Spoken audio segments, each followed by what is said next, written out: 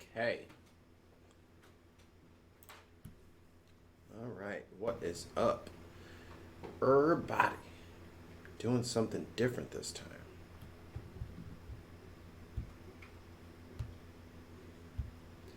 Going to be playing a non-shooter game for once. And it should be really fun. Make sure my volume's down. Cool.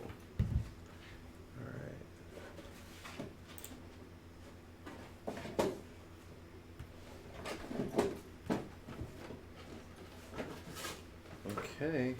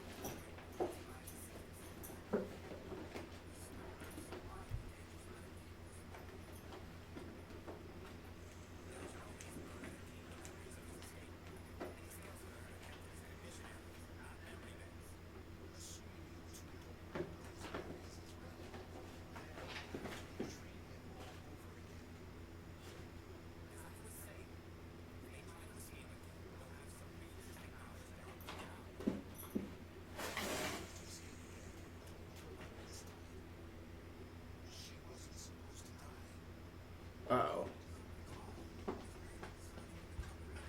Uh-oh. What the hell?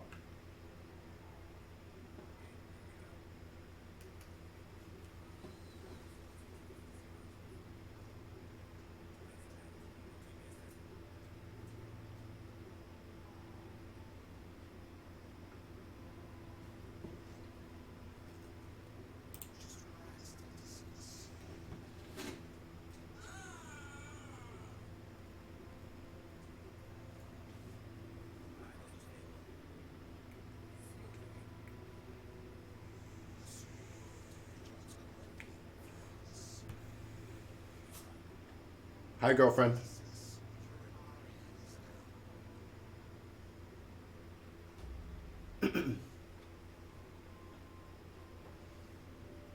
So this is a point-and-click adventure mystery game that was highly recommended, which should be a fun Saturday night, like, chill out, relax kind of thing.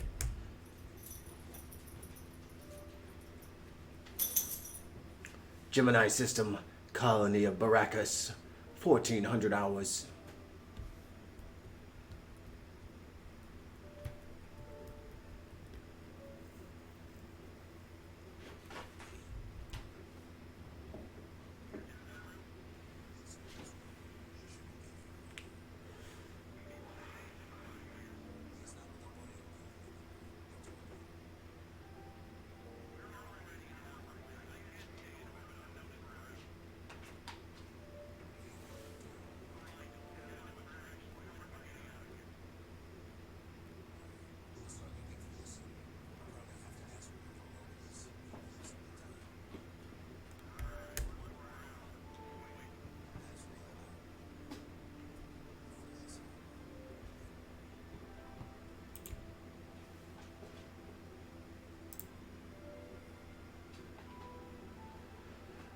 A verb inventory is.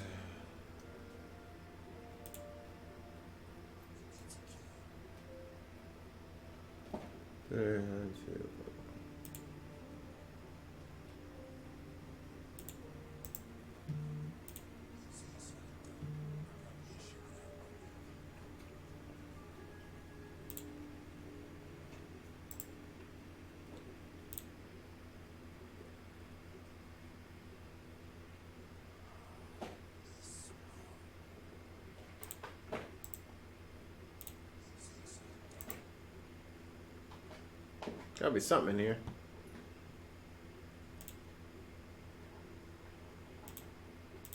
Climbing that hole.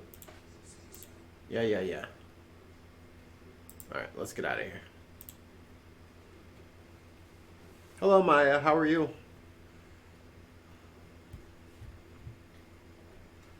My scene of things will be on normal level just because this game is full screen, and there's no way for me to get around that.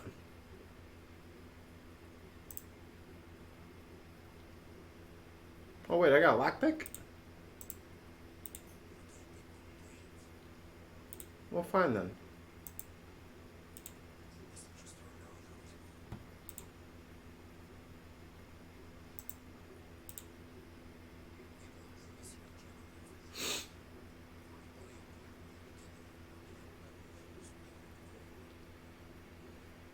Hmm.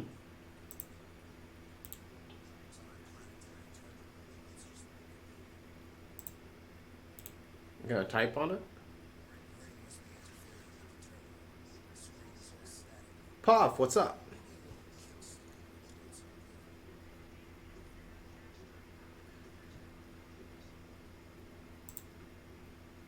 Kick. Alright, now can I use it?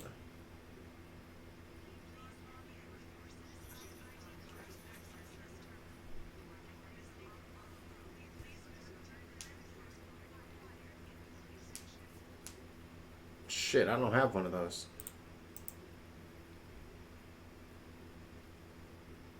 No, I ain't got shit.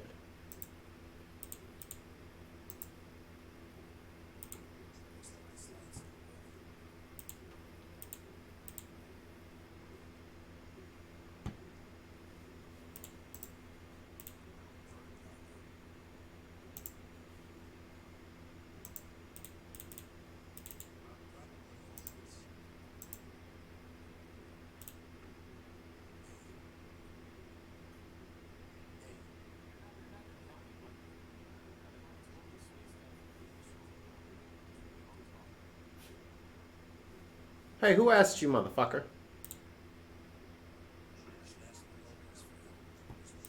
No, walk over here.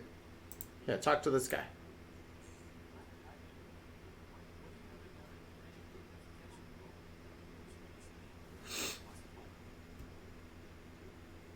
Oh, for sure, dude. Me and David started talking about fucking Monkey Island and Loom and what was the other one we said? The pirate one. That was a good one.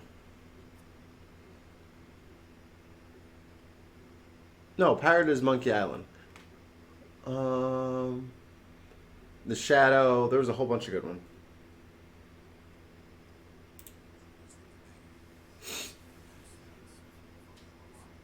Nope, I haven't played that yet.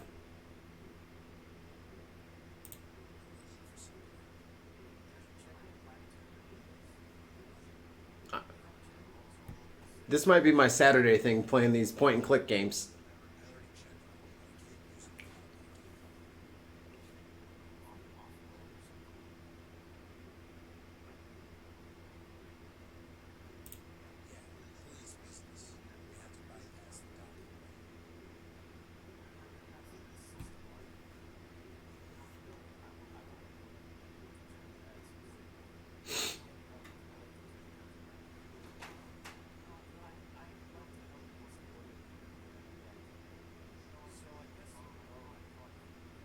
Hey! Fue. By opening up the inventory, right clicking on the item. Nice!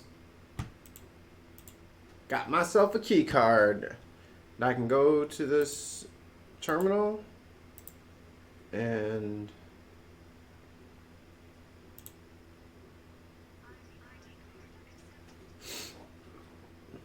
nice.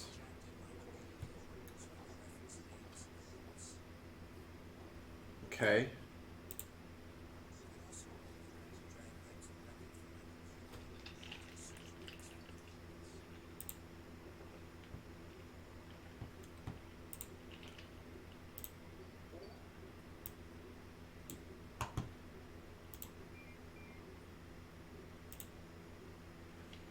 Age 30.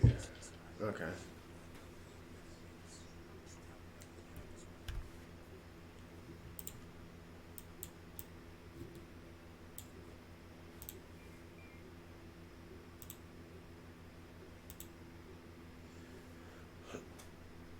Okay.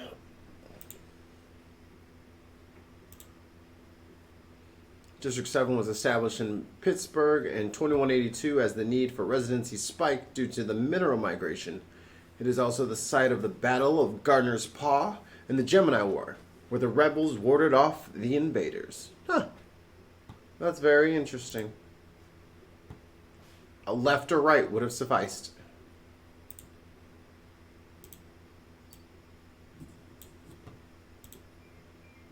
No information about me.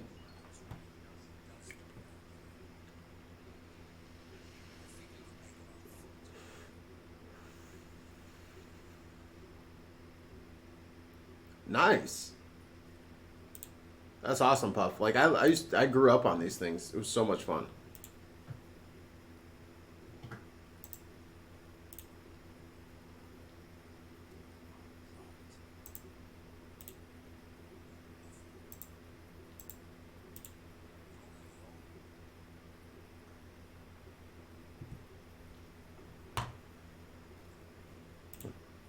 What's up with this phone booth?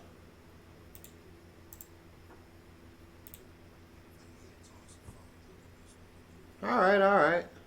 Damn.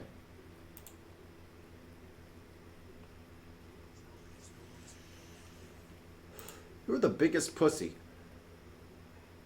What's up?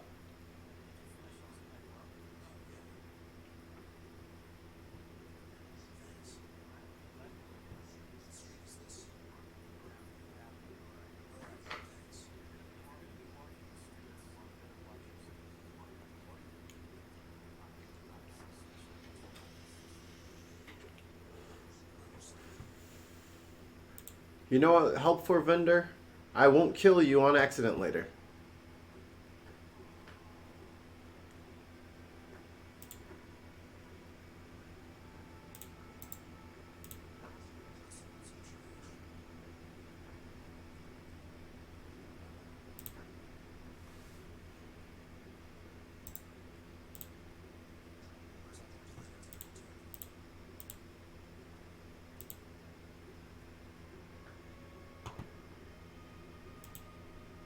Hello, gentlemen.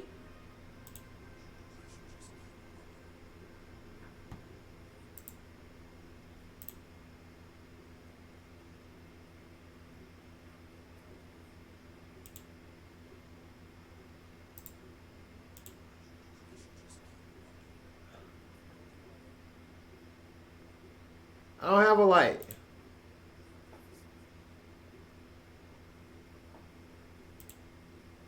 I was gonna give him a light if I had a light. Damn.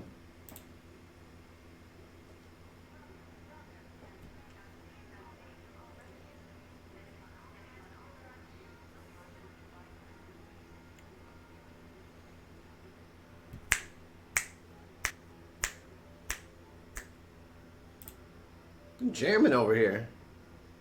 It's a good song. Hello.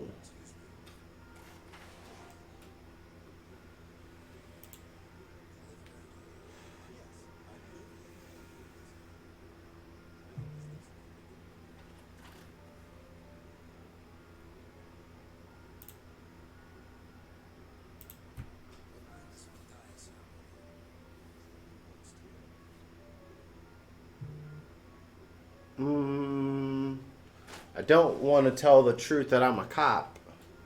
Alright, what should I do, guys?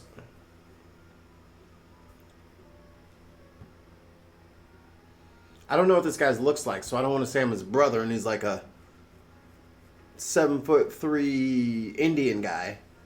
Then he's not going to believe me. I'm his coworker.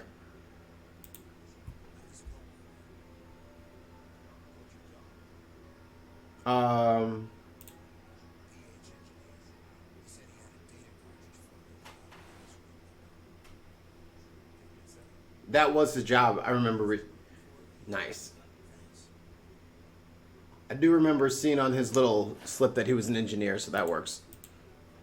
Anything else in this lobby?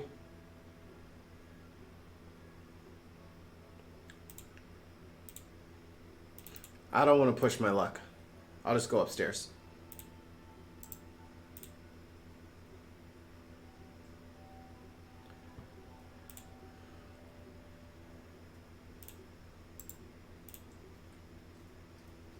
We're gonna go to 4.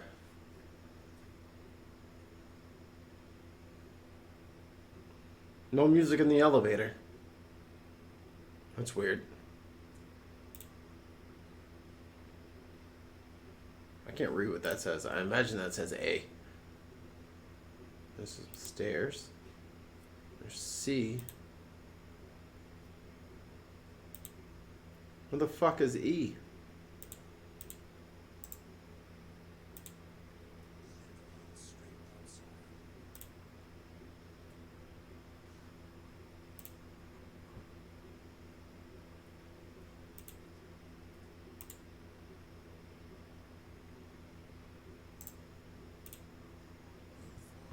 Okay.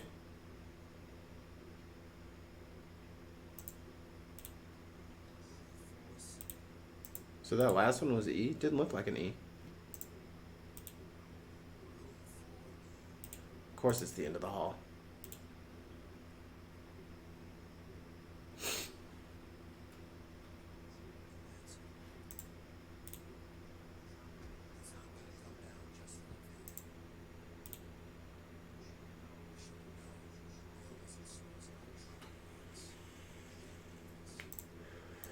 What did he say? Shit.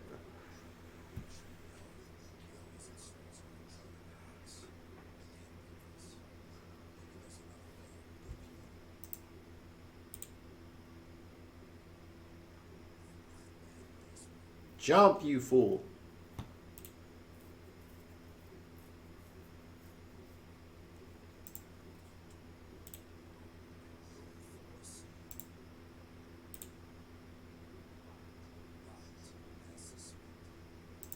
What's this one?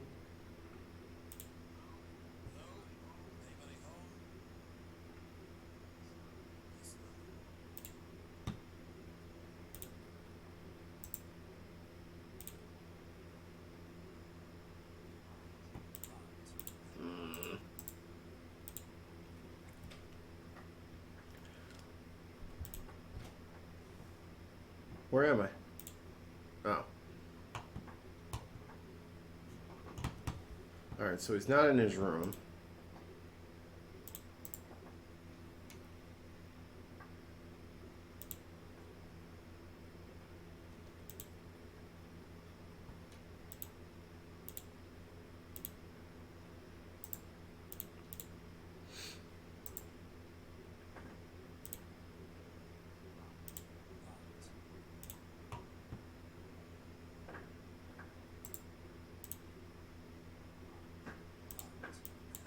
Damn it. Alright, I gotta find a way to get in that room. Yeah. I was hoping I could go to like another floor and just keep going. Go on, up you go.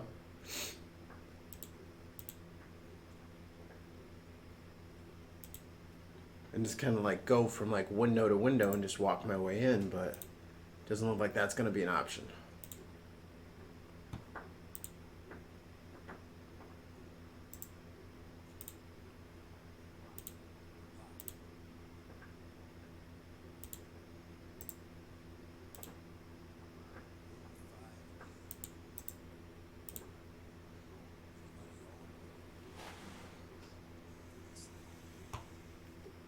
I was going to try to go balcony to balcony or some shit.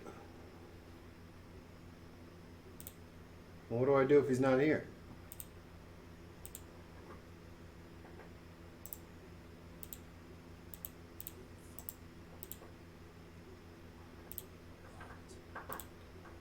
Well, fuck it. What's at the top floor? Thank you, Puff.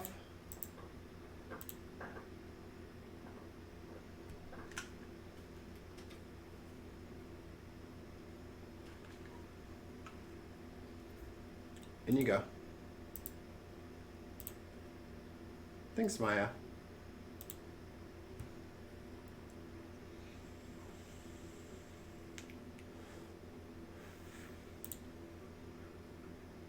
I don't know if there's anybody in this damn hotel.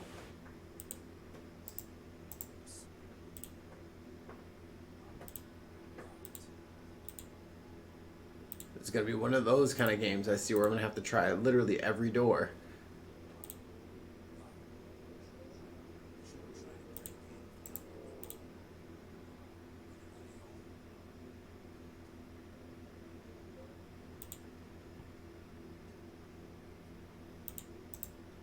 What's up with this door?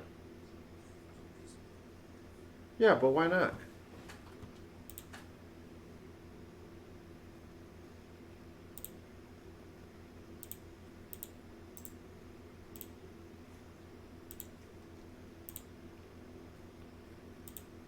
Alright, so he's in 4E. At least I know where he is. Now I just gotta trick him downstairs. Or at least trick him to open the door.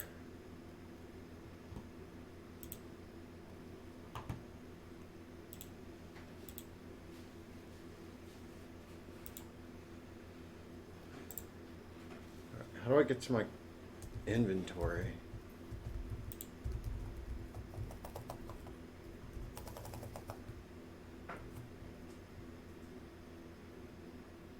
Ooh, glad I didn't scroll through all those.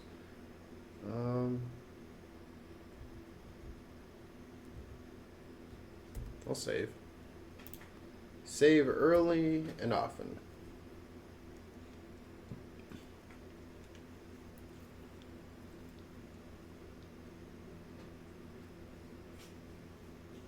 Yeah.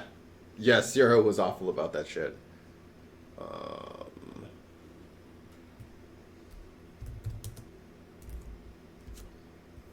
Cool.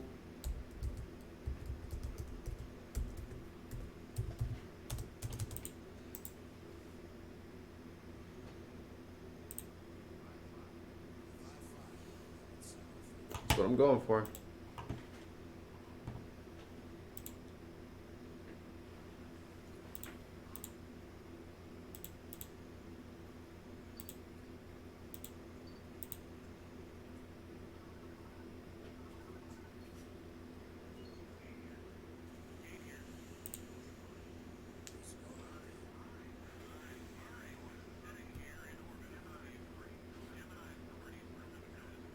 No, I haven't seen it.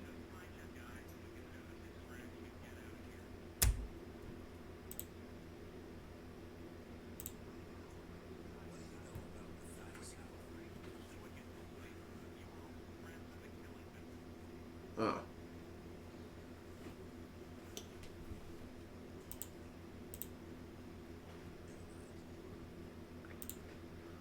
Well, if he's not in his room and I can't break into it, I need to either get a key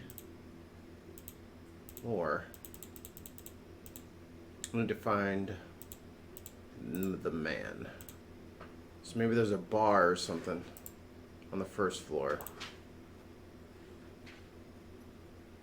Go back down to the lobby. Ross's game dungeon. Okay, I'll check it out.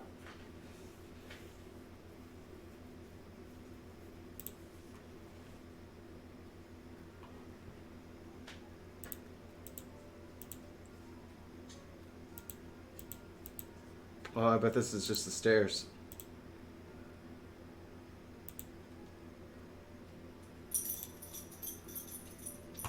Fuck. Well, I gotta check every door then. He's supposed to be in this building.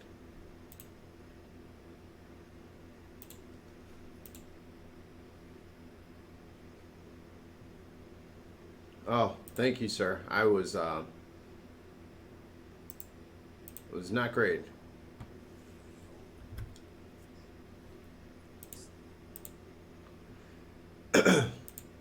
Oh shit. I got a little bit of frog in the voice, but that'll go away in a day or so, I guess.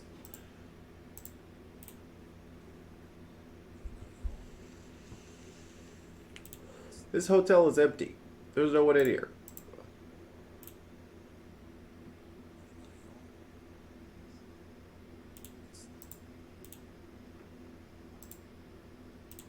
I mean, all these doors lock by themselves. I don't even know why they didn't give me that option.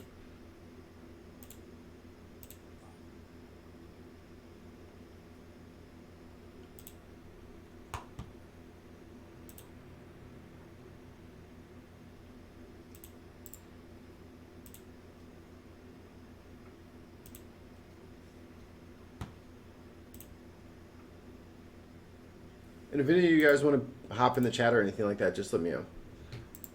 Let me know. I'll send you the link. Just DM me on Twitter or something. Yeah, for sure. All right.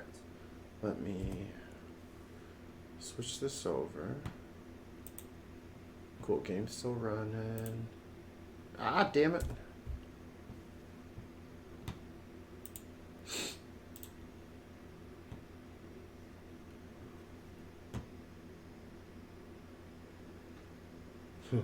You can DM me on Twitter too, young lady. But you don't like talking to people, so. Alright. Where is Mr. Puff? Where is you?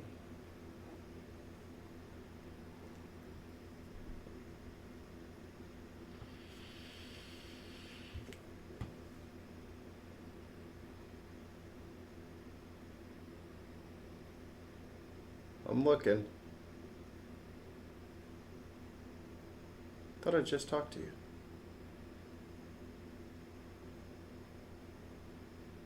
Let me just search, because I don't know what's up with my thing.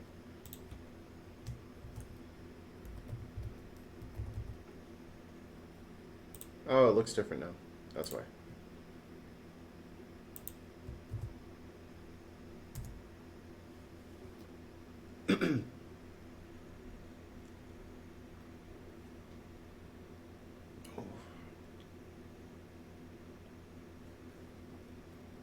Google. You're more than welcome to join too, Miss Maya.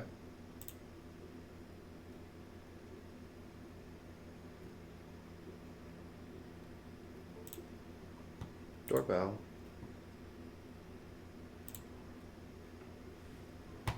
What's up, sir?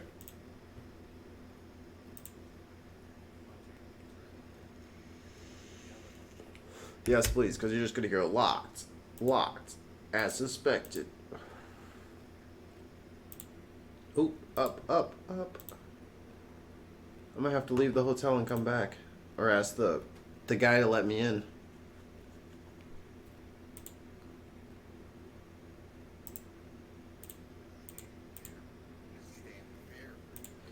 Yeah, I think I'm going to have to convince the guy to let me in. Or lie and say like something's wrong with him or something, so he'll open the door and I'll slip in that way.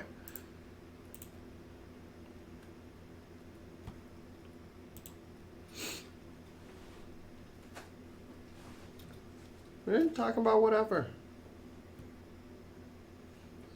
Alright, let me send it to Maya before. Because you know what this is going to turn into. It's going to be I'm an asshole because I didn't invite her. When I clearly just did invite her. So, let's do it anyway. So that way she has the option of saying no. Which is what she really wants.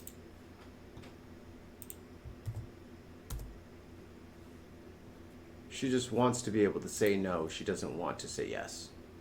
You know what I mean? Yeah.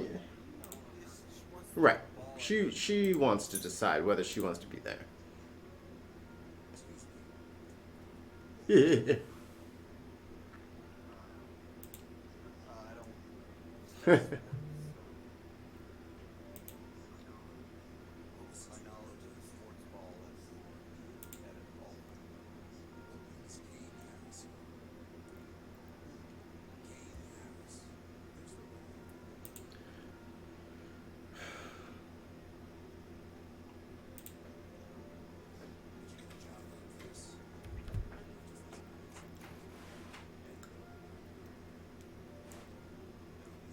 You know, I don't really like this guy.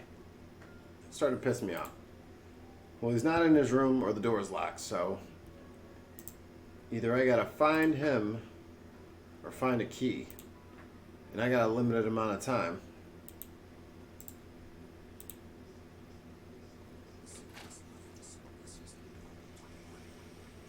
Wait. This is an adventure game that has the timer? I don't think so. But the guy said he would wait for me for an hour. That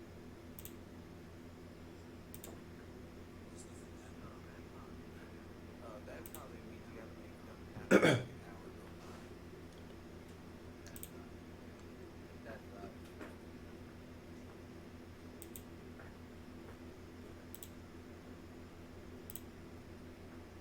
Go down the street this way.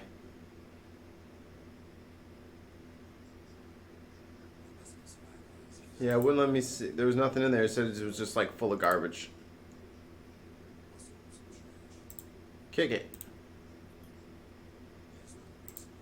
Slap it.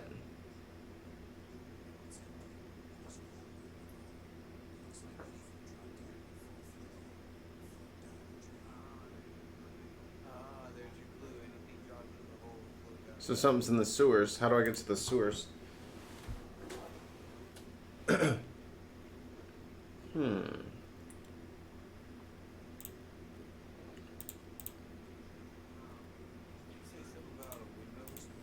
Yeah, so I was thinking I could do, but it kind of...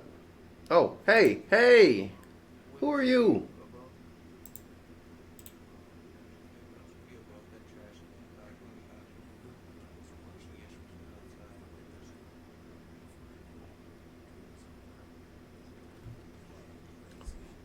It's Spike Spiegel. Tell me that's not Spike.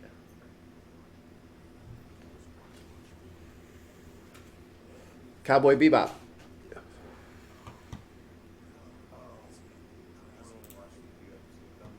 Vash the Stampede.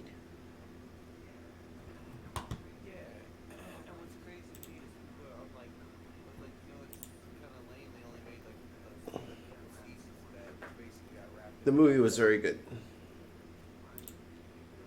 Right. And then there's like maybe 2.5 Yeah. seasons of the show. And they were like, but this other one, no, the other show isn't even about Vash. It's only about the insurance company.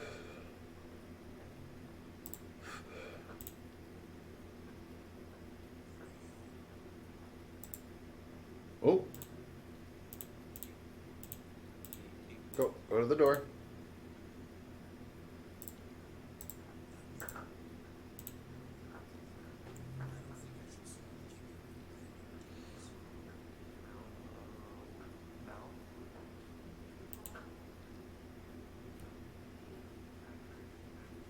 Factor detected.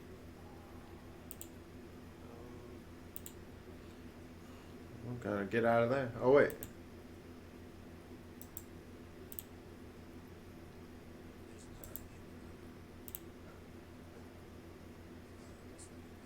Yeah, because there's stuff in it.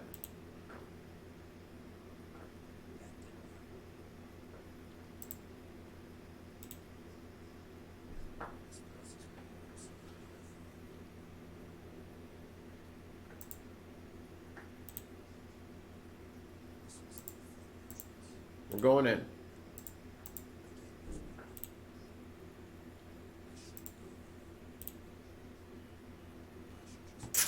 Kick him. Ah, pussy. Like, why does your screen flash gray? Like, this seems like it's not a It's looks happy. Oh, there's a light bulb behind the chat window. It keeps flickering. Uh-oh. Doorbell. when it does that, I guess, like, we have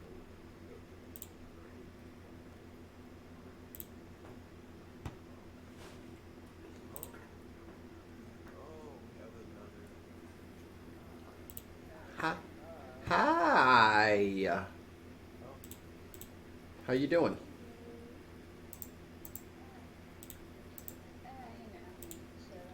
Doing good. All right. Oh, business cards. I didn't see that before.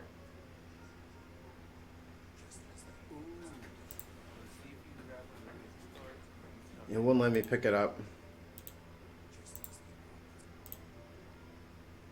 Yeah, you could, but you won't.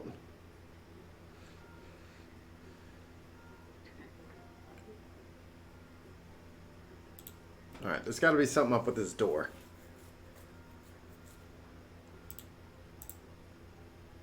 I'm not going to go up 4 flights of stairs.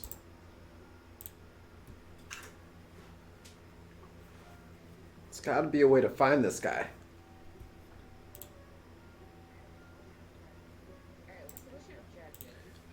So far, all I know is I'm supposed to find. Um.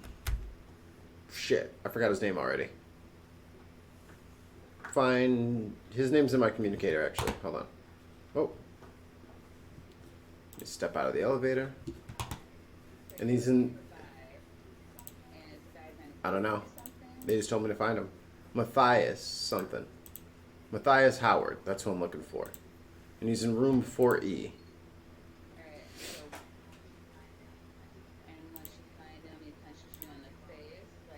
Correct. I'm a cop of some sort from a different sector. Yeah. So you may actually get pension pay. But this is worse.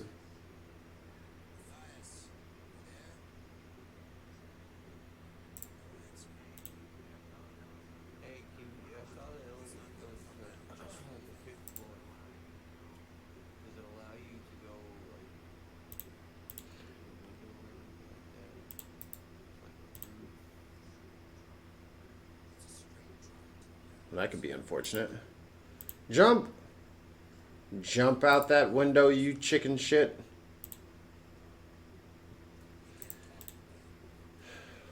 So let me go to 5E. Wait, is there anything else? Is there anything else? 0. Don't you start. Yeah. Hey, get out of there. Probably someone getting in their own car that they bought.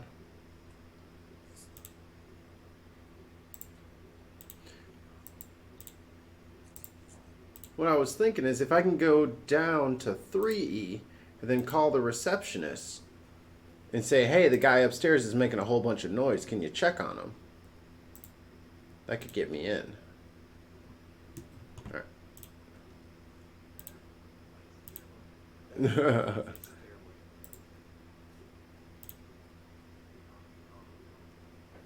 be calling Bill Mabel.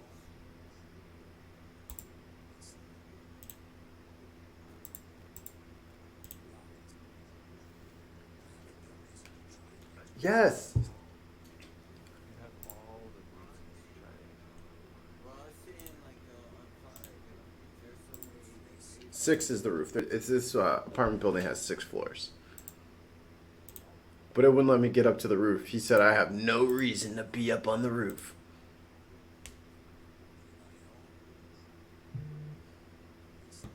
Well, WT fuck. How the fuck am I supposed to find this guy? Gotta be something. Maybe something in the stairway that I missed. Leave no stone unturned. Alright, this is the ground level. Let's see what's on level 2. Maybe there's just like a guy like, hi, I have free key cards. Anybody want one? They open everything. Open the damn door.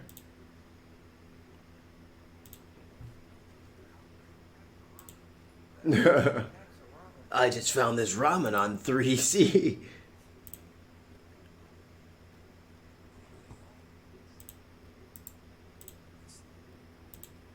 Damn it. Who locks their door when they leave their apartment? Really? It's a secure building. They should have fake. Damn it.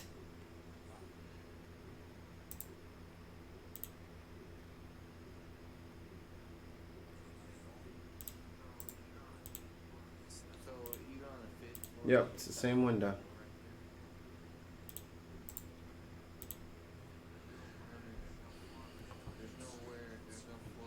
Yeah, I was like wondering why is the other sides, because this is all ACE. Where's the B, D, F? There's nothing to click on. Let me go to the top. I like how there's always an elevator on the floor that I'm on.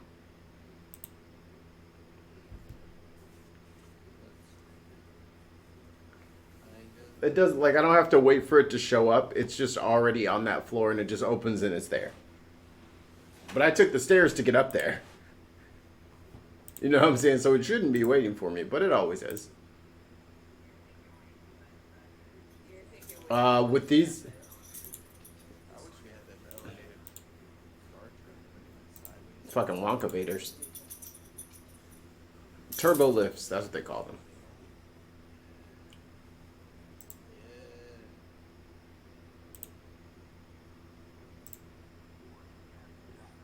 And of course, the captain has his own private turbo lift in his quarters. Well, I want to talk to him. And then that's This is bothering. yes, you do.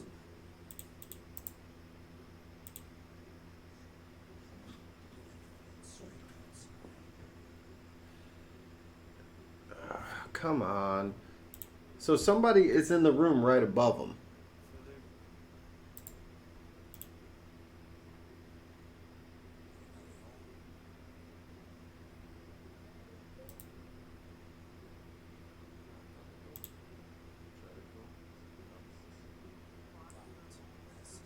who locks their door when they're at home? I'm not saying break in, knock. Pistol. Shoot the locker. Shoot the damn door.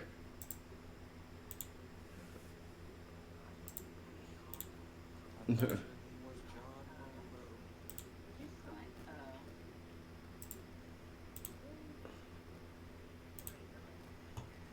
That's 6E.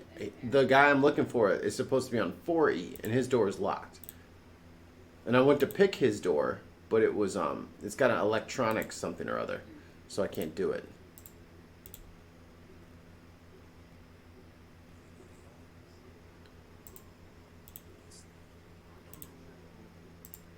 I wonder if there's something you can do to trick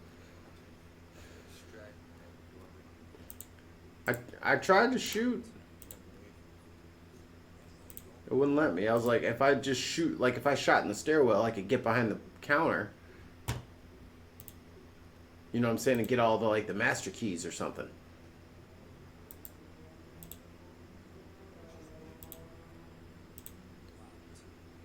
All right, you sons of bitches.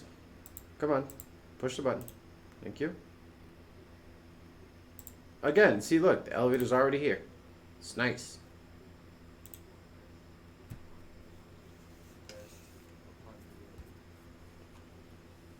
Or maybe they just have two or three tracks.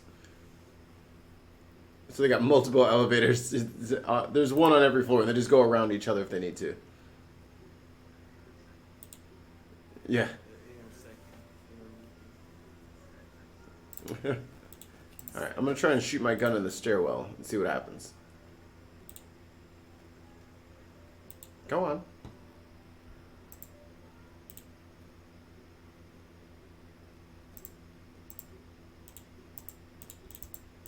What?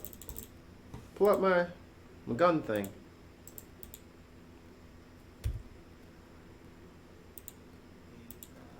They won't even let me do it out here. Oh, there we go. What is the point of this game?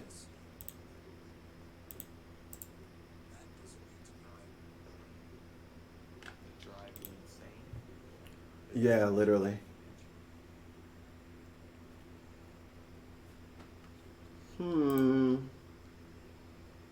You know what? Maybe I'll go all the way out and talk to that bum again.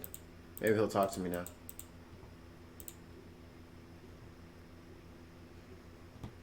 Maybe that receptionist has some more information. Or the vendor.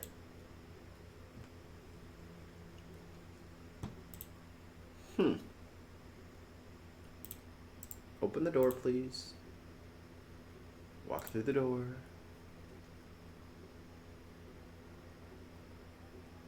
Yeah, there's nothing else in this lobby. So I know, all the stuff that I've seen is a bum, a telecommunicator terminal thing, which told me where he was. But now that I know where he is, I saw a bum, a vendor, some Spike Spiegel motherfucker, these two jokers, They're all locked. Any other door to try and pick it? Well, On the fourth floor, they're all locked. he Can't pick anymore. they would just tell me I have no reason to break into this apartment. I'm like, because it's fun. Did you try that on? Mm-hmm. I tried all. I would try to pick the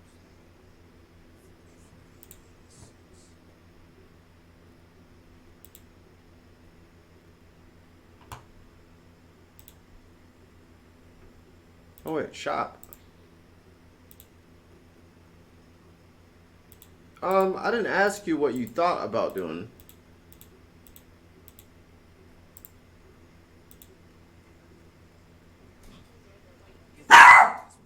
Hey. Hey. You, come here. Zero. Zero. Zero. You have a Hey. Pomeranian by chance? Hey. Hey. Stop it. It's not okay. Come here. You scared? Come here. That's why they yip, is because they're scared. They have they have to appear strong when they're scared, so.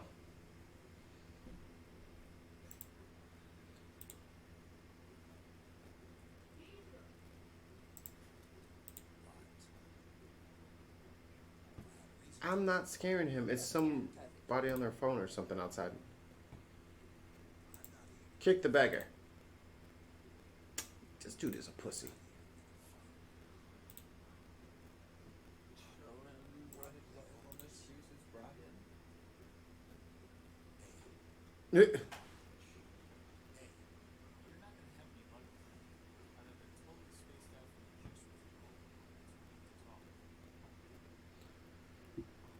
Damn.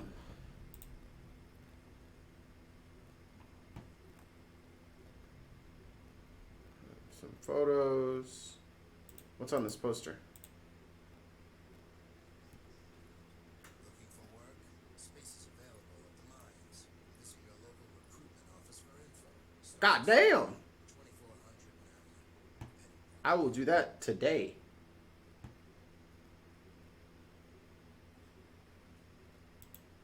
Yo, what's up with this gate?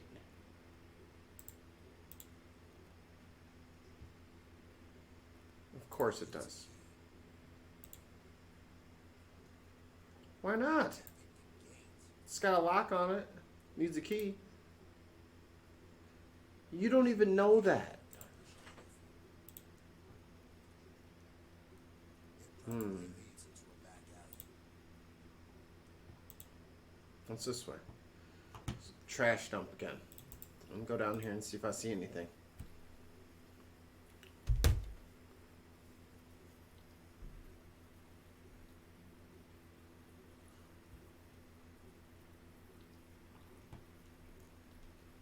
Trash, trash, trash, trash, trash. Trash, trash, trash. I'm missing something.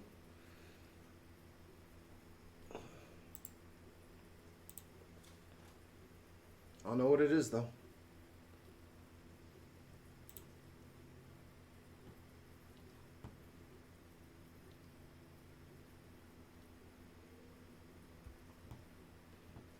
Alright, I'll give it another 15. No, I'll give it another 5 minutes.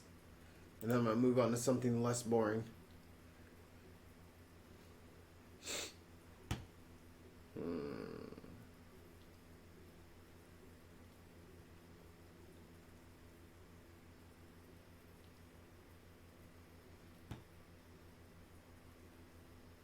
Shop and a vendor. What if I could use the phone booth?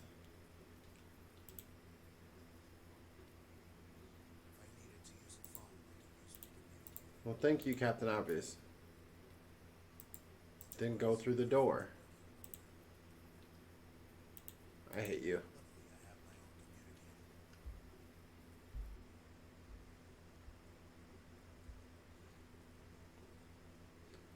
Where the hell am I supposed to go? There's a sign? What's the sign say?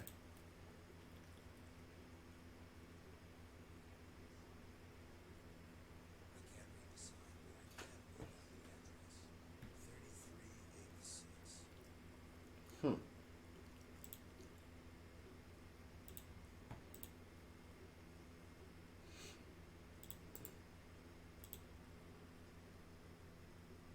I don't This know is the what to door. do. Open it.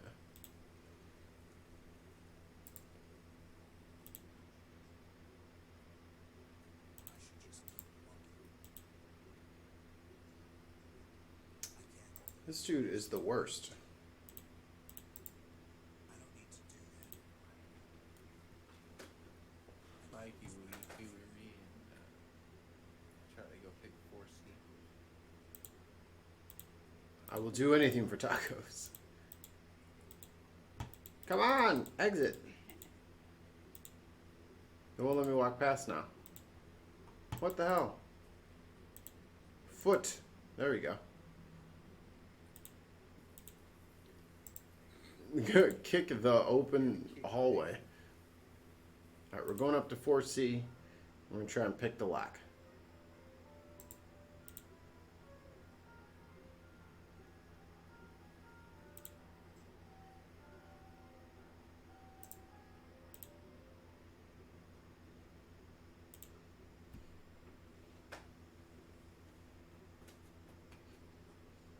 See? The lady's still talking on her phone. He's just sitting in my lap and he's not saying shit.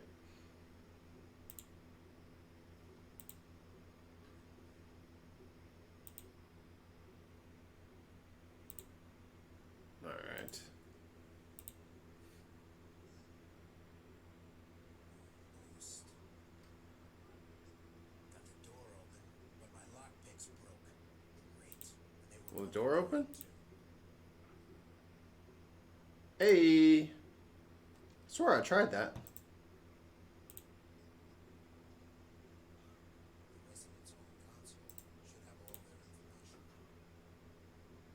This is not my target group. I don't need to search their profile.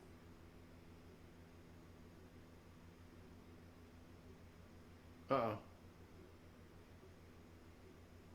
But there's a balcony.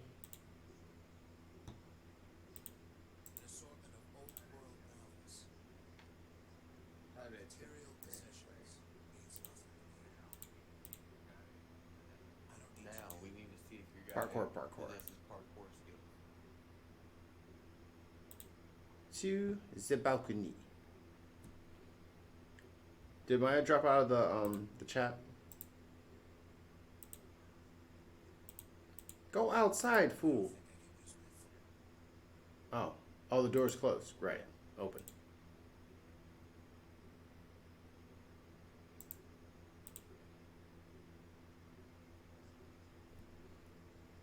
Is there a stick? Something's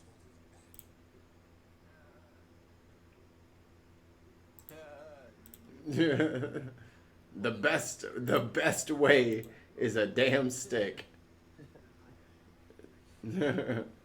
The highest form of Alright, technology. so oh no. So I want to get over here. I can't reach it from here. I remember when we lived in an apartment, I asked the maintenance man, I was like, how do we lock it? He was like, this little switch right here. And I was like, well, that doesn't do much because I can just like pull hard and the door just opens. He was like, oh, but there's this pin you put in. I was like, does that hole go to the outside? He was like, yeah. I was like, what good does that do? Don't read. I can't read it. He was like, what do you mean? And I was like, I went outside and I just took a cross tip screwdriver and I pushed the pin back in and I opened the door and I was like, so what am I supposed to do? If you don't stand on this railing. Oh my god. Go over. There you go. Man.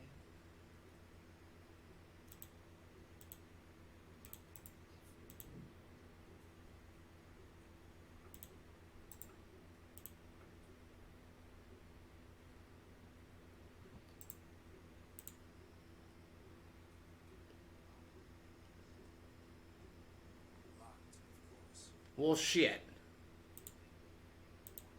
What the? Yeah, that's this way. You get to 4E. Wouldn't it be? Yeah, I went up a level and went over because there was a railing up. There's a ledge up there.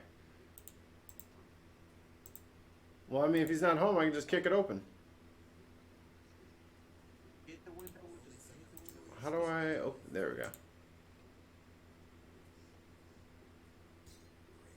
Now the stick is stuck. Locked. You hit it, so try shooting it now.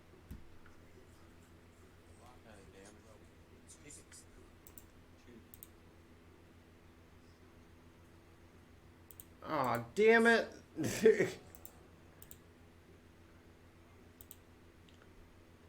try to kick the stick?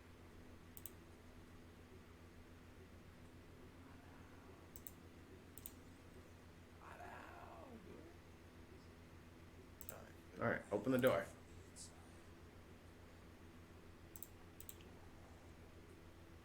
Auto save. F5.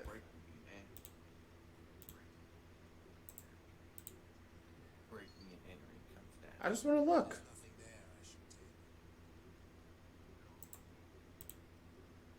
What's going on in the kitchen? Looky, looky for you. Oh.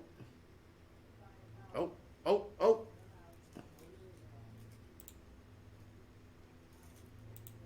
Go outside. Go outside.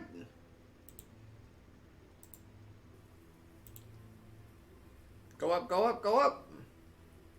Go across. Go across. Go across.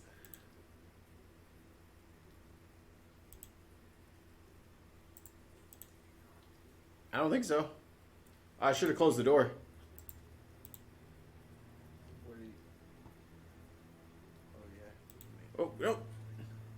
No, no, no. Do they come inside while you're in there? So Great.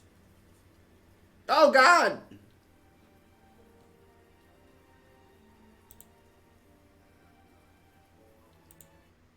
I did get shit right. smoke for you. I will close the door this time.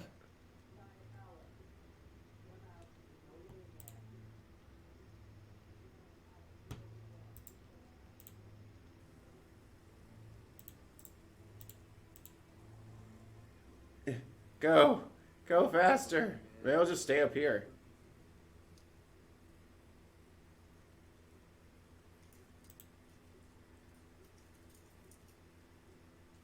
I don't think that. Over here. That door is locked. You think he went out that way? You probably do. Huh. Nothing about it. He's probably still around here. Just start combing the city. Woo. Made it. It's clear. Man, Kane, looks like the audio code knew about our extraction. They just cleared out Matthias' apartment. Check the communication codes for their current location. my internet went out. I feel bad. Got anything? Got something? Yep, it looks like the audio coded, but I'm not sure. What's going on here? I don't know, but it looks like Matthias left here a long time ago. I'll try to contact him and see if they're still in the city. So are we still doing this extraction or not? I'll get back to you. Matthias has to have some kind of contact information in there somewhere. I've got to call him and find out where he is.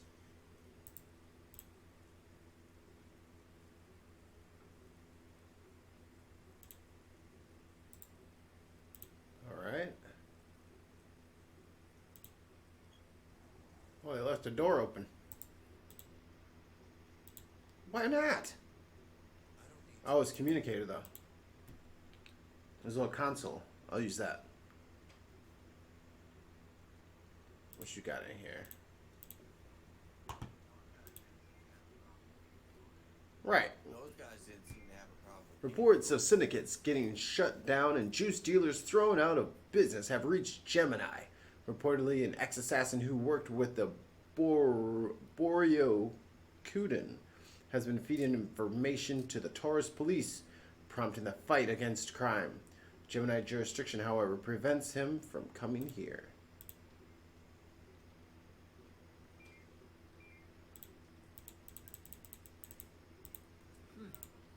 They just say he's been switching on them for us, but we're not finna save his ass.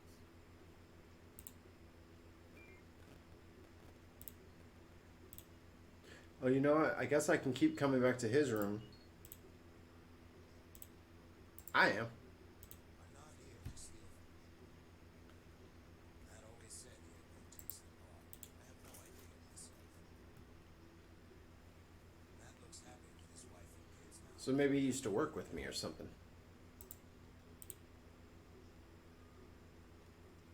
A normal picture. Nothing. Okay. One more save. Couch. Couch. It won't let me go in there. Oh, I got a doorbell. Oh, wrong one. Oh, it's Dave.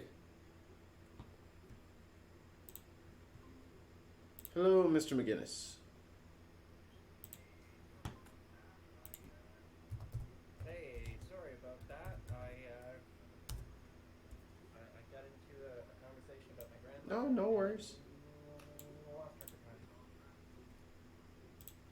Oh, take all the time you need, man. You're always there for us, so. Oh, thanks. I try. I try to be there for my friends. Even though my words failed me when I was trying to explain to you what happened, I know you saw that post that I had shared. That's why you talked to me. But I shared that for somebody else because because you were like, don't just, be selfish, help other people out. So I was like, yeah. But I had commented on yours. So I was like, I'm sorry. I didn't know what was going on. I just saw you were feeling down. So I was like, I'm sorry, man. And of course, I'm bad with words, so.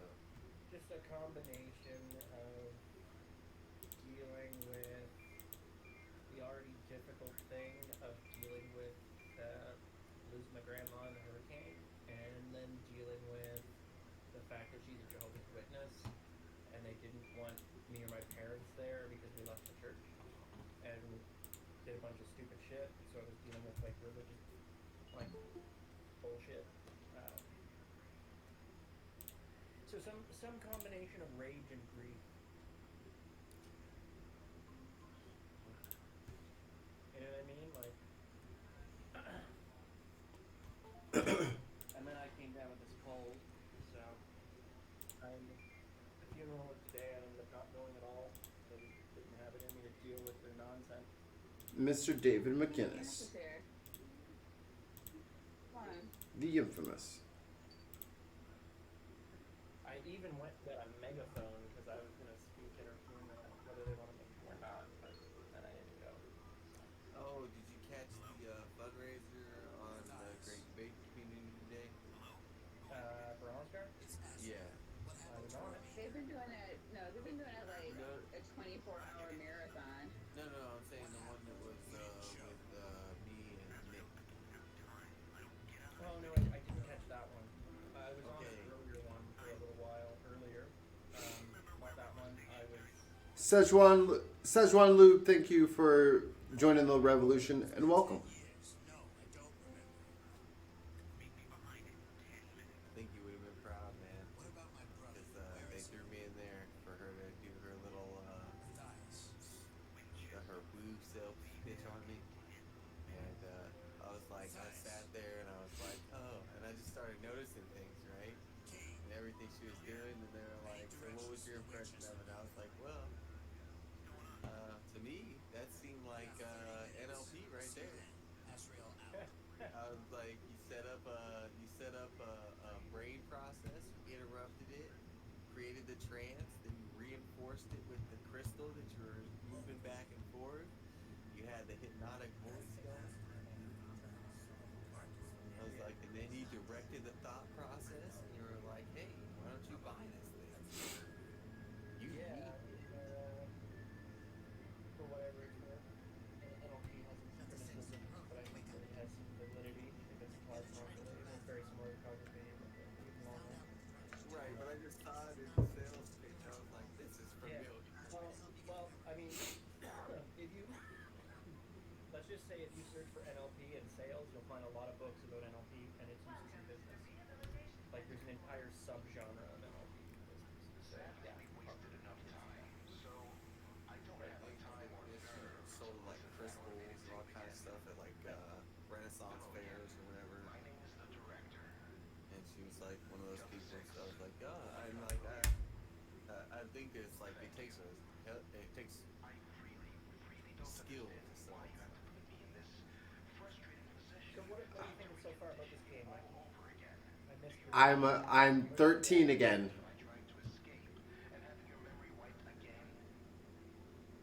Okay, so you already were. You're back to new. Okay. Yeah, this is the first time. This is your first time with this character. Oh, you're 13 again. Like you. Oh, no. I feel 13 years old again. I don't know if that's the character. I'm Delta 6 right now. Okay. Oh no, you're right. It is Delta 6. I just remembered his name with a number, and I thought for a second you were talking to him. All right. I like really it. captures the feel of the old school really well, doesn't it? What do you think of the storyline so far? Do you want to maybe do like a little recap as you look at home so I know where you're at? So, from what I gather, they erased the minds of these Delta number people. And then that cutscene stopped. And then I was, the detective dude, the cop, the off-world cop, going through that city, and I found my old partner, or someone I used to work with, and I was trying to extract him, but there was a gang there, and there's something called Juice that has druggies, and I found his apartment. Puff helped me sneak my way into there, and then I called him and I said, I'll meet you in 30 minutes, and then I'm in this room. Okay. Cool. I like it. What do you think of the pixel art and stuff? Yeah. It's impressive that it's all done by one dude. That's cool.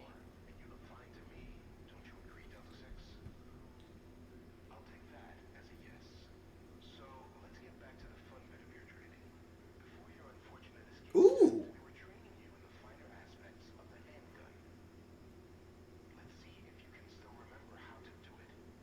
I will do that. Where is it? Over here? Bring me that shit.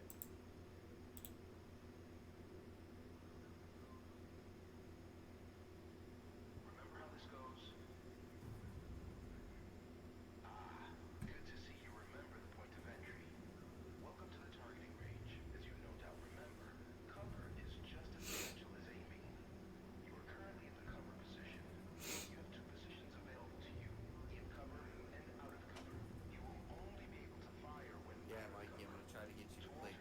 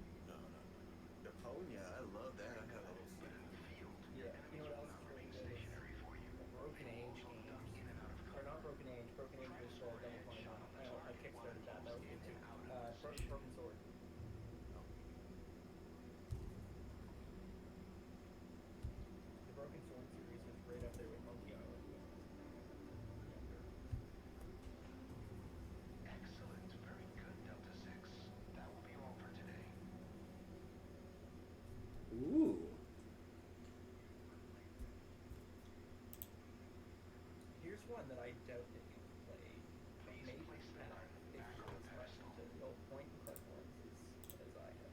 Have you ever played Chrono Master? No, I haven't. Is it like a DOS game though? Yeah, it was originally probably. Find it. Main character was voiced by Ron Perlman. Brent Spiner did something. It's based on. It was written by Roger Zelensky. Science fiction novel. Pretty good. Pretty interesting.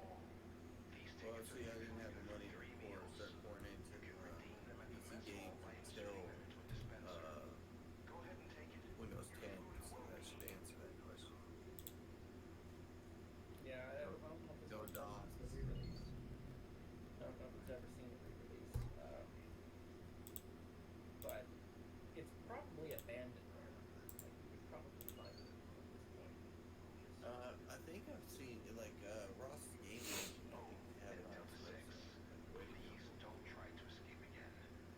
for Oh, shut up. It was between. Have you ever played I Have No Mouth and I Must Scream?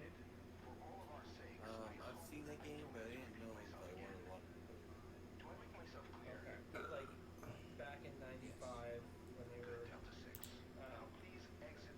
It almost got the Adventure Game of the Year, but it ultimately went to I Have No Mouth and I Must Scream. That beat out Chrono Master. They were both the nominees at the time. It was quite good. And it's based on the book, right? I Have No Mouth and I Must Scream.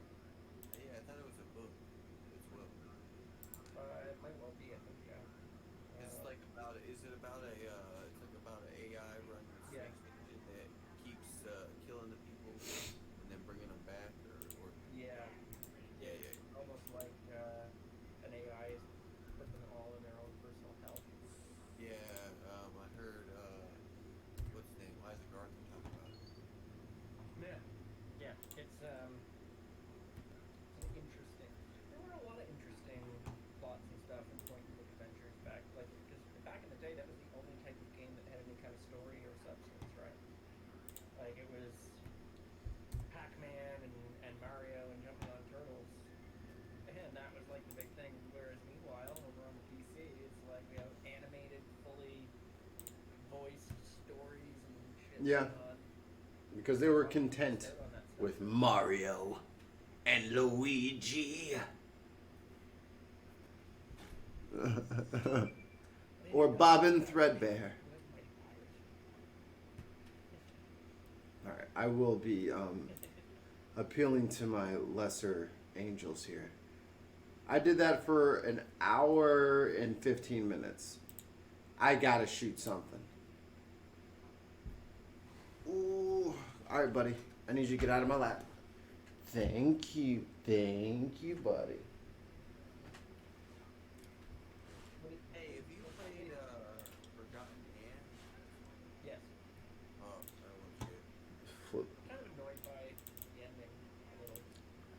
It was a little predictable. Yeah. And it gave you like a kind of shitty false choice where it's sort of like It did real good. none of the choices mattered until the very end, and then in the end, the choice that you get doesn't much matter either. In the end, it doesn't even matter. But I mean, it was good. Like, I mean, It takes me right back, which is nice. I don't want it to be all dubsteppy, which is very appealing for the kids these days. I love me some dubstep, but for certain things, you gotta keep it OG. Yeah. Very MIDI, and that's nice. Indeed. Let's see here. I'm streaming again on Facebook, even though I'm worried that a certain douchebag who will remain nameless because I forgot to screenshot the notification. He said, what was I playing yesterday? I was playing World War Z yesterday with some buddies on Xbox. He claimed copyright on me and my friends with my music in the background. Douchebag. So they took it down Douche. until this is all sorted out. I'm like, oh, okay. Okay. Okay. Okay, buddy. Try that shit again. But then I looked at his channel for what I remembered his channel to be, and it was just like a bunch of everybody else's streams. It was like 16 different people. I'm like, oh, this is just what you do. You just claim copyright on other people's shit. So he's going around. Yep. Talking people's shit, dropping the content ID system, claiming it. Yeah, I did. Report him. Rap bastard. Oh, no, it was in Spanish. Yeah, it was some dude with a name in Spanish or whatever. So he's probably out of the country. But I was just like, son of a bitch, dude. Yeah. It's just super frustrating. Because that yesterday went really well, and I was having a good time with the buds, and we were cracking up. And now that's off. Well, it only did it on Facebook, so the other one stayed up. No, I'm trying to figure out what to play. I'm sick of paladins. I need something spicy. What's a spicy game?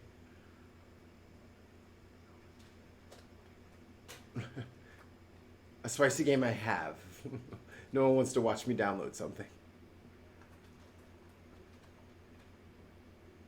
Not in a place If I'm gonna do a fighting game, I'm gonna play Dragon Ball Z.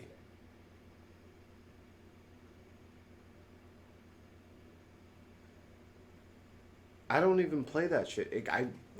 They give away so many games on Xbox that I just download them every time they say that they're free. Yeah, I'm not a big fan of Killer Instinct. The fighting's not great. I'm playing Dragon Ball Z. You talked me into it. You convinced me. You talked about the fighting. Oh, there she is. I like a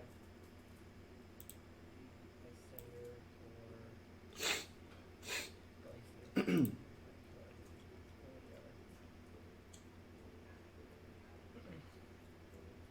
Yeah, dude, I love that game. Battletoads even. Mm-hmm. That's my jam. Battletoads? What games do you like to play, Maya, aside from The Sims?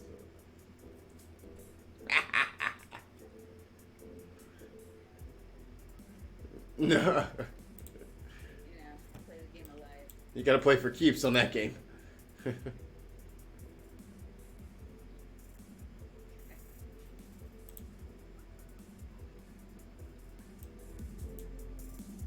Only thing. Ooh.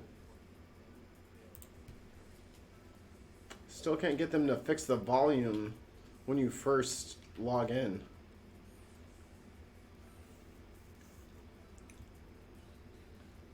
Oh, there's 5 people watching. What up, everybody? I know 3 people. Who else is here? Say hello. Remember Sammy Jenkins? Hello. I think you're still here.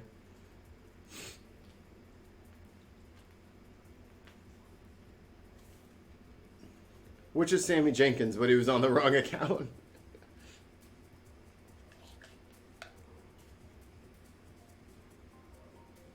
Oh no.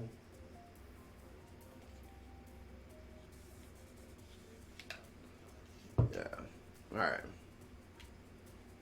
Tacos. Oh, wrong way.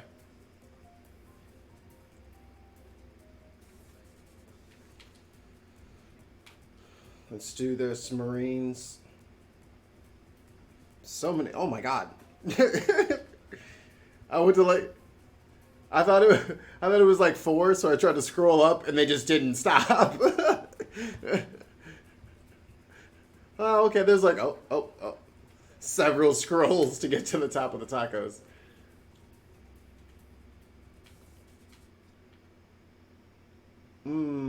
Beerus-sama or Frieza? I'm not great with beers, but hopefully I won't need him. Oh. Nice. Green team. Yang gang. Ooh.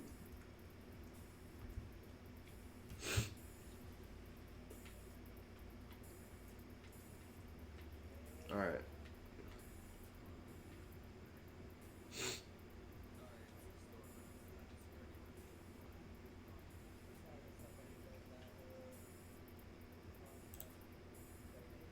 For those statements. What's your take, Mikey? I didn't get to tune in. I seen you guys talked about that, I think, but we talked about the UBI or gang UBIs. How'd that go? Oh, about him announcing that or whatever? Well, you were talking about Oh, in the UBI episode. and stuff in the Oh. stream. I just didn't get a chance to catch it. Yeah. We just kind of went through more of the minutia for it and like how it's paid for in case, because Ethan wants there to be a UBI and it can be done if certain steps of it are taken properly, like the value added tax. Yeah, the value added tax will pay for the majority of it, and also the taxes on. Hey, knock it off. The taxes on financial transactions. Come here. Yeah. Yeah, as long as they put a cap so that, it's Yeah, because he was financial worried that it would transactions become over regressive where 5,000 or poor people something. would end up paying for their own UBI. Well, No, the I'm UBI saying, but itself like is the tax- way that we would tax- pay for the UBI would be by taxing people who would receive the, you know what I'm saying, the Oh. recipients of the UBI. But Yeah. I think we'll be alright.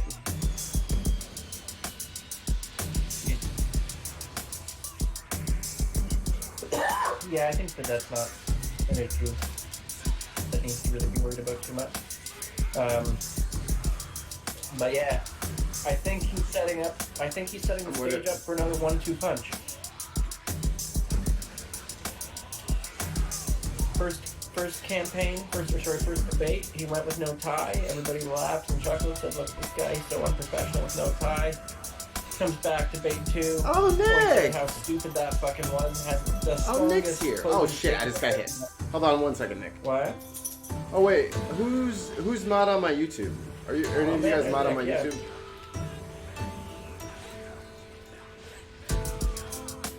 I don't know, I'm not on there right now. I can go over. One sec. Check. Die!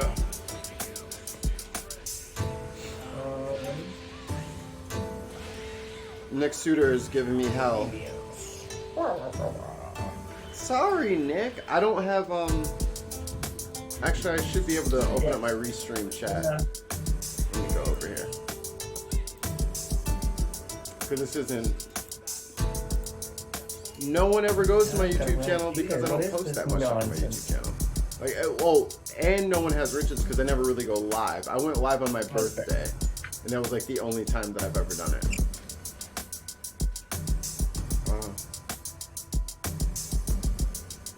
Plus, people get mad if you do normal stuff with your YouTube and you start streaming games on it. Does anyone volunteer for modding? Alright. Oh, Maya, you got a... Yeah. Maya, you're in there. Maya, can you mod Nick, David, and Puff, please? Since you're amazing and my favorite and the best. The smartestest and most beautifulest.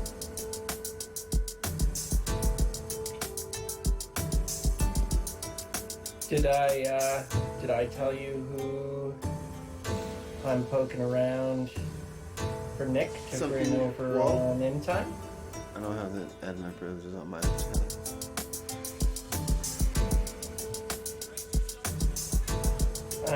Mr. You have a wrench, Scotch and Nick. Tennis. I got you.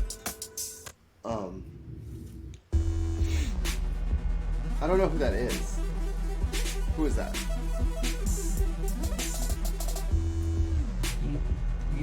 You would know him. I will. Let me link you to his Twitter. I'll tweet it to you. Okay. You tell me if you recognize. Pretty sure you will. I'd be surprised if you didn't. I'm pretty stupid.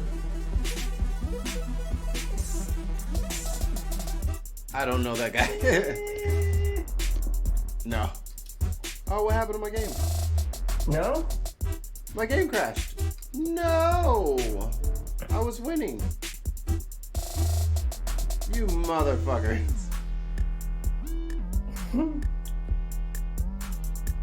Yeah, I got it, Maya. I forgot you could do it on your phone. I was like, damn, I gotta close this shit.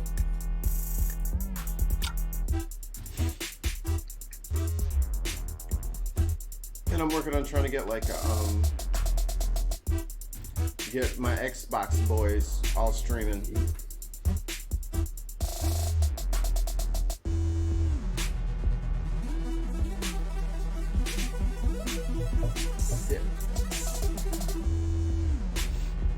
I'm sure you've seen this guy's tweets around, or at least the results of his tweets. He's definitely the one who broke the Yang media blackout. Yeah, in a way I'm that kind it of covered. sick of the favorite from the DNC always getting all of the roses. That's kind of irritating to me. I don't. Isn't I mean, it? even if it's not the biggest person, if they're popular, let them be fucking popular. Sorry.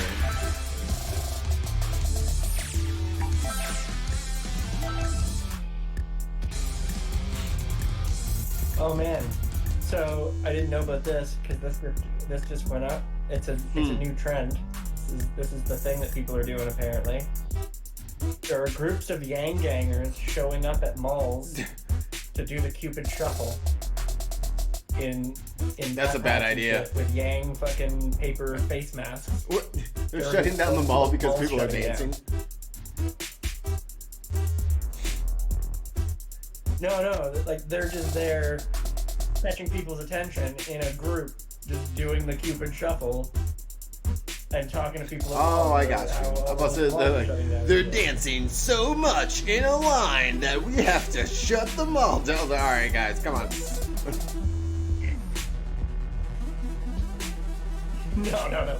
No, they're like doing it to raise awareness of like automation and Amazon and whatnot. But it's just funny that now because Yang's going in the Cupid shuffle, just crews of people doing the Cupid shuffle at malls with Yang fucking. I really want to. Shit. It's like I really want to get that math hat. I don't know. I keep seeing all this stuff, and there's such a lot of like positivity. I think around it's the refreshing campaign. to have It's people, quite nice. just like people, like I honestly felt Yeah. hopeful the fall of 2015 going into 16. You know what I'm saying? Like I was like, oh my god, this is gonna be, and then the wool, like the rug was just snatched, in my opinion, and it just kind of, it's been a rough 4 years, and I feel a bit energized now.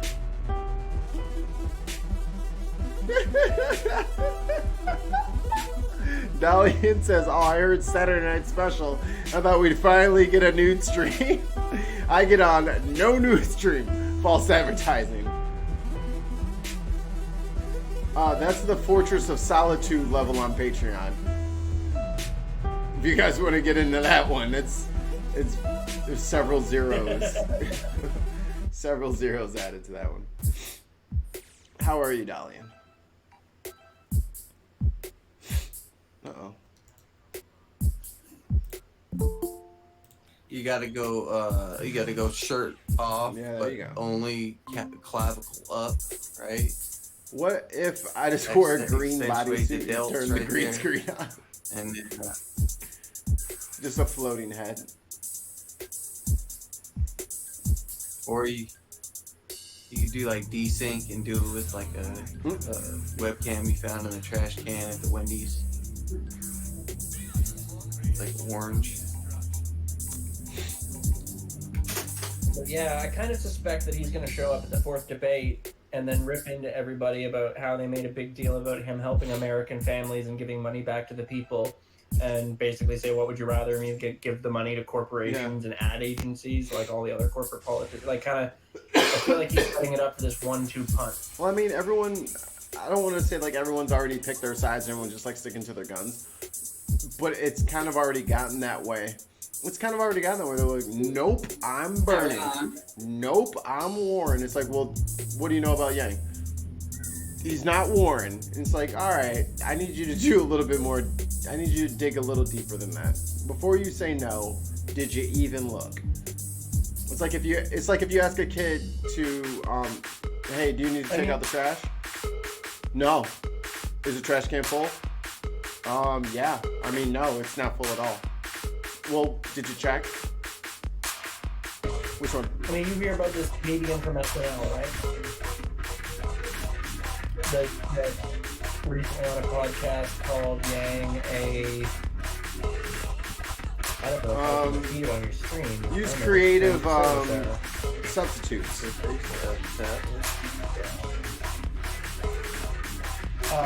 a banker and a small lick out of a table. Oh, really? Chink in the armor. Wow.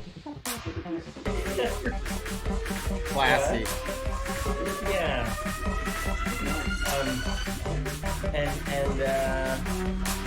And made some other rather jubilant comments. But yeah, and so a bunch of people calling this guy to be fired and calling him a racist and all this stuff. And Yang straight up tweeted at him, like, hey, I'm a big fan of comedy. It's hard to do the right jokes sometimes. And I'd love to sit down with you and talk to you about what's important about your comedy. I prefer smart humor. You definitely shouldn't be fired for that, though. Just like totally took the high ground. Like, wait. I'm really tired of taking the high ground all the time. And most of the time when I do have to take the high ground, there's so much layered sarcasm in it that stupid, ignorant people that I have to deal with on a day-to-day basis can't even catch it. Bye, Trunks.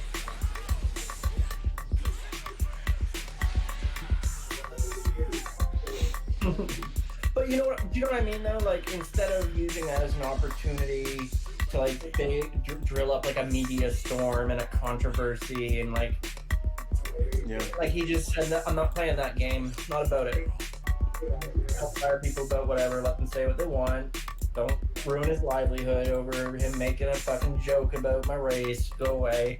Like stop it. Stop and like. He just like didn't want to like have it turn into a big sensationalized thing. Better than me. I think that's pretty yeah. He's been invited, Miss Maya.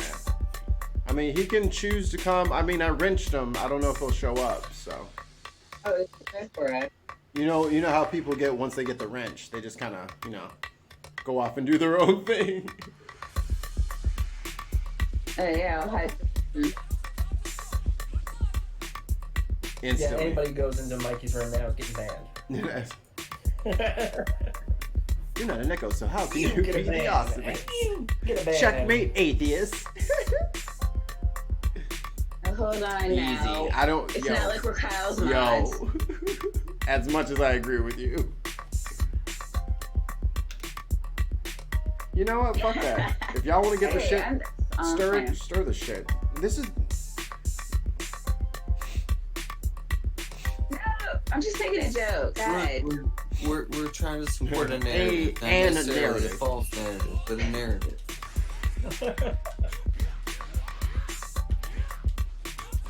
I'm all about this Vegeta. Like, Oh, I'm you got me in the kicking air. Vegeta's ass right Bitch.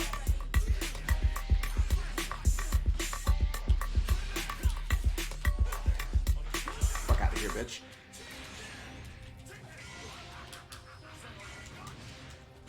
Have you played with Jiren yet? Ah, why does he always point it?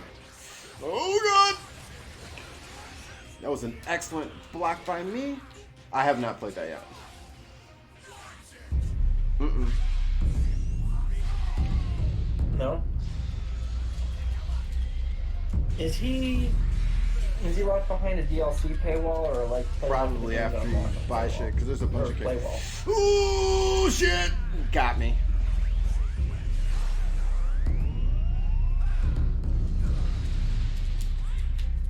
Yeah, but you're not down. Get in the air, you fool. Through the rocks. Did you ever play Not on the Dragon Ball Wii. Z Budokai Tenkaichi 3 on the Wii when it was out? Oh man, that shit was super fun with the motion controls. It was like silly as fuck. It was super Oh, I'm fun. dead. Ugh. Oh, my health's doing actually pretty good.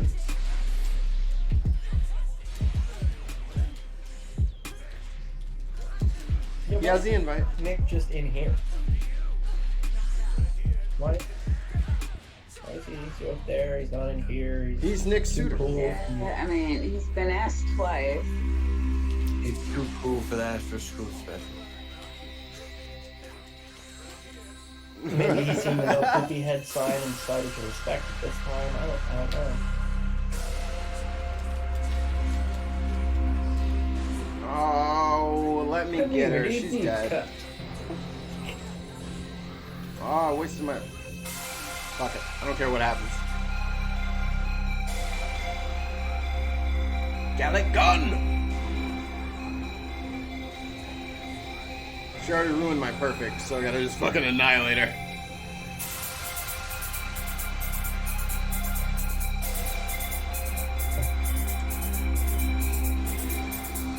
Oh, that was disrespectful, telling her to go play with dolls. That's just great. That's just sexist.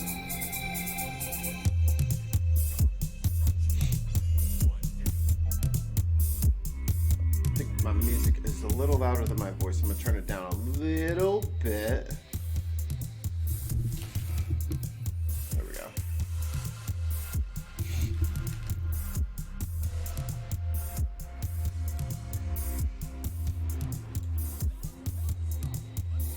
You know the one thing that I was just like a little disappointed in Dragon Cause Ball fuck Gohan, he's a It didn't pussy. really do anything with Gohan.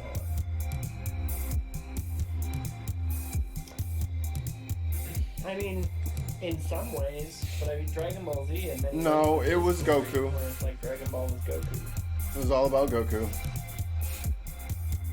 No, the Cell Saga was about the Cell Saga was about Gohan, but he is the biggest weak. Like that Saiyaman shit, I mean, man.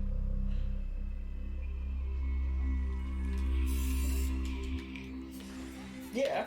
Ooh.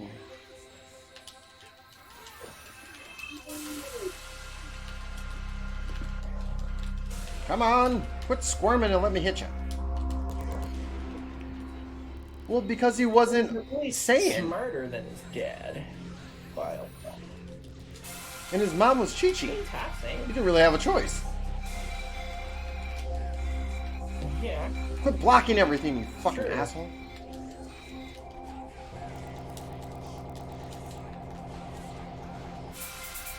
Pretty much. Anything under A+ is math. Oh shit, he switched sides on me. Ah! Alright, Rose.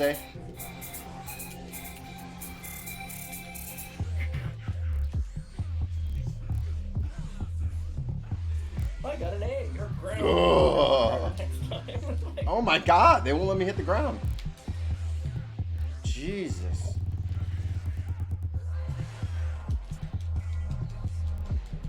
Oh, he got out of the way. No! I am kind of.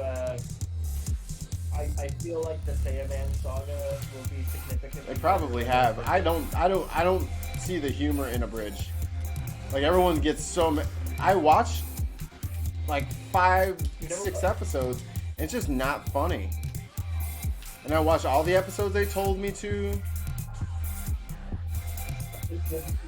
I watched what they told me I thought what would be hilarious. Fuck you, boo.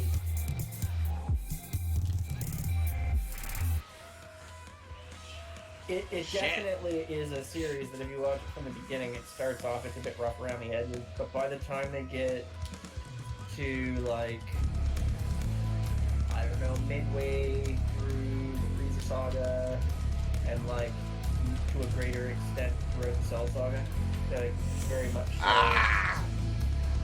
smoothed out the delivery on everything, Fuck! the editing. They got me. No! It's because I'm out of liquor.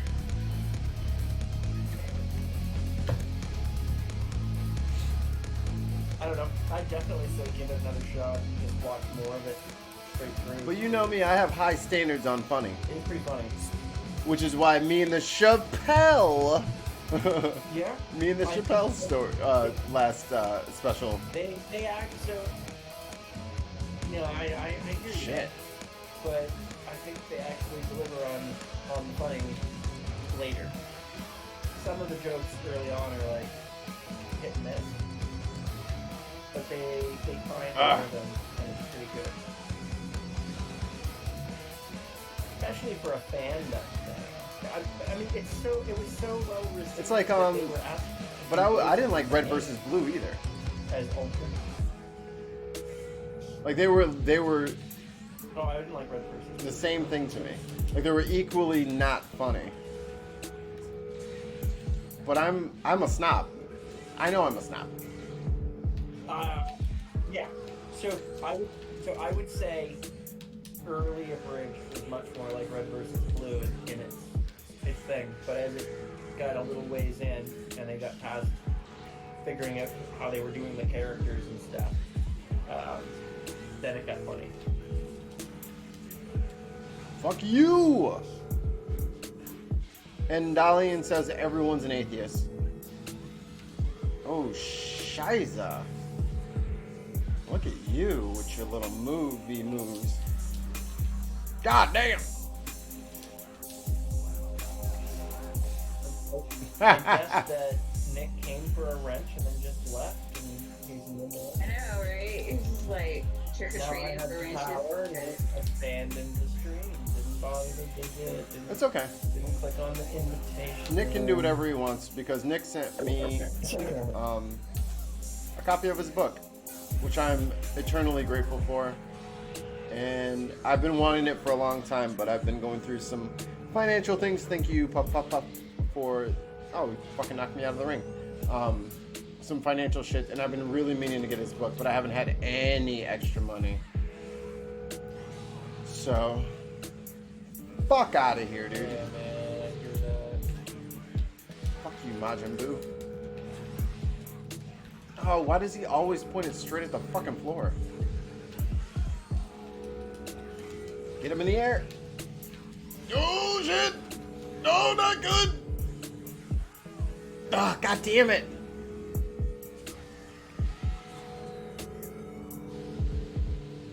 Dalian says, some people are just really bad at being atheists because they still cling to one God while not believing in the rest. There you go. They're 99.99999% atheists. Except for the one true God. What? Are you saying that, like, No. I I would never say that. Because unlike most of my friends, even though I believe some of the same things, I care not about discussing religion 89% of the time because I just literally can't care. Like, it's not real, so I can't have a debate with people. Yeah. I can have a debate about the impact of religion, whether it's a good idea, all that kind of shit, no problem. But when Yeah, I it comes to, can't. "Hey, let's debate whether or not this means this or that means that in the Bible. It's like, I can't. Why do I care? I will debate with you on if this passage means X, Y, Z once I've been convinced. Do the I move. should give a shit about anything the book says. Ah! Cheating ass.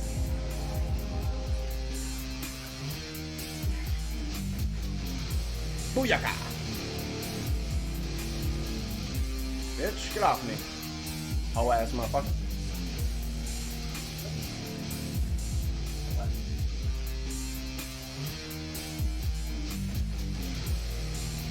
Come on! Get him in the air! There we go. I fucked it up. Come on! Oh, he got me. Or did he miss? No, he got me. Fuck you. Ah!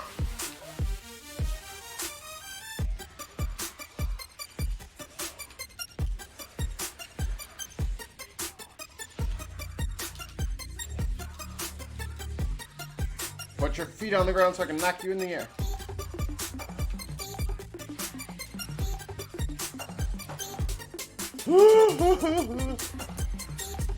Cell's not that bad.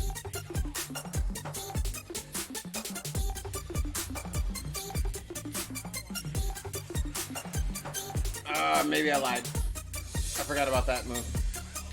Oh shit. Cell, relax. Fuck.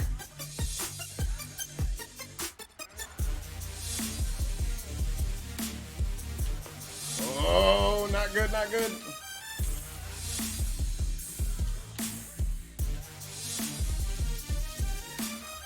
Come on. I blocked that. Ah, fuck.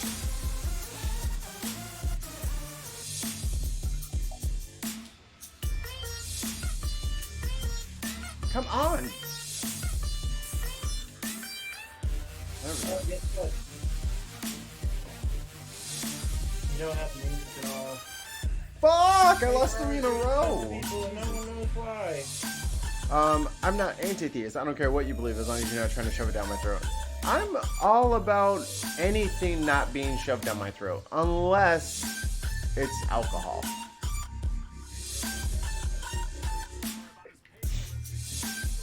Alcohol, go nuts.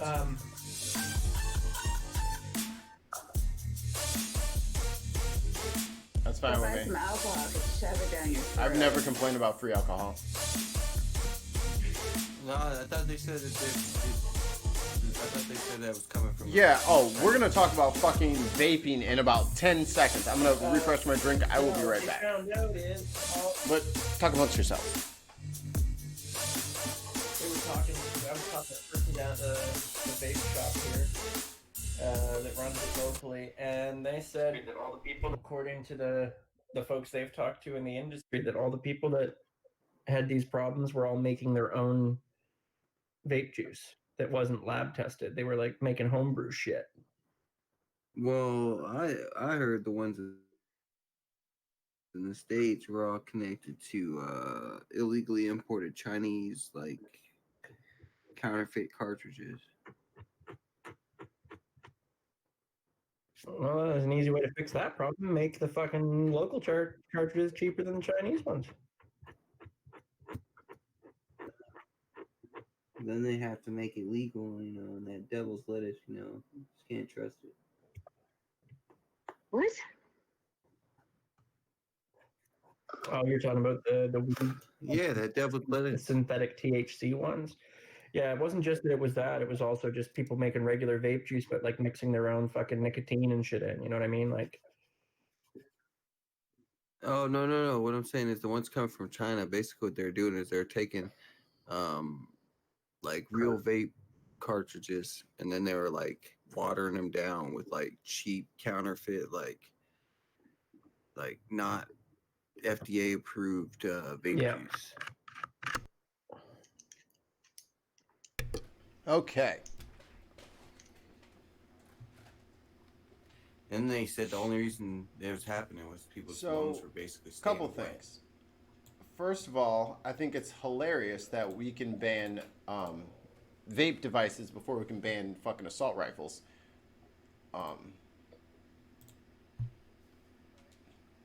It only takes 3 deaths in the Right. United States, and we got a real handle on this whole fucking vape situation.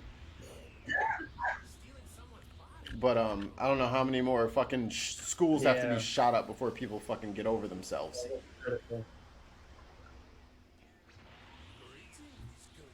So many that the NRA goes bankrupt and can't afford to shove any more lobbyists into Washington. Well, that's the thing that is the craziest part about the NRA is that they don't really spend a lot of money.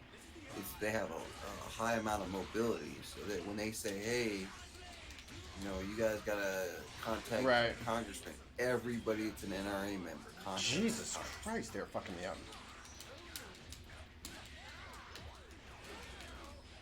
God damn it!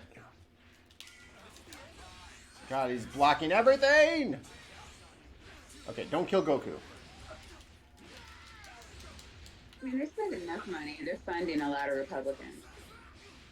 Well, what it is, they have. I'm not saying that they're like like the entire campaign is NRA dollars. But I mean, there's quite a few Republicans that are like funded, and again, there's a lot of lobbyists. Which I mean, there's no non-gun group. Well, not not like that can really match that. Yeah, well, I mean, like dollars wise, they don't put a lot into candidates because they don't spend a lot of money. Like, but what they do promise candidates is we have X number of people in your district. Yeah, if we that say so and so is guarantee never good, votes. then you're good. And they've got a track record of it working. I don't even know that they do that. They just kind of leave them. I mean, yeah, I mean, there's some campaign ads, but they just like leave them alone more than anything else. Well, no, like the NRA, they have a track record. The NRA Right. has a track record. If they endorse a bill or if they endorse a candidate and they say, hey, we want to see this guy get elected, right? Their people go out and vote like in block. No, I know, but like that's their people. And it's in the counties that matters, like in a lot of rural counties, they heavily Right. outweigh That's what I'm saying. non-NRA voters. Though. Oh, I'm fucked. Because you got to think about it, like I think of what is it? Somebody in Minnesota counts for 23 Californians. I lost again.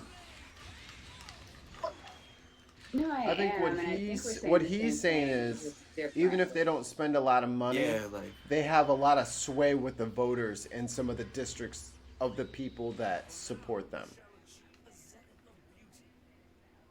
Well, which is what I'm saying that too. I didn't say they spent a lot of money. Right, you but guys they are both funding right in- candidates. Yeah. I mean, that's not untrue.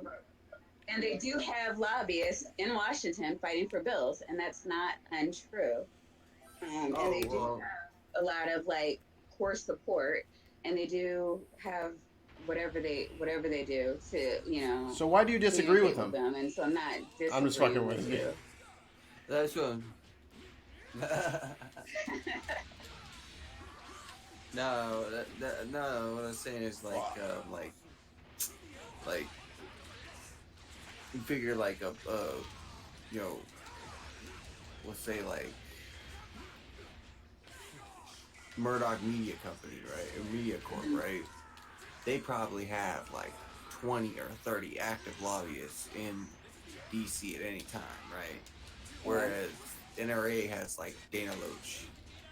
Well, I'm not saying they're like Well. Maybe I am.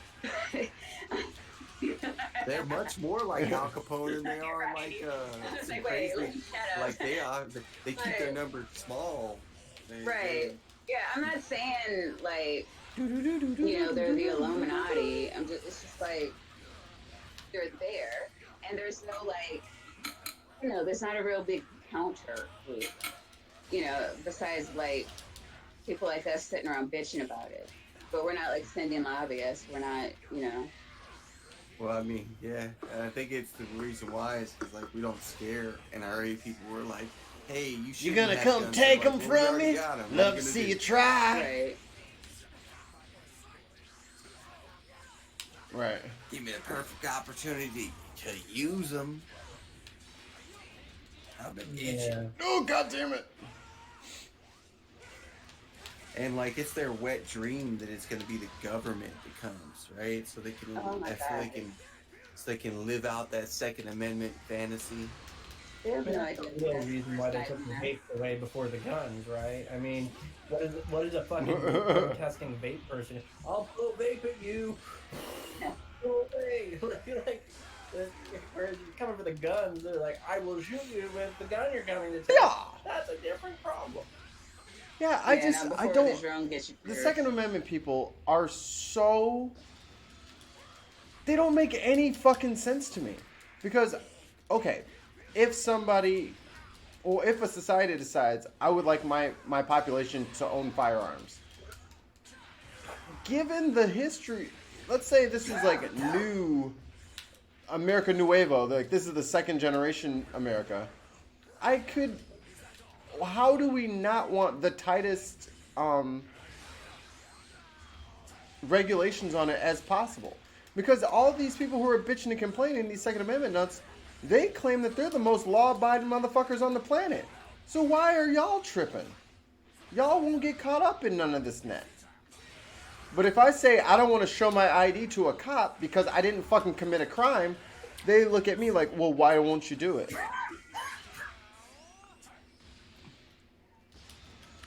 Yeah. Why can't you just go get an Yeah, that ID shit. and That vote? shit Like, is it's just obviously so- voter suppression. Yeah. And that shit is obviously a violation of my fucking constitutional rights, of my Fourth and Fifth Amendment, where I have to answer your questions and surrender my property.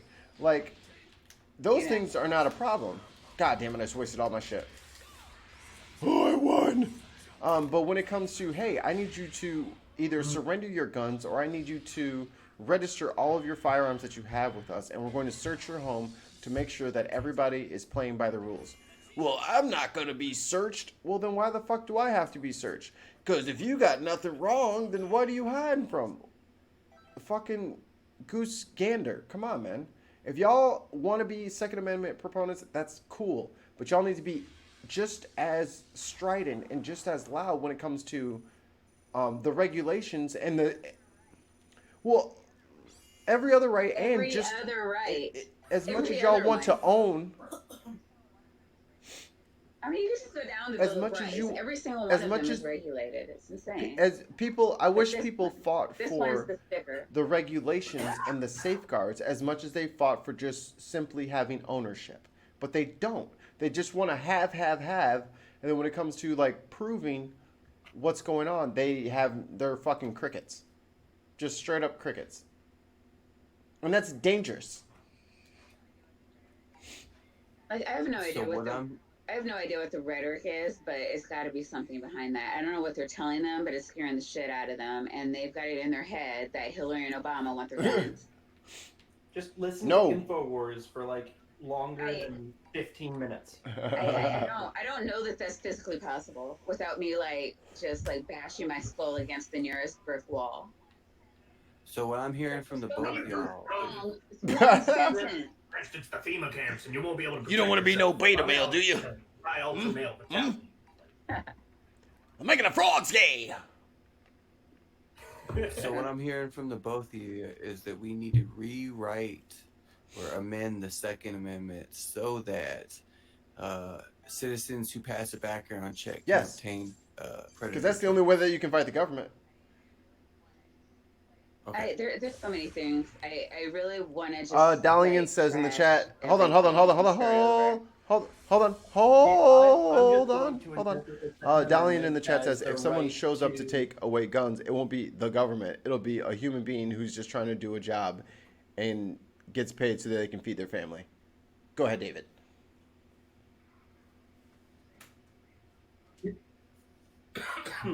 Just saying, we should just reinterpret the Constitution to mean that everybody has the right to not Carry shave their arms for all. Well, I mean, he's got a really good point there because, like, before Scalia weighed in as a tiebreaker, like, it was not interpreted the way that we all believe it to be interpreted right now. Like, this is Scalia's interpretation of the Second Amendment, and I feel like we're like completely ignoring half of this sentence. So wait a second. Is David saying that we missed the point in the first place, and that it should have been interpreted the whole time that we should be all dressed like Sun's out, guns out, baby. Joe Dirt, Not quite. bearing arms at all times? That's what I'm doing from now Not on. quite it, but you know, close enough. And one. Mikey just starts dressing like Joe Dirt. It's like, you can't dress like that. You can't dress like that. I'm gonna dress like this till you get rid of the guns. All right, Every but you time gotta go full mullet and all. I'm gonna And do then every it. time they tell him he can't do it, he's like, I got a mic right here and a backup mic right here. One thing Dave Chappelle said in his last special, which is 100% true. Spoiler alerts. If y'all haven't seen it yet, go watch it. This isn't the whole thing. Oh my god, I heard that. I have a whole thing about it, but I'll wait till after you watch and maybe we'll do a stream or something. It's hard to get Ethan into pop culture shit. because he wants it to be a politics show, and I get that because that's what Really? it's the pro lib show. So we probably shouldn't talk about comedians, but there's Well, I You mean, know what, that's a good- Dave Chappelle is really political, though. Yeah, in his new special, he cried way too much about the LGBT. stuff. Like, it was like, Alphabet? yeah, like he totally missed the whole point of when the lady had when he was Hold telling the on, story hold about on. when Don't Lady pulled talk him in for about the it quality yet. control, We'll and he talk totally about it missed after the everyone has point. seen it.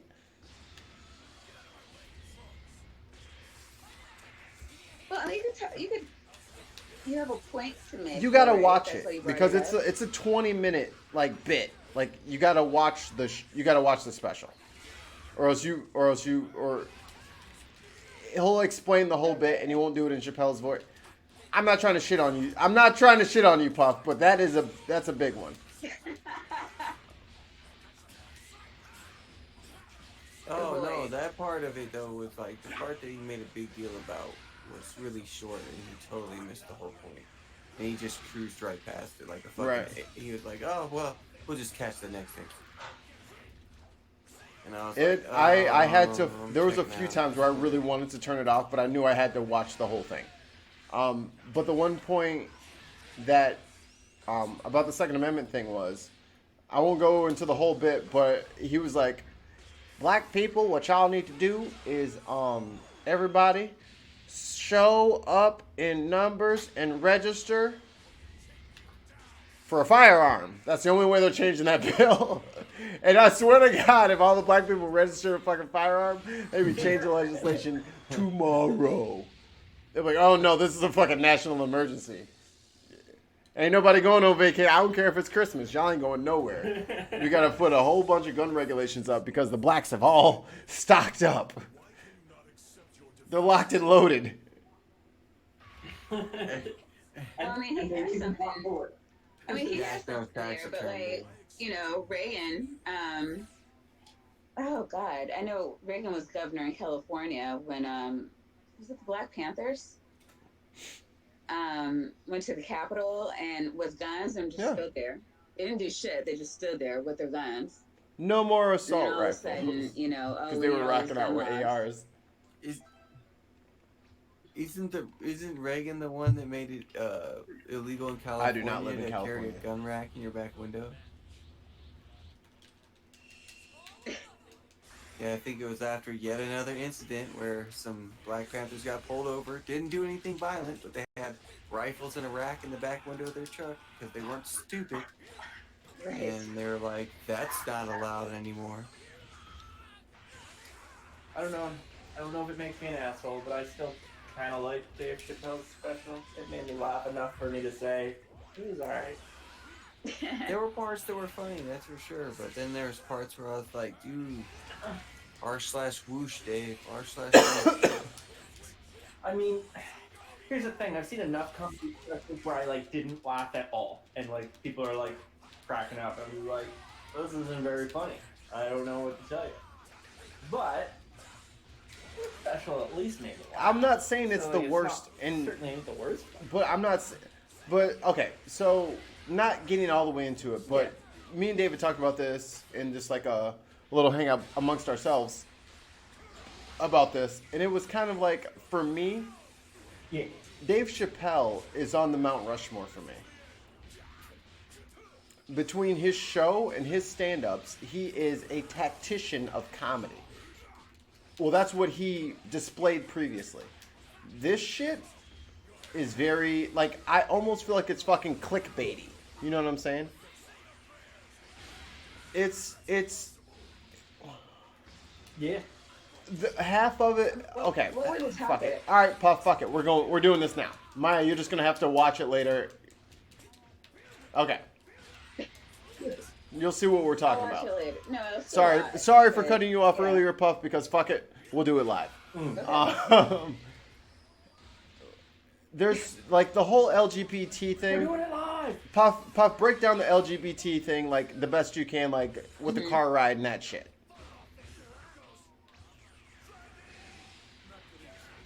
Oh well, I'm not even talking about the car ride. So like, I was just talking about when he got called. He got pulled in Oh, at for quality Comedy control Central. or whatever, you know, like standards and practices, right? Right. And he got pulled in for standards and practices, and the lady was like, because they were pulled him in He because had he had okay. I'll the say it F word, the because hard F, the big F, everybody right? don't get all. Yes, Well, yes. we're talking about the LGBT group, right? That F Yeah, word.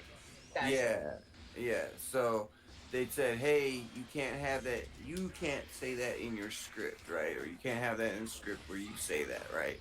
And Right. he was like, why? He was like, because I'm What? allowed to. He's like, I find that odd because I'm allowed to say the hard R, right? And the lady's like, it's because you're not gay, right? And he was Right. like, and he got it. He was like, okay, whatever. And he said he got up to leave, and he was like, I'm not a hard And then R everybody either, right? went crazy, And like he just walked yeah, away, and he got his little applause. yeah.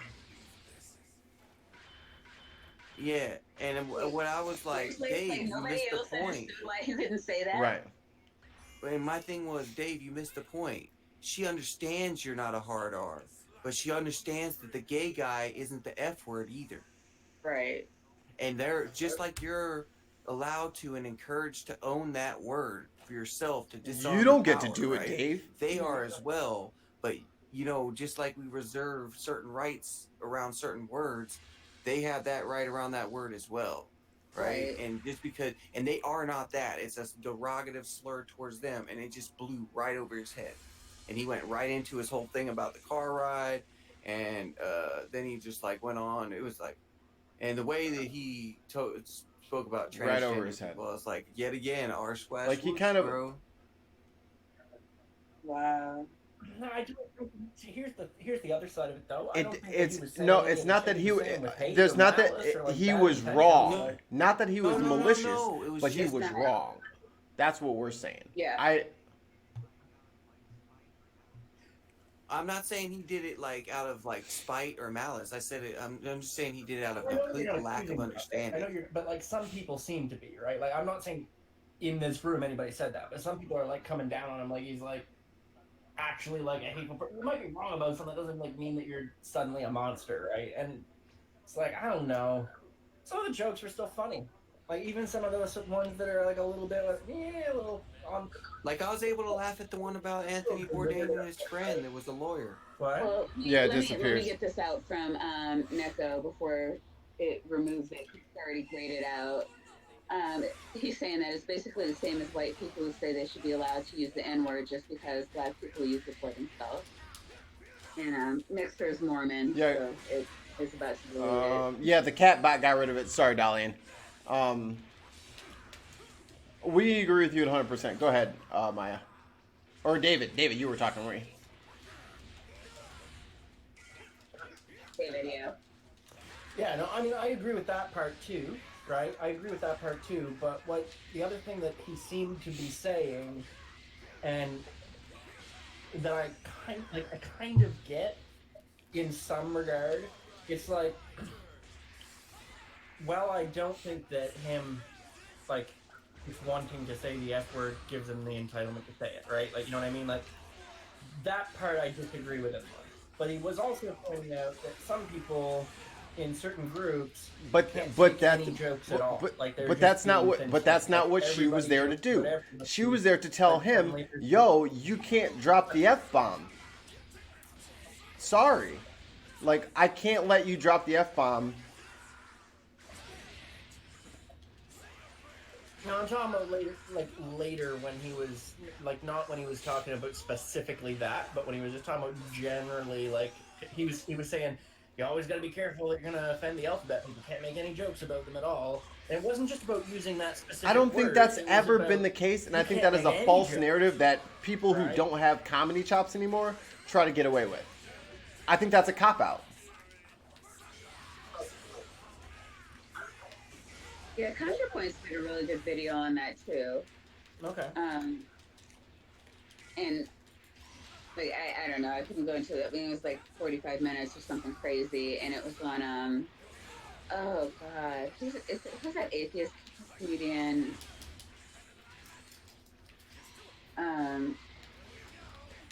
Ricky Gervais. British Gervais, yes. He did a He really, podcast Yeah, on this topic with yeah, Sam Harris. he got called out for something really similar. And I think it was the same word. And she was like, "All right, here's what you're not understanding." And it's not like censorship. It's like it's no different than. I mean, you can't make fun of people, like the whole group of people, putting them in a box. And I agree. Because it's like with the whole ACARR thing, it's like it's not the fact that you, sir, aren't homophobic. It's the fact that people who are using your video to elevate their narrative and to further hate on this group of people. Like if what you're saying can be used to do that towards any group, Yeah. maybe it just shouldn't be said. I think a lot of Like, comedians cause take real issue with anybody saying that there are things that shouldn't be said, though. I mean, like, not that that's the right thing to do, but it seems to be that just in general, for a long time, that comedy's That's been the best. bullshit. Like, That's we're gonna push fuck. free That's speech bullshit. I disagree. as I far as disagree. all the time. And No. you don't think comedians have been doing that for a long time? Look at like Lenny Bruce. Comedians tell jokes. Comedians and bring out anything that is foreign to a situation in a comedic way, in a hilarious way, and we laugh at that situation. There's never been something where someone's been like I've never seen I gotta pause for a second. I've never seen a comedian where they just insulted somebody by just like literally calling them slurs, and I thought that was the funniest thing ever. You have to paint a picture and a frame, and no, I know that. and that's why fuck it. That's why Mikey Famine is a douchebag. But if you take half an hour to do it and you paint this elaborate picture, that's funny. But if they just literally just drop the hard R on me for 15 minutes about me, that's not funny. Why is one situation funny and the other one's not funny? Yeah. Because there's nuance and reference and satire and irony. All of these things make stuff funny.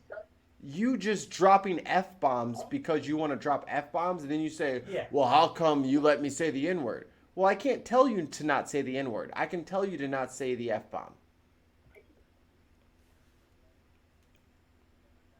So do you think that there is a way that he could have delivered that exact the same slap message ass more from eloquently fucking and suddenly Key and it would have Peele? been funny?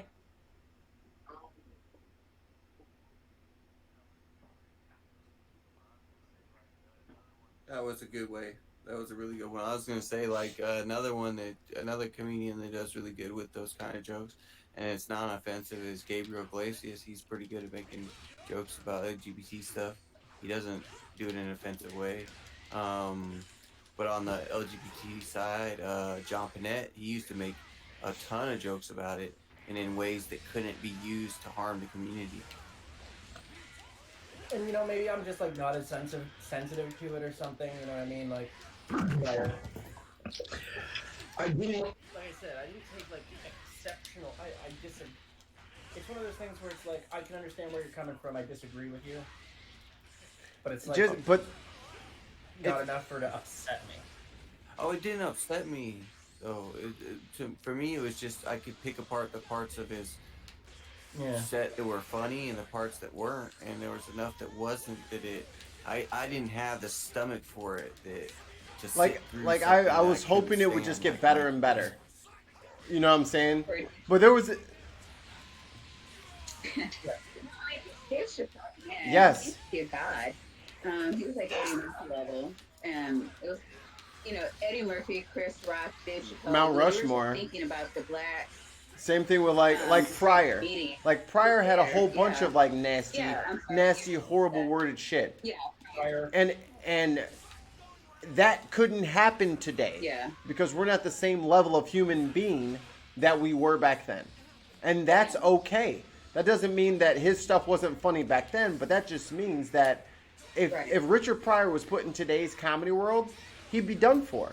Because we were stupid back in the fucking 70s and 80s, and late 60s when he was doing shit, motherfuckers probably still thought fucking tobacco was good for you because they were dumb.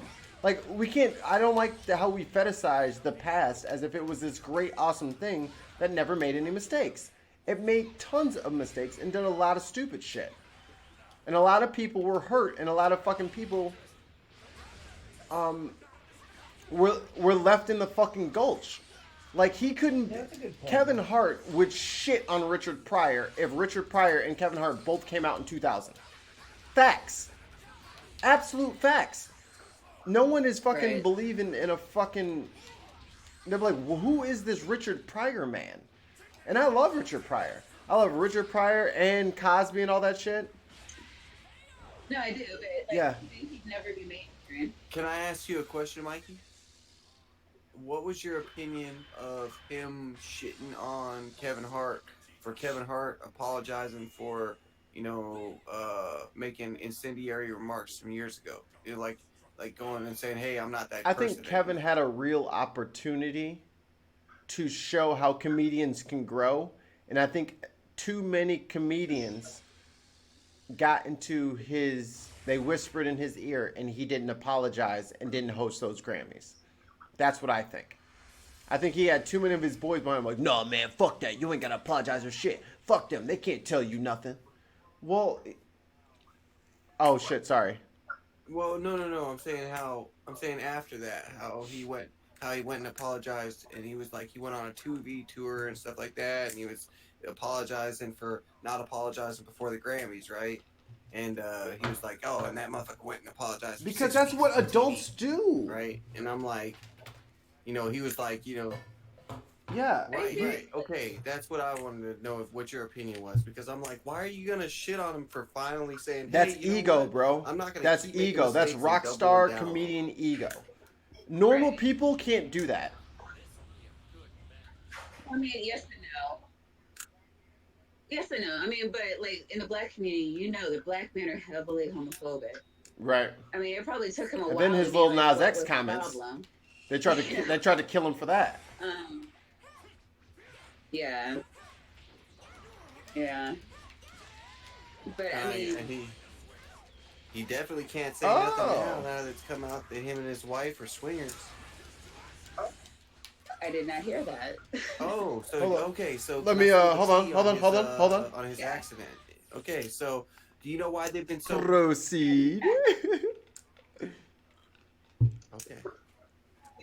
Ooh, okay. So here's the tea. Okay, is anyone here interested why it's been so hush hush since allegedly been so hush hush since his, I don't want to get sued.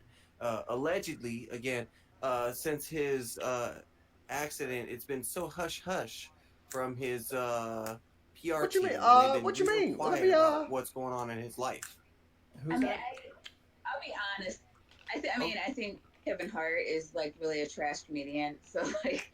Okay, so this is why. Okay, so allegedly, what happened was he got into the accident in his Barracuda. customized old school muscle car, right? And the whole fucking in his Barracuda and the top Yes. got crushed, right? Like basically it got fucked up, right? Well, so what the story that came out is, and they were being very adamant that he was not driving the vehicle because he was definitely intoxicated when he showed up at the hospital 3 hours after the accident or 2 hours after the accident. Hold on. His Who's trainer's flicking something? husband or boyfriend or whatever. Okay. That's me. Sorry, I'm fidgeting. Okay, so anyway, so his wife's trainer's husband was driving his car, and he was in the passenger seat, and the wife's trainer was in the car as well, right? And the wife's trainer's boyfriend / husband or baby daddy or whatever, right, was driving Kevin's car. And the wife's trainer was in the car, which is a female, and Kevin was in the car. Here's the problem.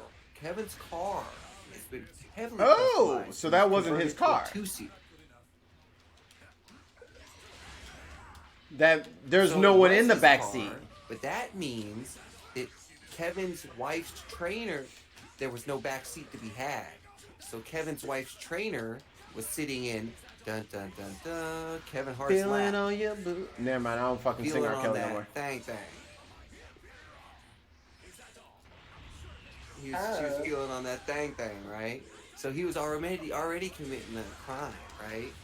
And that puts him in all kind of insurance liabilities. Plus, why was somebody that's in a relationship sitting on your married lap in a 2-seat car at 12:15 a.m. leaving your house, and all Well, y'all I was can't speak. I intoxicated? can't speak on all that. Well, apparently he got out of the car, left the vehicle, yelled at somebody that was calling the cops to try to get help for the people that were still in the vehicle, and went back to his house. They know this because they Yeah, called an whoever ambulance for his him at girlfriend his is or house 2 wife hours is, new later. wife is, called and she was like, she sounded like sleepy and didn't understand what was going on.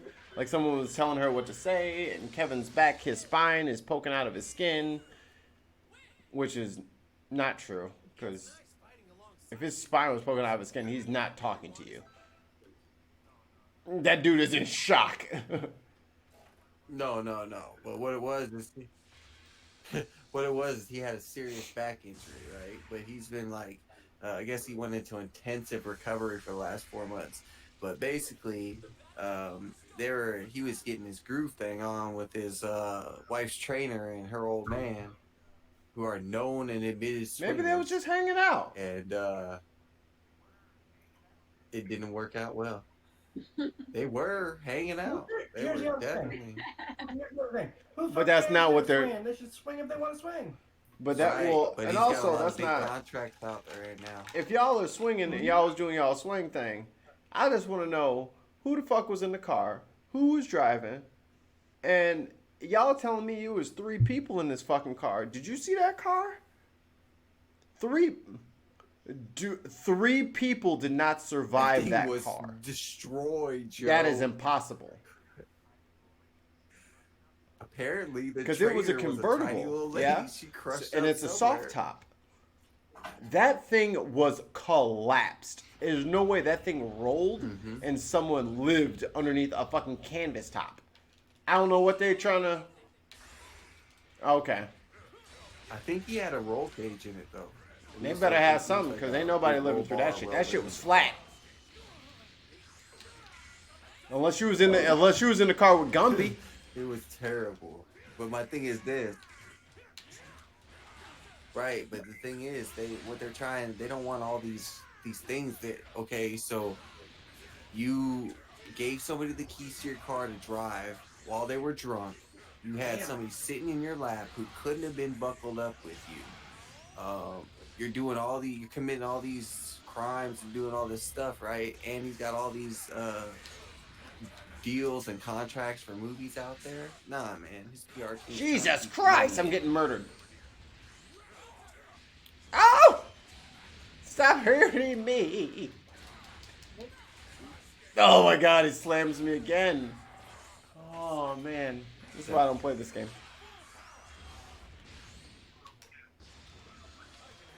Plus, it doesn't look good for the wholesome Kevin Hart, the comedian, to be, getting into a car accident. Which is, while but he's that don't stretching out matter his to no. wife's, I don't think that would trainer. even hurt the thing.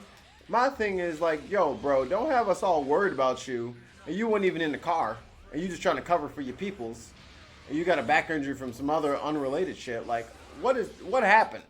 Like, I ain't even own some I want to be in your business shit, but you good?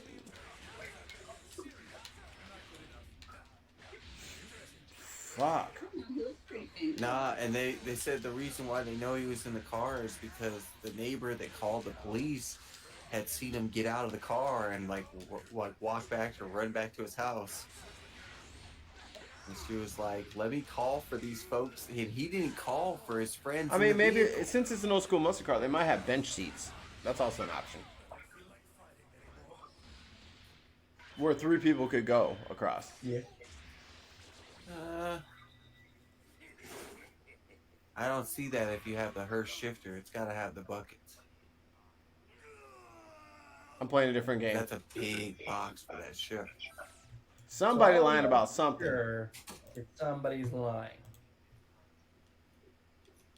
Yeah, and I think that like But it's kind of T it's kind T of funny, aside, man. back to Mr. Shapeezy. I love Shapeezy, and this is the thing I had to say to David.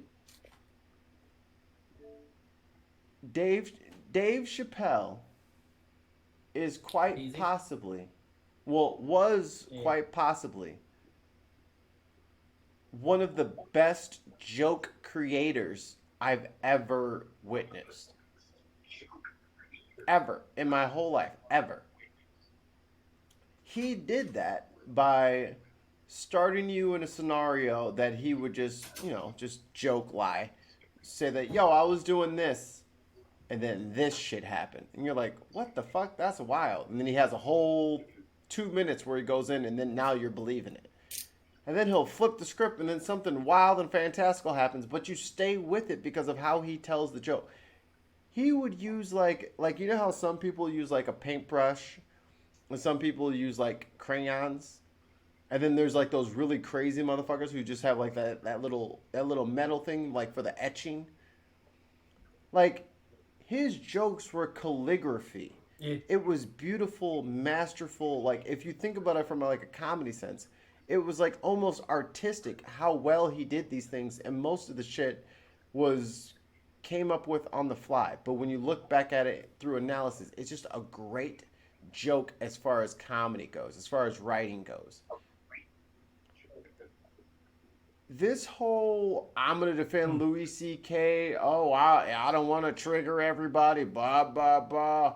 Is clickbait crayon bullshit, and he's better than that. And I don't give a fuck what he says. That shit was. He's better than that. You don't decline that much, and have to appeal to the public sentiment that much unless you lost some heat off of like you ain't pitching what you used to pitch. Like you know what I'm saying? Like your fastball ain't got no heat behind it no more.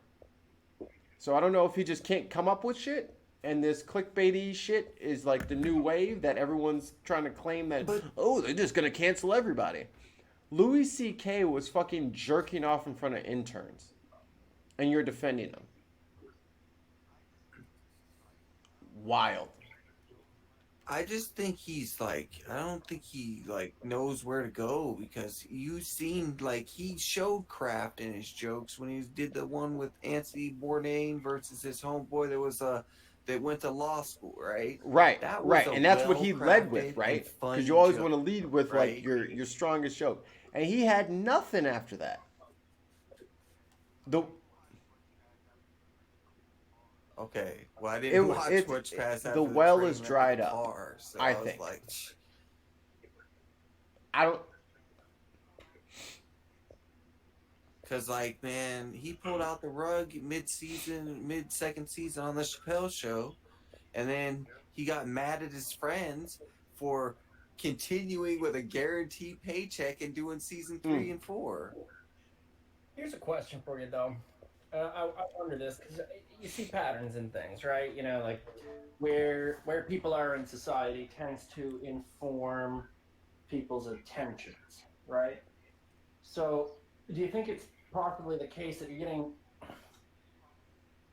since you have these topics of discussion are like more in the public eye right now, like issues around gender and sex and all these things, like they're very contentious right now. There's lots of social narrative happening all the time. There's a lot of divisiveness, and it could just well be that it's like if somebody's in love, they just write love. You know, like perhaps it's the influence of where the focus of society is as well. It's just like that's where they feel like the jokes need to go is where people's attention are. say it a different way, because I don't think that didn't You go totally ahead. make. So is it the way that he's telling the jokes is which is why I don't like it? Is that what you're saying?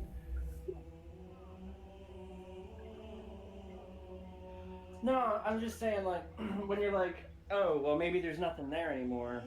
maybe it's just that since there's so much media and there's so much like conversation around these topics, that's the pool that he's sort of like drawing from because it's just in the back of your head because it's always there, and it But he's not never. working out But he for never did that everybody, right? before.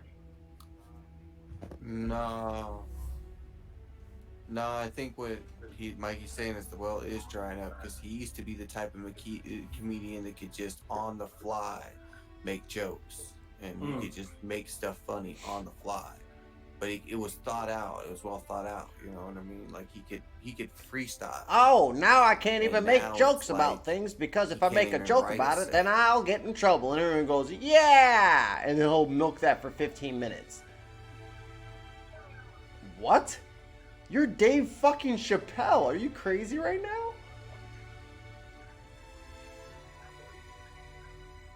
Dude, let me pull up your stuff from when you Star first Search? went on. Yeah. What was it?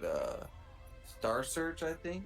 Your stuff was raw, and that was for TV. That was on Star I'm telling you, Search. man. That I was think like I think about he's as lost raw as all you the could heat, get. and now he's trying to ride this wave to make a few extra bucks, and that's fucked up. I don't like it. I gotta mute my mic here. I almost want to say like to the guy on stage, did you forget you said I just don't. I just don't get it. like, come on, man. Or Robin Hood Men in Tights. Yeah, at one point in time, you pushed. Oh, the everybody limits, says I'll baby, get in trouble and if I now say you're like, stuff. No one's saying that, Dave. Yeah, like, I'm not disagreeing that, like, yeah, it wasn't as good as his own material. I kind of like wonder what pushes people in that I think for direction, you him, know what I mean? think. Like, from a Well, sociological I think. standpoint, too. I think. Wondering more than I'm not trying to defend. I it, think. just like, I think what's all going on? comedians. What's up in Dave's world? And Darlene, I What's think up? it's because you literally typed out the N word, not the word that is commonly called the N word, but you said N space WRD, and then I think that's why it took it out. Because it's super, you know, yeah. But it's Yeah, type of shit. What was I saying? Fuck. Lost it. I quit. Sorry. Yeah, like.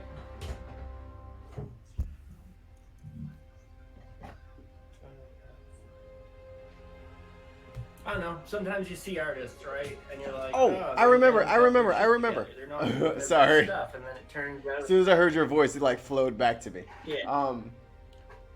I think a lot of people who Yeah. do anything that requires any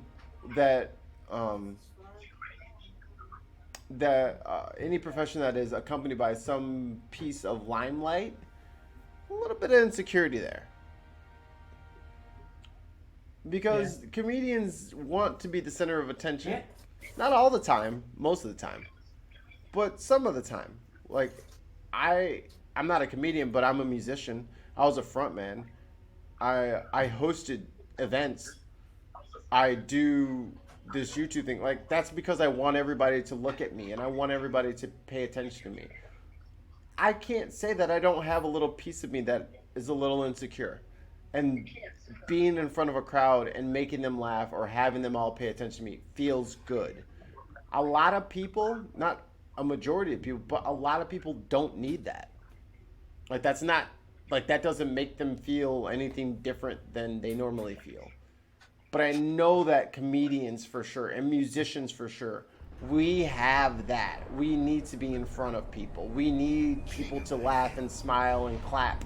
We need that shit. And that's not normal. New hill available. Control the hill to earn points. It's not bad. It's okay, but it's not normal. Son of a bitch. You gotta be a little fucked up to be not the part of average these person. groups. Which is okay. But see, this is Mikey, is like, I guess my thing is that when I see a comedian that's slipping that way, right, where it's like, oh, they're putting off their game and they're not doing their shit. Like, the amount of comedians and artists over the years.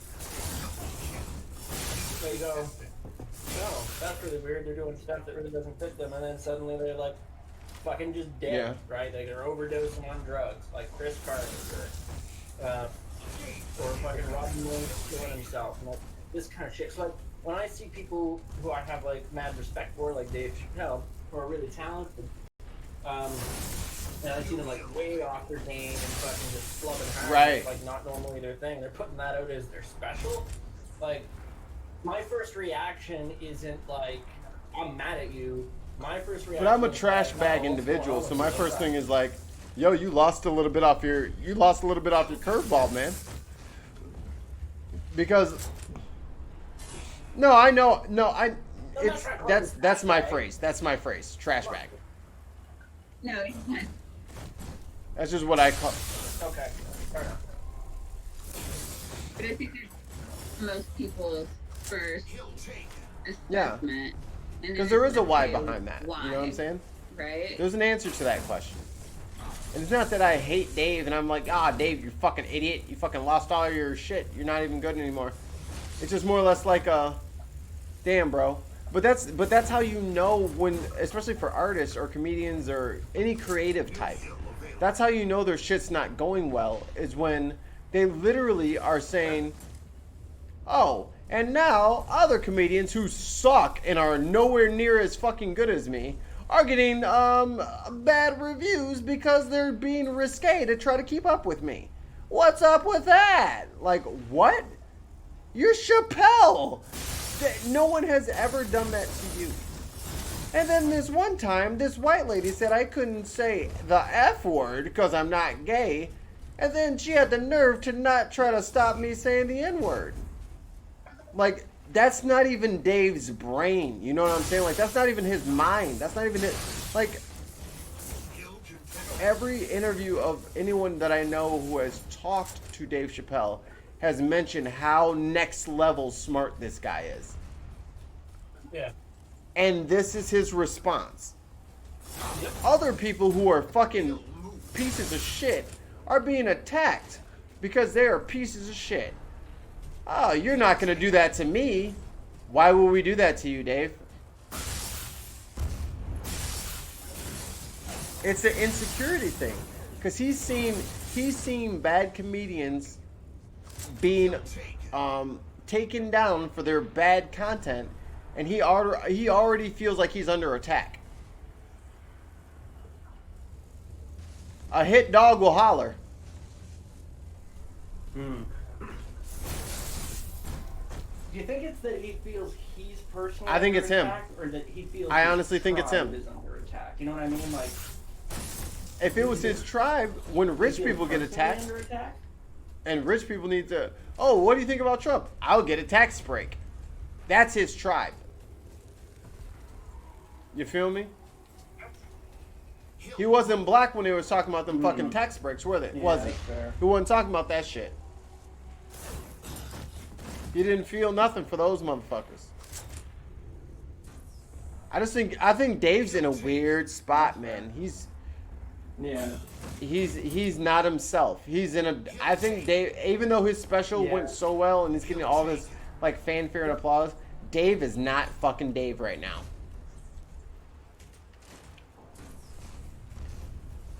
I've wondered, like, the last few times that I've seen him on things since his, like, disappearance for a while, he, like, just seems fucking kind of, like, depressed. Like, he seems like he's dealing with some shit. Like, No, he if he makes had money, $50 he million can make it. in his bank account and he just left. And then he also has the #1 DVD series ever that he owns the rights to. That was his thing with Comedy Central. He let them keep almost all the money. He took a very small salary for that show, and he kept the rights to the DVDs. And that the Chappelle Show is the #1 DVD TV series on the planet in history. Even it beat Friends. Yep. So he's doing very well. Wow. Yeah. I own both. I think Seinfeld is 3 actually. Do you know where Seinfeld ranks? Anybody? Yeah, everybody has one season of the Chappelle Show in their house, somewhere. Hill confessed. And multiple people have all of I them. have both. It's in a big format with all the other DVDs. got a laptop? I don't have a DVD player anymore, but I have it. Oh lord. No DVD player. So Dalian CD asks, drive. why is using a slur central to the joke? Does the joke lose all its impact if he doesn't use it? Because if so, maybe the problem is the joke isn't funny. Hill taken. Air horns. So here's the thing. Here's the thing. Hill taken. I've seen, like, there was somebody who did a skit where guy goes, like, Victory. and it was sort of like playing on, like, social commentary. That was, like, sketch comedy stuff, right? Hot goes And it for was, Dalian. like, I a agree. UK thing, UK. And they did this thing where, I don't remember what this was on. It wasn't that long ago. It was on some UK, like some British show. And there's like an American tourist standing next to this guy, and he goes up in the convenience store and he's like, "Get a pack of fags?" And the person next to him looks at him and like goes, like gasped. And he's like, "What?" And they pass him a cigarette, right? Now,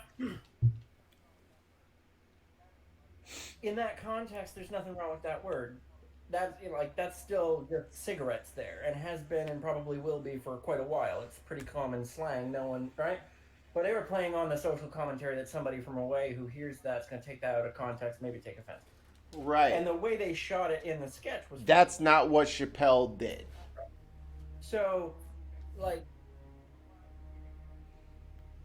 fair.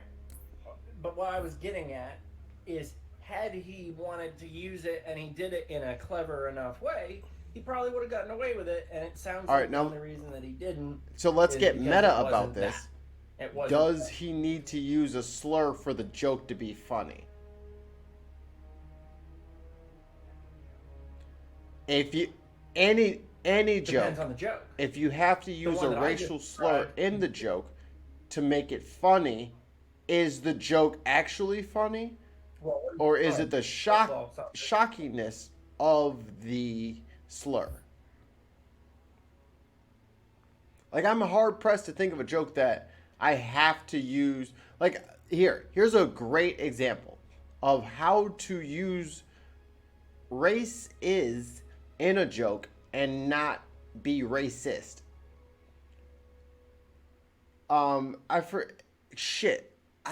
God damn it, I cannot remember which comedian it was. But he said, the only thing I use the N-word for is my password. Because I know no one's going to bother typing that. And I was like, Yeah. there you go. He nailed it. He nailed it. It's the word that you can never say or type. And that's his password for everything because he knows no one's going to type it. There you go. That's a joke about the N-word without being derogatory towards anyone. That's a funny joke as opposed to, yeah, and oh, I can't say the F word, so why do you think I'm an N-word? And then the crowd goes wild. What? I'm sorry, excuse me?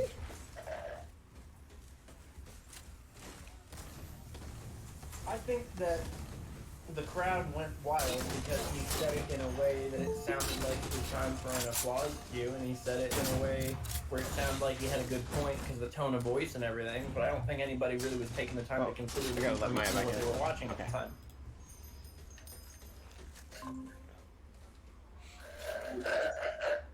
But guaranteed, there's some people in that audience that left and after the fact said, I don't know if I agree with him about that on second thought. You know Well, what those I mean? people are Like, sheep it and should popped not be with the allowed to crowd. clap.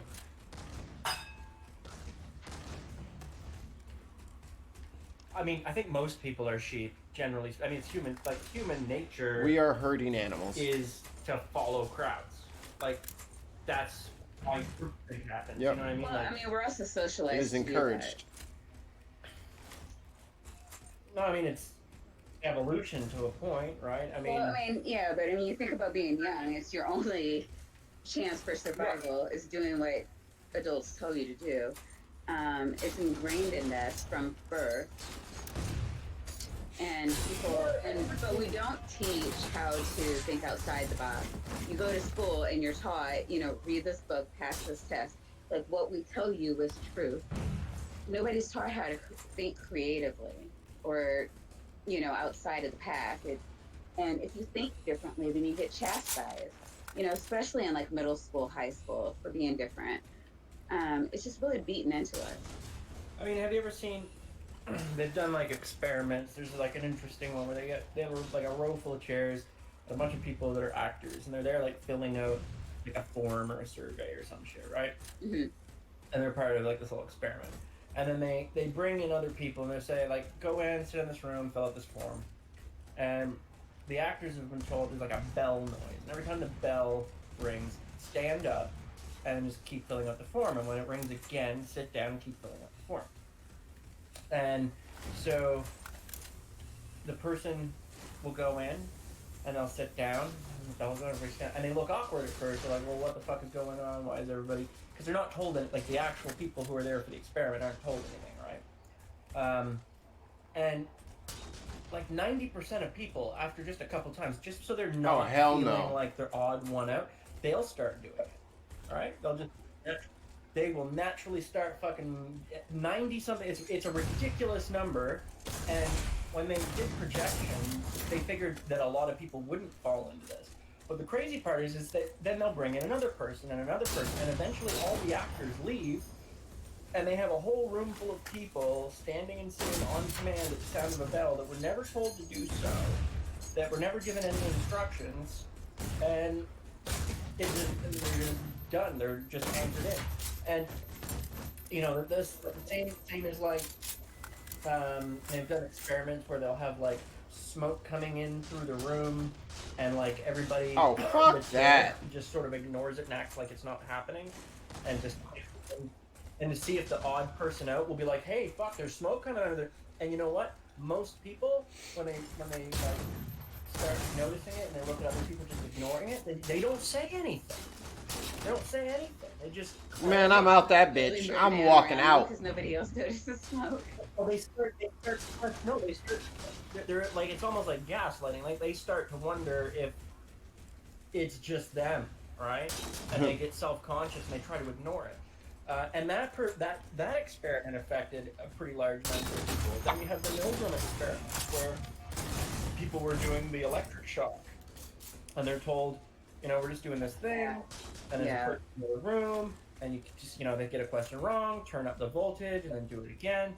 And that was just to test, like, if somebody in a lab coat sits and tells you to do a thing and tells you it'll be okay, even when it's like a machine in front of you that says, warning, don't turn up here, this is lethal and shit, people will just keep on going. And a ridiculously, like, 60-something%, I think, put this thing up all the way to lethal without calling a stop. Like, so... I don't know, like, judging crowds is really difficult. Like, you're not dealing with an individual anymore. There's an entire other, like, I mean, that's where, like, that's the difference between, like, studying, like, group dynamics and sociology and stuff versus psychology, because when you're dealing with, like, an individual, there's a very specific set of pressures, but as soon as you get large crowd dynamics going on, you're dealing with, like, this whole other level of complicated interactions. And, these are like really strong pressures that will get people to act in ways that otherwise. I think in my head, I've already learned that it's only safe for me to deal with people while they're in their There it is, got him. Sniper kill. Hold on. Give me 2 seconds. When I only deal with people as if they were in a group, even if they're not in a group. You know what I'm saying? Like, I don't trust shit. I don't listen to people. I don't ask people questions to shit that I think would be hard for them to answer. I just kind of, oh, okay, that's your answer to this? Yeah, I figured as much from that. So I kind of keep everyone at that group think arm's distance mentally. Does that make sense? Unless I get like, y'all, I trust y'all and I like value y'all's opinions. But like the average schmuck off the street, I'm like, oh yeah, let a fucking fire alarm go off, and this motherfucker will stomp on my face to get out of here.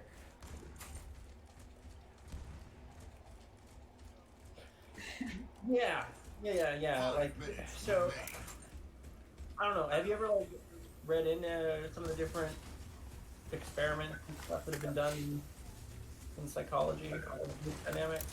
There's some really Yeah.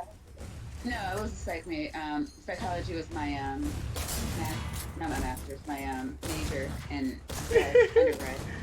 Can't talk about it. so you're familiar with all Dalian this stuff. says, "Don't trust me. Everything If you there's a just cute said, yeah. kitten and you in a Yeah. room and it's on fire, I'm saving the kitten."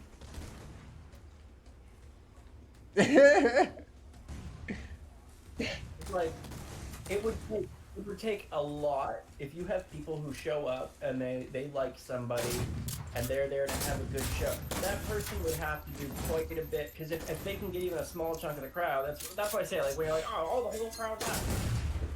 They're Yeah. gonna put people in there that didn't think it's funny, but they're gonna laugh anyway because of Yeah. the social pressure to do so. Right. Like, I don't think that it's fair to go, oh man, all these people are like, what are they? All just unwoke people who didn't know that wasn't funny? Like, I don't think. I'm not talking about Dave. I'm just Hey, saying, yo, just the crowd. yo, those Like, motherfuckers there's paid a- $800 there's a lot of fucking shit dollars going for on. those fucking tickets. I'm judging the shit out of them.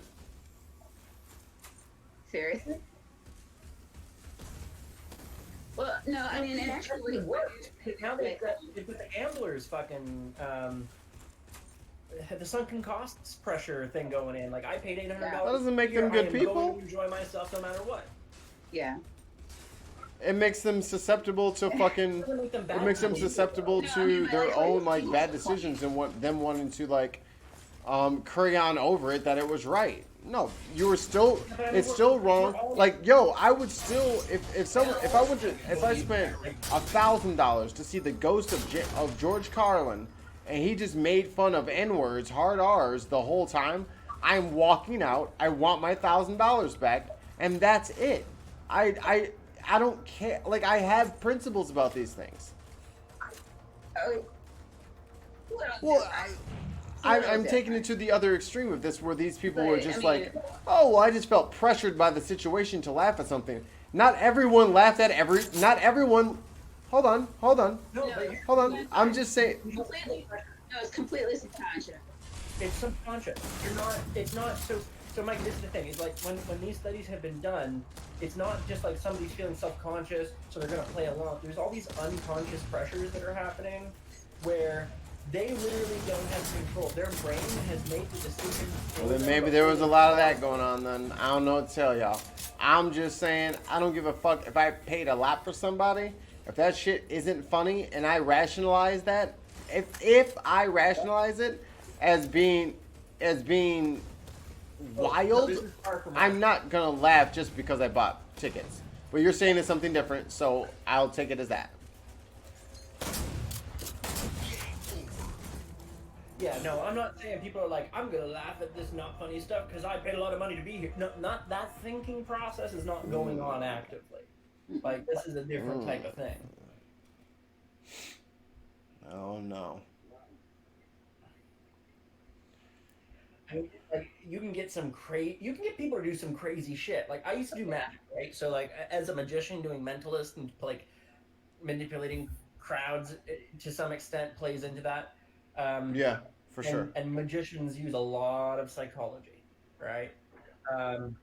And I'm not talking about like you can get a good magician sit down with some of the smartest fucking people. This is how Banachek and his friend during Project Alpha, I think it was, basically came in as kids and bent spoons and did all this psychic tricks.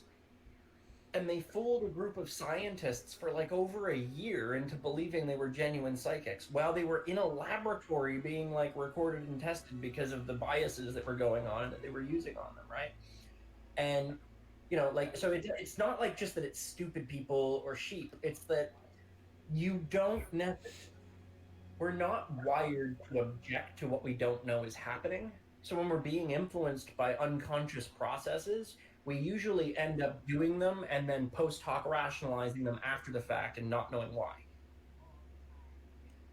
No, I mean it's pretty much what we do all the time. Pretty much. I'm sure Yeah. you've heard of maybe like marketing.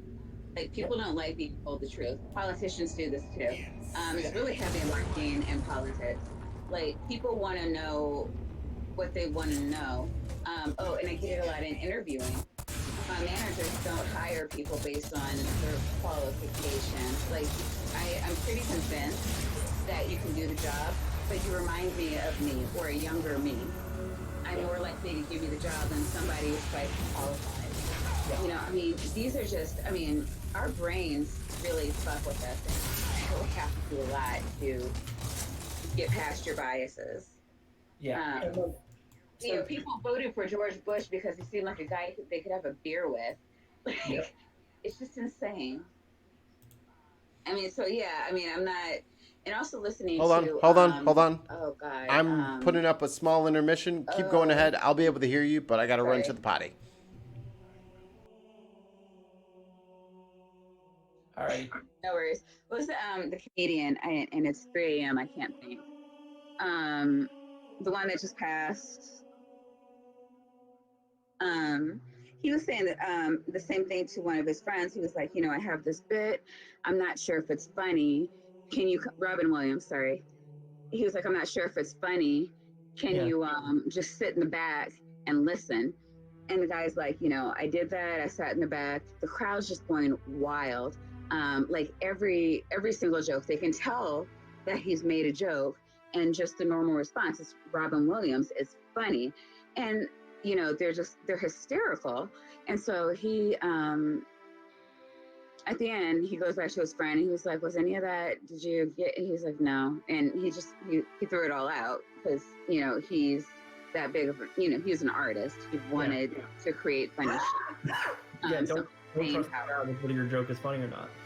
Right. I mean, because the crowd, like, there's a feel in the room. Everybody has this anticipation. Everybody, it's like going to a movie versus watching, you know, video where, you know, at home. Hmm. It's an experience when you're there.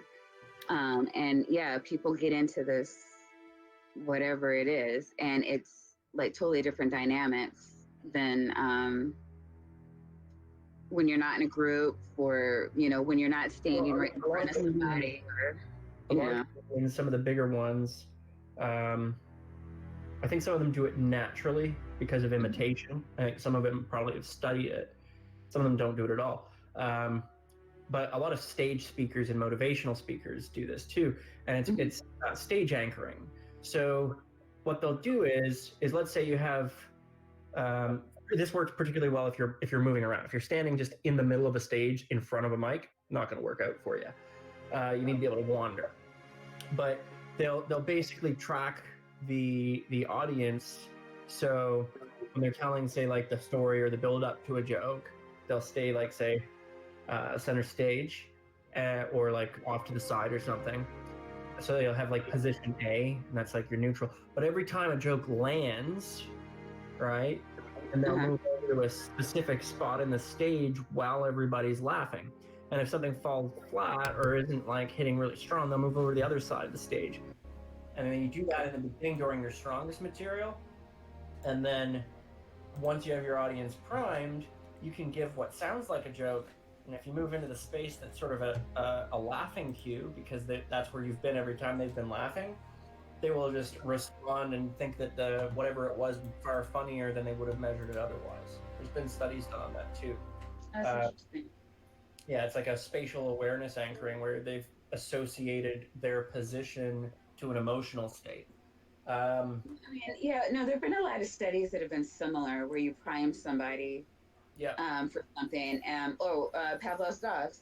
well, that's what it is. It's a form. Well, I mean, originally it was called stimulus response conditioning, but then it was Pavlovian response, and sometimes it's referred to as anchoring. And there's different types. There's verbal cues, and there's physical cues and sound cues. And they all work slightly differently, but stage anchoring or spatial anchoring. It's pretty interesting. Uh, I think that this is Kevin Smith does when he does a lot of his storytelling.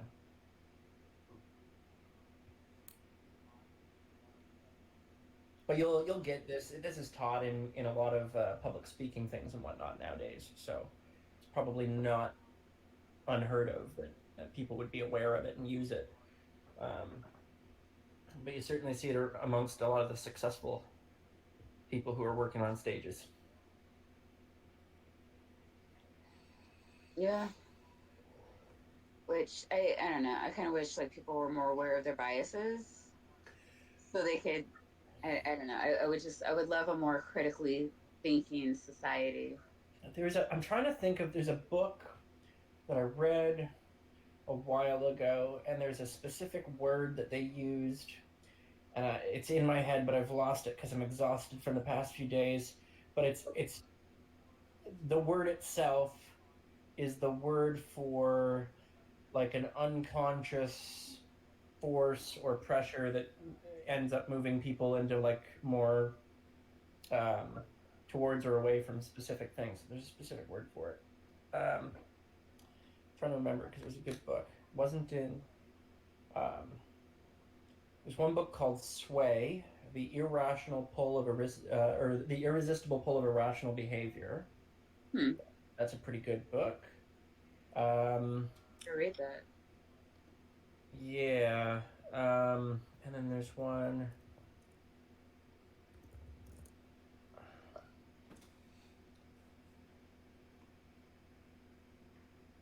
What is it? Is this it?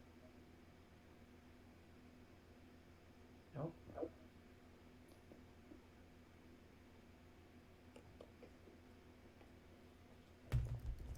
I gotta pick a game. Is that by Ori and Ron Brathman? What one? Brathman. Oh, I'm sorry, Sway. It's by like a guy named Ori something. You ain't got the Yeah, answer, Ori Sway. Brathman. Yeah. Yes, and then the other book that's quite good is called Blink, The Power of Thinking Without Thinking. He has That's a by podcast, Malcolm too. Gladwell. He also wrote The Tipping Point, which was quite good. Yeah, I know of him. Oh, you know him? Okay. We're going division. Yeah, Blink's an Fuck interesting it. book. Going to the division. What do The you? Deviants playing the division.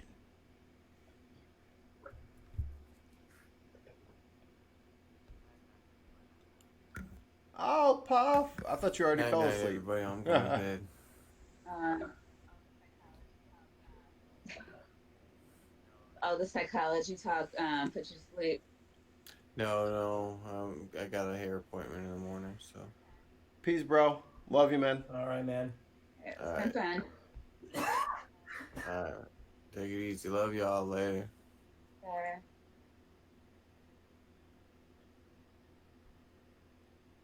Mm-mm. Dave, is there anything that You! you're not knowledgeable about Who? you? What? What are you talking about? I like stuff. I don't know anything Ooh, I about can fill that cars. gap for you. Really? Yeah, I am mechanically inept. That I was gonna say, is that's a man that. thing. How I thought, dare you? Like, it was required. What? No, I don't know a guy that doesn't love cars. I don't. I don't even have a driver's license. What? Wait, where do you? I live in I a don't city. even know if that would be an Yeah, I have a option bus for and a me. bike. I have never had an interest in dirt bikes and cars and grease monkey type things. It's never been my thing. What? Oh my gosh! Not even a dirt bike? Nope, never been my thing. Was never even remotely interested. Still ain't. I'm still not. Let me Oh offer yeah, you now, some. but like, so, like you were a 10-year-old boy, right? What did you do?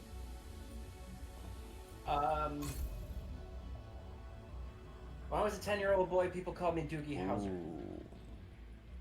In the books?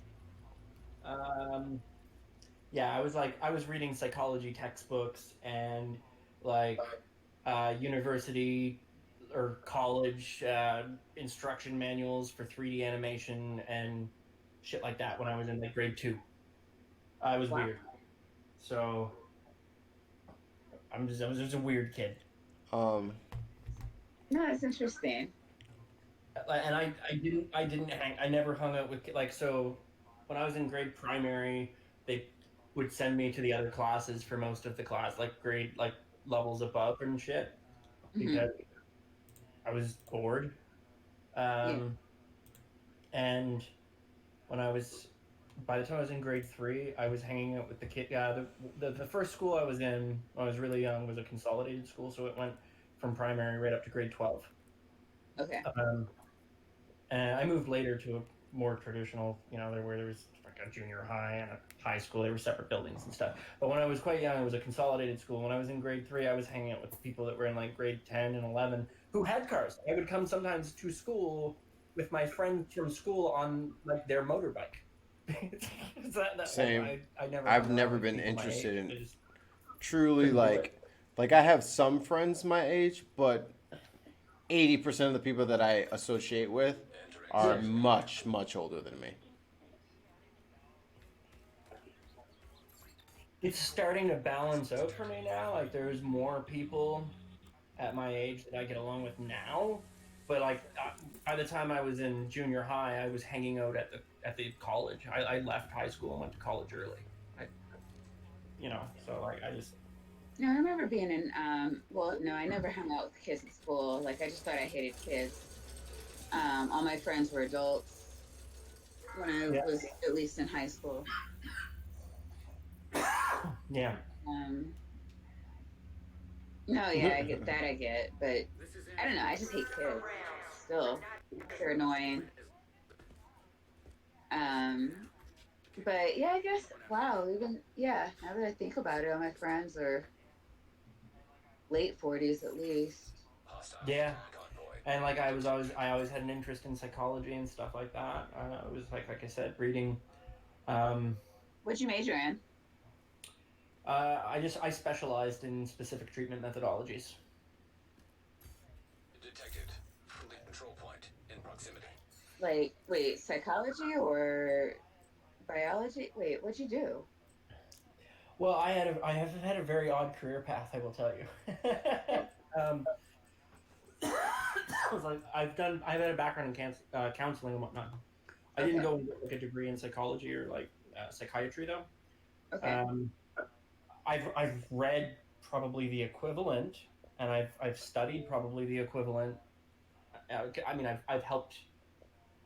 I helped my buddy write his final. He was a valedictorian for his psych class. I helped him work on one of his final papers. Um, but I started off.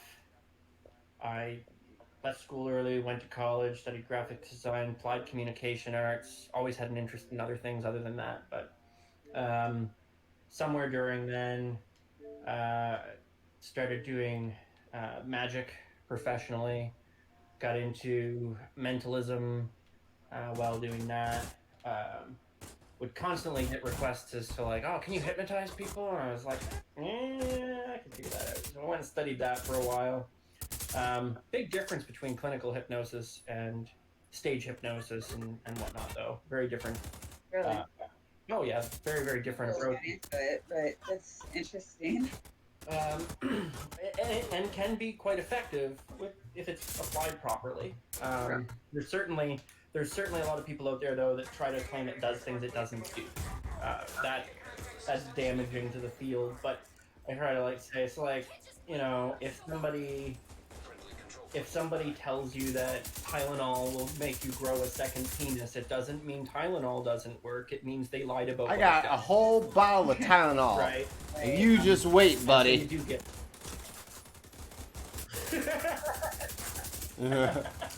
I've been eating them instead of food.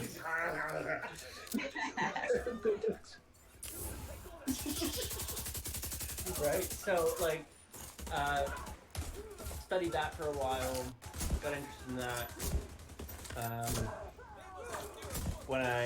then I went into using a lot of it because I studied a lot of the psychology stuff and whatnot. Studied some cognitive behavioral therapy. timeline therapy, dove into NLP for a while, wanted to see what that was about. It's got some uses, but it's a very unregulated thing. There's problems. There's problems with a lot of charlatans in that field. Don't think it's without merit, but it's hard to sort through. Let's say that. Then what else? Just a few other different things. Then opened up a private practice, specialized a lot with phobias, anxiety things. Worked with some people with some dissociative disorders. All that following doing like a lot of corporate consulting and marketing, applying psychology to advertising, things like that, for bigger companies. But I hated the work. I didn't like working with big corporations. A lot of them were. I didn't like their motivations for what they wanted me to do. So got out of it, and then yeah. Oh, we're gone.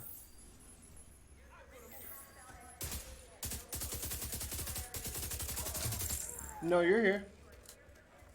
Did I drop? Oh, okay. Anyway. I've done a lot of crazy shit over the years. Xbox is struggling with this game. Or OBS is struggling with this game. Let me see if Maya fell out again, because her internet is... Yeah, Maya have dropped out. So she should be... Oh, okay. Dalian says, if your penis isn't big yet, it's because you haven't taken enough. And on that note, I will grab another handful of Tylenol. Because god damn it! This is gonna work if I just believe.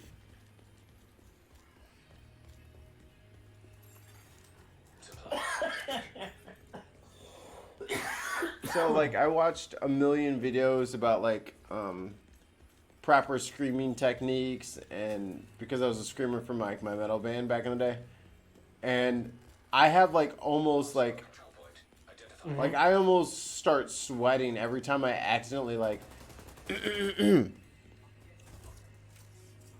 like, because that's so bad for your singing voice and for your voice in general. When you clear your throat, it's much better to just cough. Oh, I know. Coughing is so much better. So I've like made it a habit now to just cough. Oh, I was coughing all fucking day, and everyone's looking at me like, "Are you sick?" I was like, "No, I'm actually fine. I just don't want to clear my throat." Yeah, you're sick. I'm like, "No, I'm not." Oh, never mind. No, I do that a lot too. If I'm not. And it's just screaming, like I don't I've wanna do learned that to just coughing into stop internet's doing ear. a hem sound. Like I just stopped doing it because it's really not good for your vocal cords. You're just like you're just scrubbing them against each other to try to clear things off, which helps get things off. But you cough a couple times, you can do the same kind of good for yourself. And I need to preserve the golden pipes. This is my meal ticket.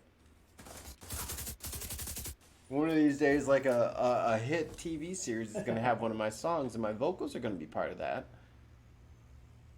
And I'm going to be a millionaire from House Junior, the new medical mystery show, drama. Fuck that. And then you'll be pro-Trump. I'll be like, send my money straight to fucking Sweden, which is where I live now.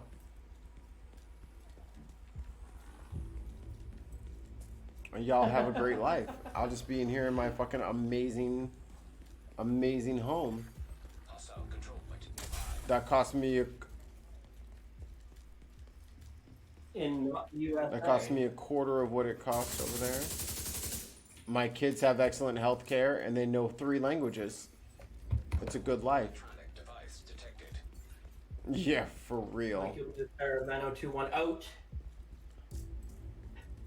Or 9021 oot if you're in the Canadian version. Alright, let's see. Locate the SHD distress signal 37 meters away. Oh, I see it. They wouldn't get the joke in Canada. They'd be like, it's 9021, get the fuck up out of here, guy, eh? Lost in translation. Doesn't translate directly. Look, you just stay where you're at and I'll come where you're to. Canadians. Southerners who made it way far north. Agent, I'm having some problems with your comms. Audio is breaking. Oh, the elevator's broken. Or is it? Do I want to get in this elevator? This elevator is... Thank you, Dalian, but I think there's a little bit of sarcasm on that. Or I'm just... Canadian. The people smart Yeah, enough to Canadians survive are just here. Southerners who figured out how to, you know, like, not die from the cold. I don't know what Yankees are. The stupid Just- were weeded out a little bit, and now we're just really You're just chill distilled people into... who are, You guys have been distilled who are by racist, ice. I guess. Or at least we're not. Ice distilled Southerners. we're ice distilled people. There you So cold see? here, we had to have Canada. the warmest of hearts. Cold land, warm hearts. Who can disagree with that? I challenge anyone.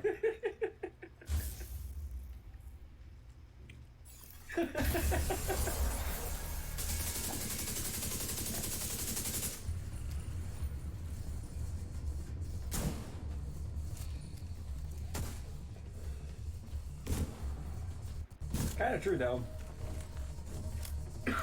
Really, by and large, Canadians are generally nice people. Like, I've noticed when people tell me that somebody's an asshole, and they're talking about, like, it's a Canadian talking about another Canadian, and I meet them, they're Oh, shit. always, like, just not that bad. Vital signs critical. Yeah, we're a Like, special you kind of shouldn't be the asshole assholes here. I We're know over like in the States. highly targeted assholes. Well, like, but like that's the, it's like, I don't know. You guys, you dial it up somehow. Sometimes, like, in a different way. Ow!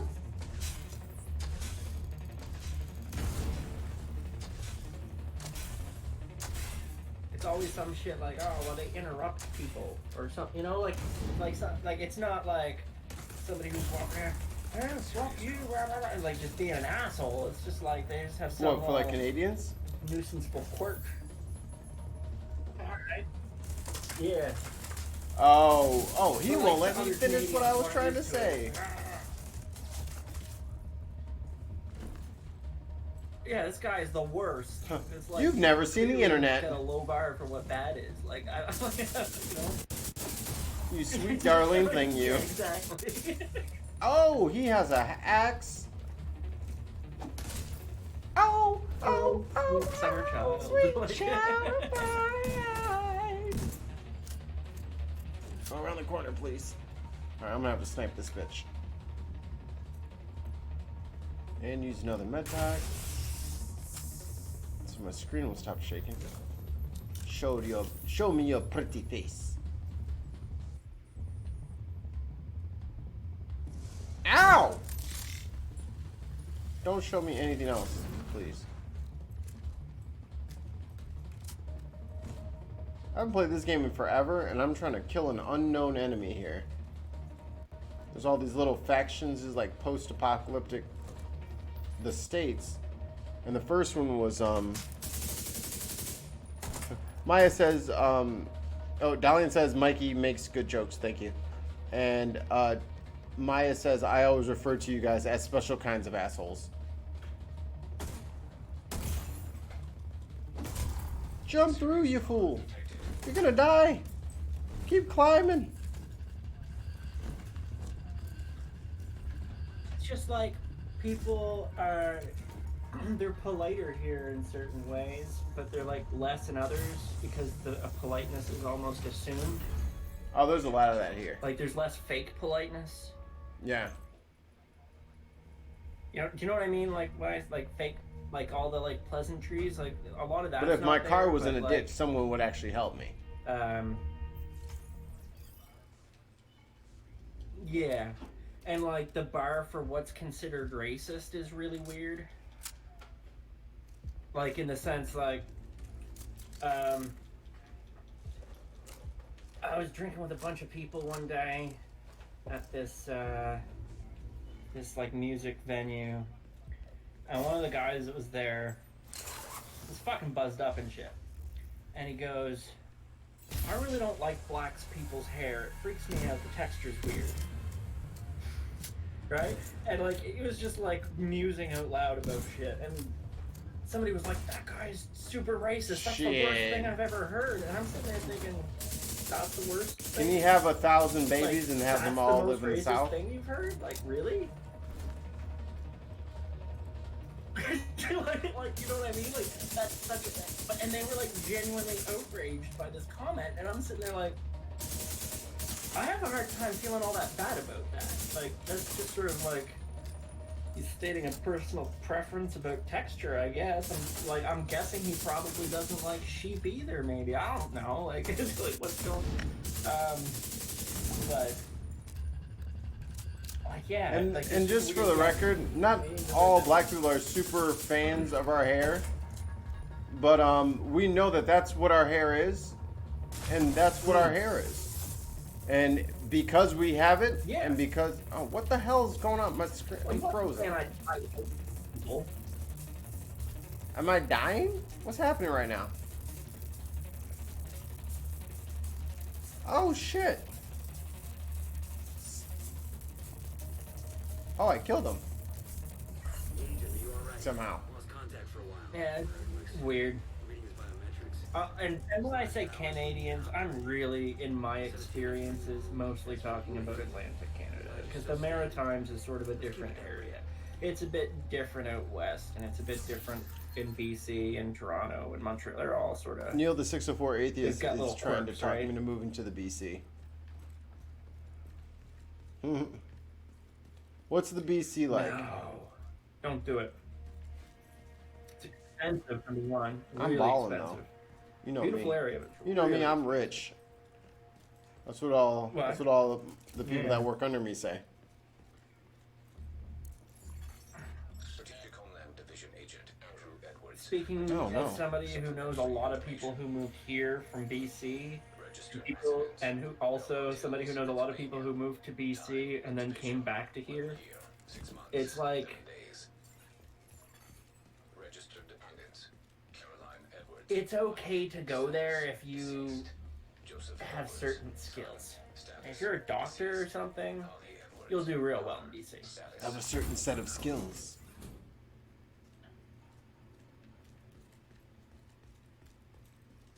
Shit. But like cost of I can't living imagine their cost of living is any more than High. what I'm currently suffering through.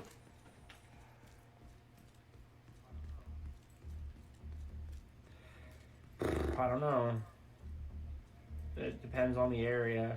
Like the problem is that like the nicest areas are definitely the most expensive, and like some of the areas that are shittier, that are cheaper, are all, they have other drawbacks. Like they're really isolated, or you know, like just low access to shit. It depends. There is nice areas. I'm not shitting. So on you BC. guys heard It's it here like first. the Dave second nicest McGinnis, place in Canada. anti-BC. He calls it. He's all. He's about that AD. No, I'm Fuck I'm BC. pro maritime. There's a Well, what's AC. Atlantic Canada? Because I don't have a fucking map in front of me. So y'all's geography confuses me from time to time. That would be Newfoundland, Nova Scotia, What's New PEI? Brunswick, Labrador, and PEI. So Prince where's Edward Island. New Brunswick is terrible. Prince Edward Island is an island, and it's very isolated. So there's that. Newfoundland's also an island and Where's- isolated. Although where's the people there are really Toronto? nice. If you want to get drunk all the time, that's a good place to go. Yeah, but like what Providence? Niagara Falls. What Providence is that? Ontario. Ontario. Is that Atlantic? Ontario. Oh, so you're east No. of Central. Toronto. I'm just north of New York. We're like like if you drive along the coastline, you would go up the coast along the edge of the peninsula, along the edge of Oh, New okay. Brunswick, and then straight into That Maine. makes sense to me now. You're on the main side of Canada as opposed to like Yeah. the. Why can't I get out of this building? I bet the game is glitched. So like BC is to Canada in prices and climate right now what California Yeah, I live in is to the Chicagoland, States. so it's not much different. What is this? Is the cost in Chicago cheaper than the cost in California? I It heard is. that California is hella expensive Downtown right now. Chicago, yes. Outside the city, it's still a lot more than most suburbs.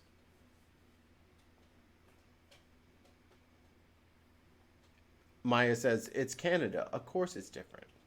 What are you updating? Because if you're on here, then you can. Oh, you're updating your laptop. That's what you're updating. You can join from your phone, Maya. Just saying. You do have a Twitter app on your phone. Just saying. It decided to update itself. Okay. I need an update. It's become sentient. Unplug it, unplug it, unplug it. No. You have to starve the beast. Oh, I'm done getting my ass whipped in fighting games. The Division is glitchy and I got stuck in an elevator shaft. I don't even know if I still have Outland was this. pretty fun. It was alright. Oh, I do. It's loading. Oh, ding dong. Someone's at the door. Let's see who it is. There you go. Hey, Mikey, found my Twitter app. Yeah. Are we all still awake? Yeah. We're just chatting away about Yeah. Canada and Oh, Canada. Blame Canada. oh, Canada, eh?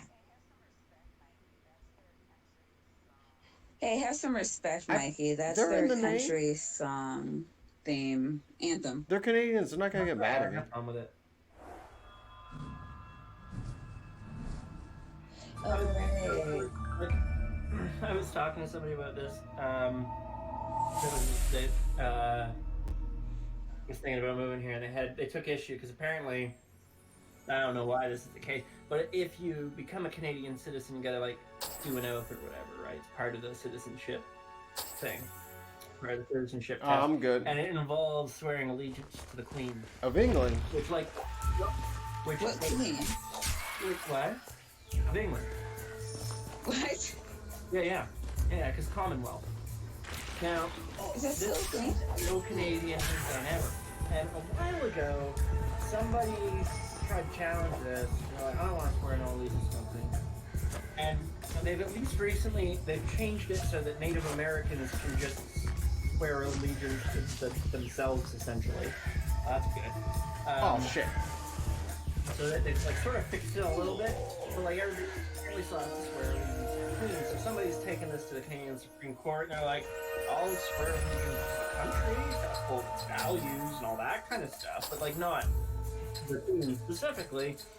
And the Supreme Court's answer was basically, well, you know, you're sort of swearing allegiance to Queen, but we don't really take it all that seriously, eh? You know, like, it's more of a symbology than really, like, the person, but you still gotta say it, because that's just sort of, like, been what the tradition is, eh? In fact, once you're done saying it, I mean, you can denounce the Queen and call for the downfall of the royal family if you want to. So they're basically saying, you know, you just kind of do it, but nobody... We don't want to change any papers or forms. We just want you to do what we do and shut up about it. Like, just, we don't even take it seriously. You're Why the do you take it first seriously? person to actually read what this.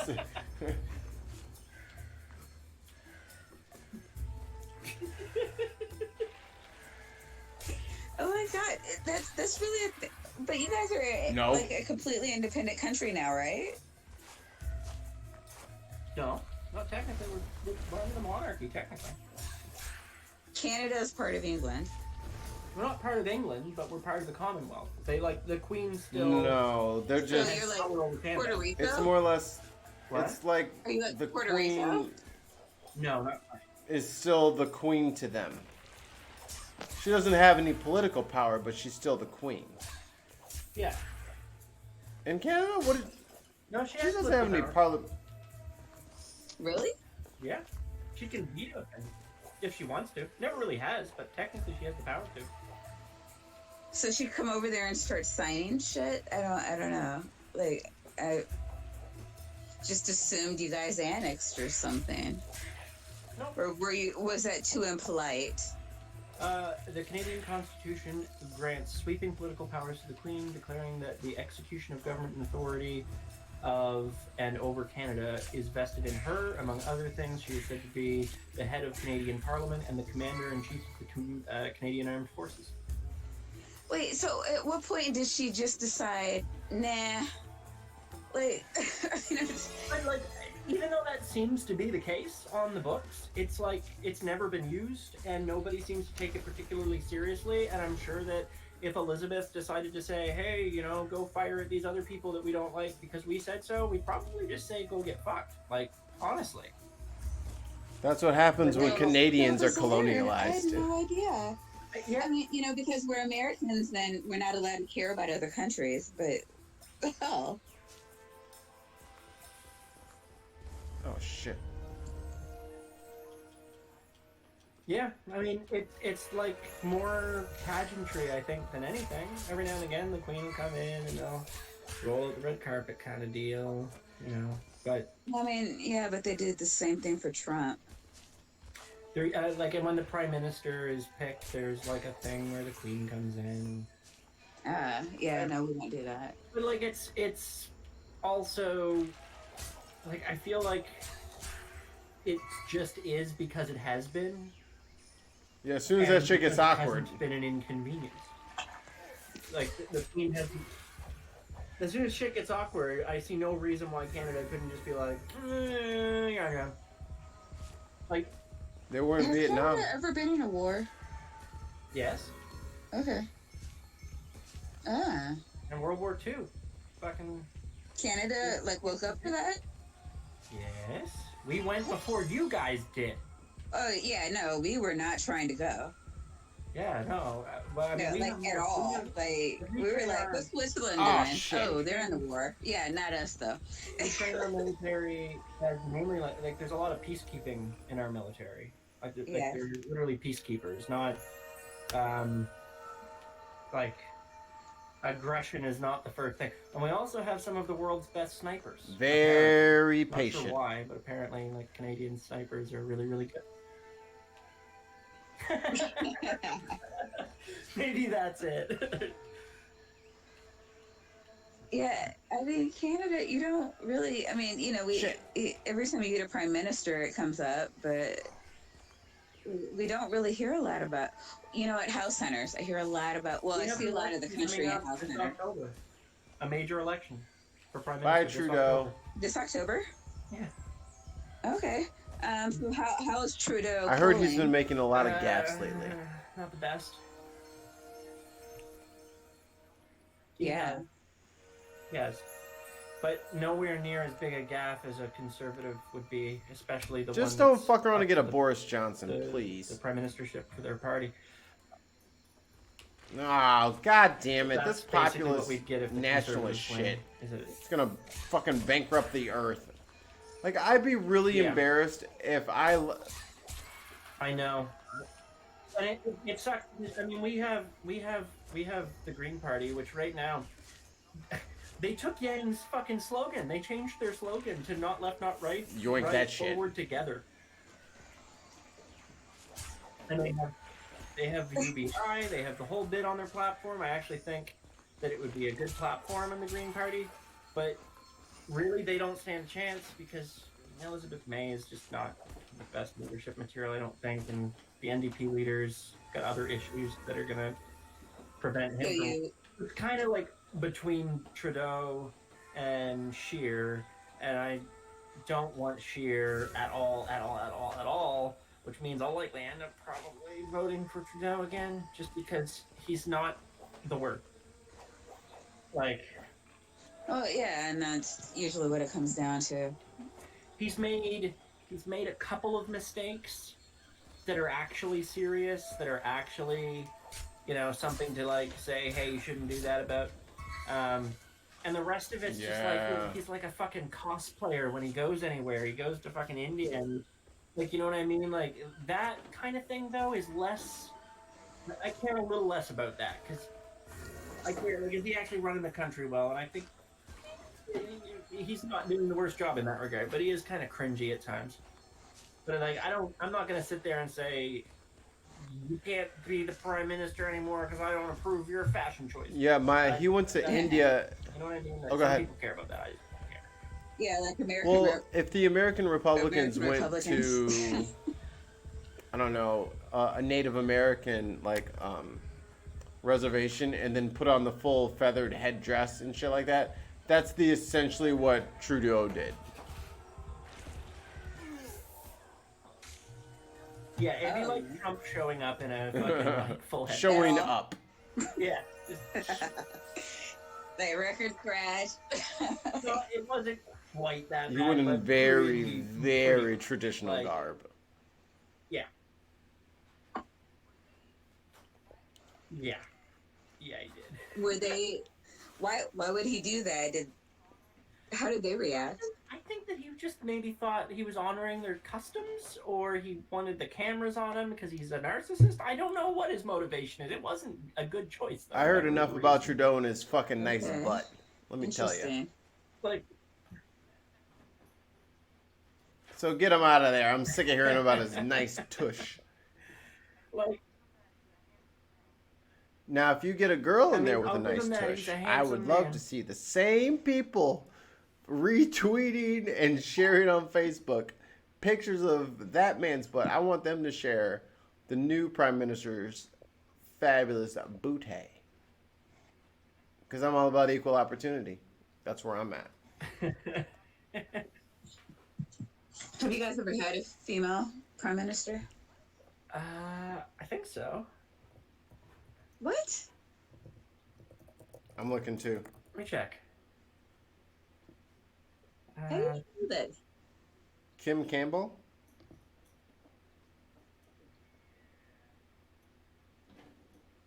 Yeah, maybe. Yeah, yeah. She served as the 19th Prime Minister of Canada from Yeah. June 25th, She's the only 1993 to one, though. November 4th, 1993. So they've had one. Yeah. Fucking, what's today? Decades before we did.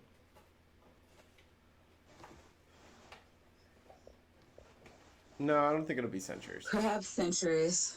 Ugh. I don't know how much longer we're gonna last.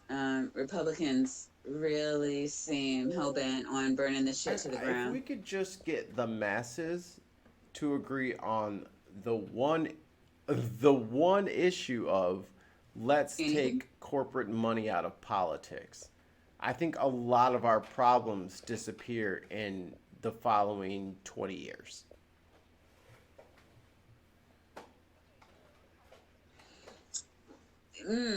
Okay, so how do we get them to like stop doing their You very kind of have favorite to thing. get like the Just Us Democrats. Like you kind of have to get people to pledge that I won't take donorship money, and then when those people run for office, those people get elected.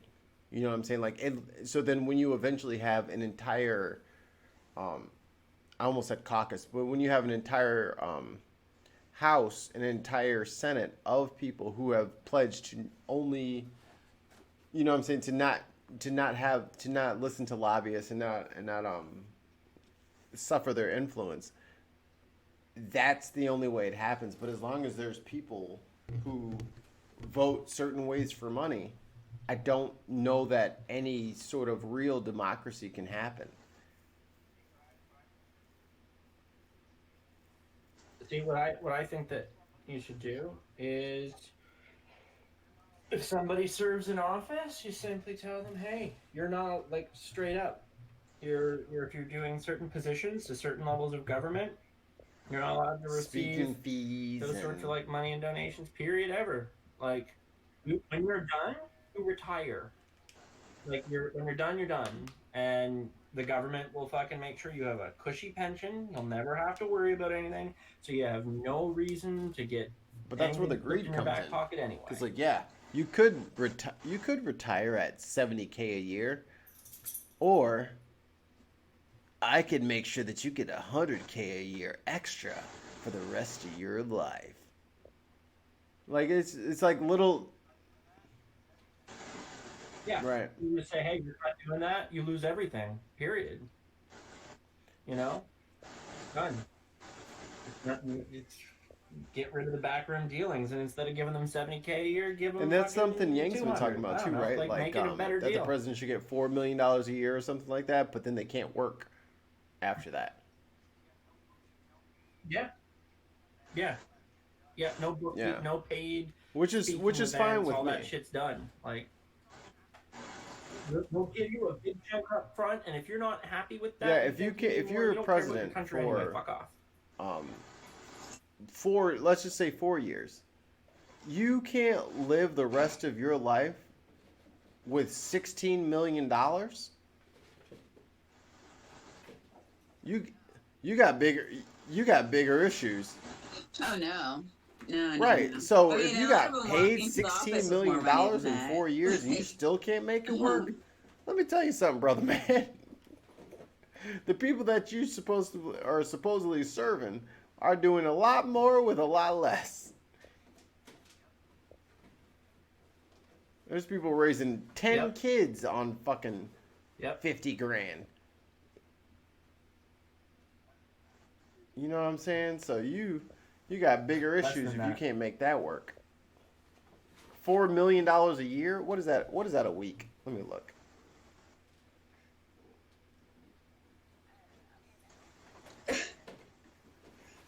I don't know. I mean, we can't get people on one page. That's $76,923.08 a week. Whew.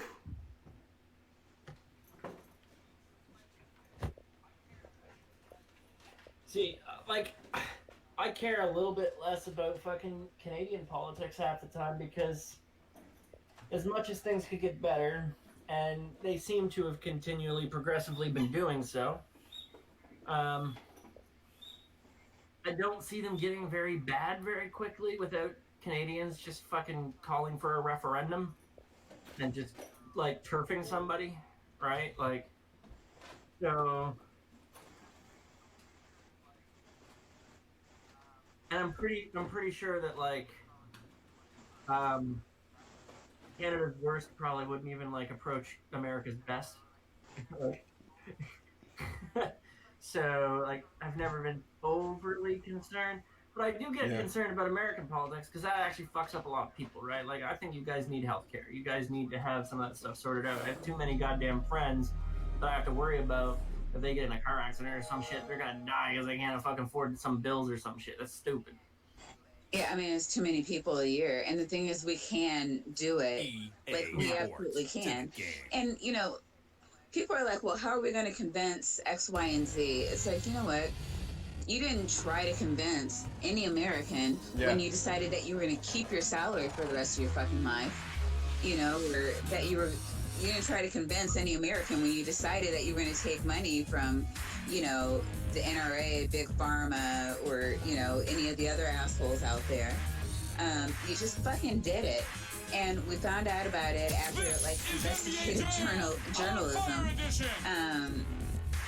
It just, like, I mean, the things that they want, they don't even try to convince us about. Like, it just happens.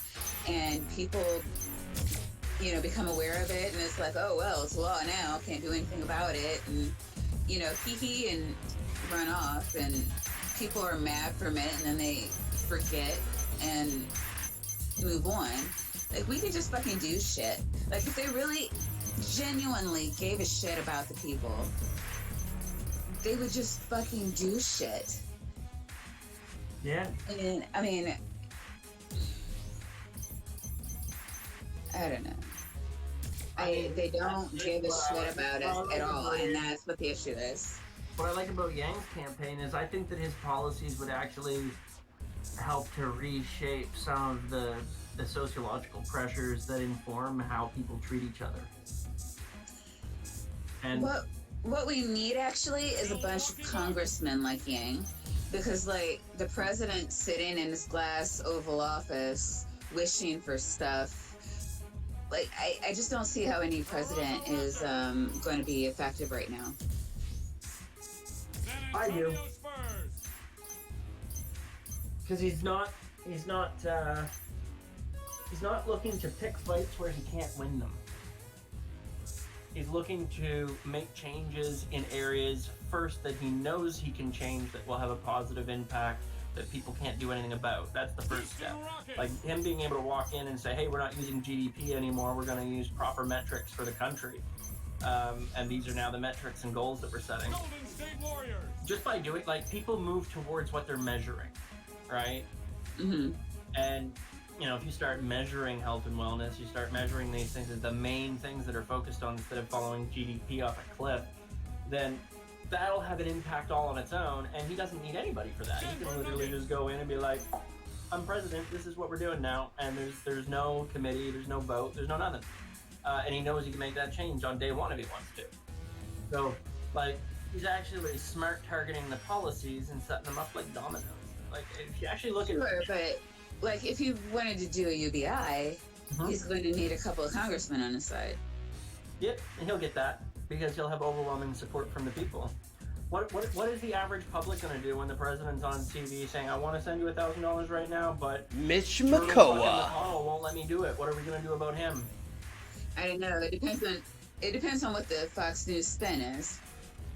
I don't think it will, because even Fox, the people and pundits there, some of them are like warmed up to Yang. A lot of the conservatives are warmed up to Yang already, right? A lot of them like him. A lot of the libertarians like him. Libertarians? Well, because The libertarians because part of Yang Ying's message is, I think you know better what to what? do with the money you get from the government than, or that you would give to the government, as opposed to letting the government decide it for you, and that really appeals to them. Yeah. Yeah. Mm-hmm. Yeah. Oh shit. I've talked to some pretty hardcore. There was a person during the last debates. I seen this happening on Twitter when I was following the debates, and you and I don't know if I told you this, Mikey. Actually, guys, I seen this happen while you were on with Nick and them. Some person. Wow. Their username was Trump Warrior, and after the debate, they said, "I'm Yang Yang now.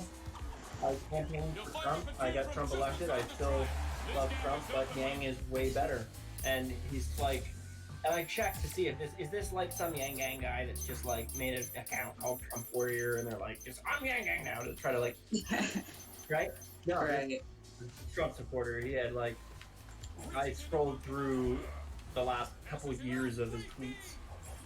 Hardcore supporter, totally flipped. Lots of followers. Yeah, I mean, I'm not surprised.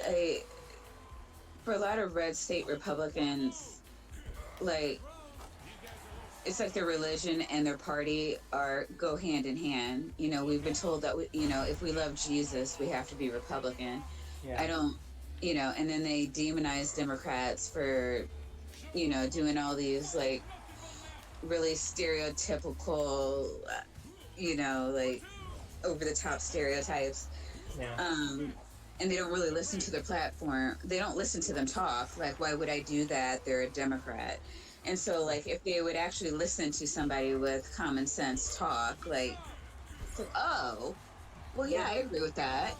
Some of them, they've listened to Bernie, they've listened to Warren. They There's a lot of Trump supporters that are now supporting Bernie, especially since he hit the Joe Rogan show. Some, but not. So Bernie is the only other candidate that's appealing to some of the Trump supporters. Him and Yang are both polling at around 10% support from Trump voters, which is really high. Yeah. They're the only two. And because neither of them talk like a Democrat.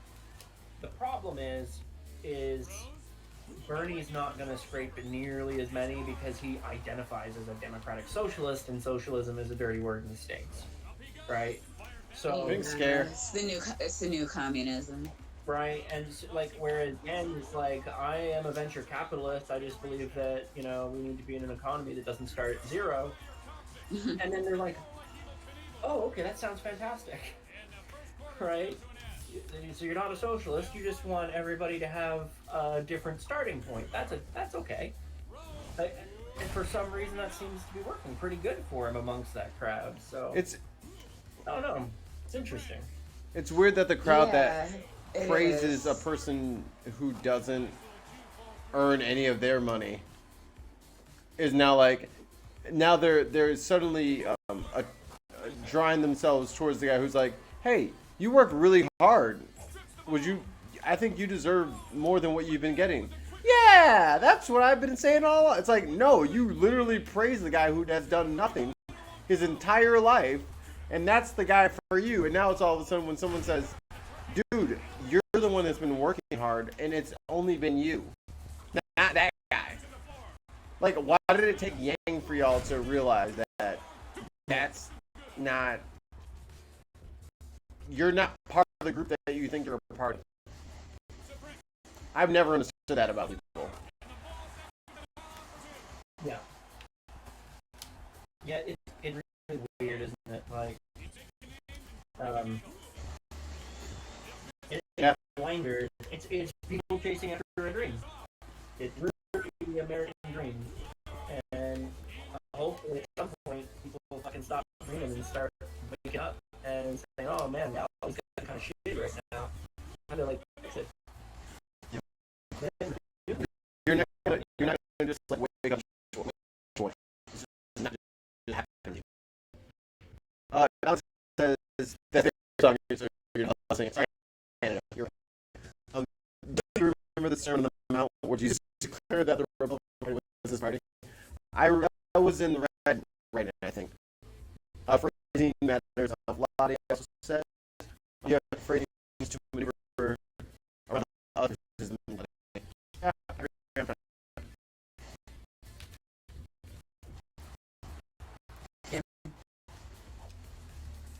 And like, I kind of get annoyed. Like, there's a lot of people who are like, people who voted for Trump just. I don't think that they're all bad racist people. I think there's a lot of them that are just stupid. Yeah. There's a lot of people who, they're in fucking dire straits. They're in some poor farming country, and here they see this guy who's living in a fucking golden tower in New York, and he's been on TV, and he's a celebrity, and he's all the things that they want to be, so I'm gonna vote for that guy. Right? Because it's like the opposite of what they have. And like, yeah, if which he never even promised them. That's the wild part. Yeah. It's like Bizarro World is what it's like. It's like he never even told them, yeah, you'll be rich like me. Weird. He just literally said, look how rich and awesome I am.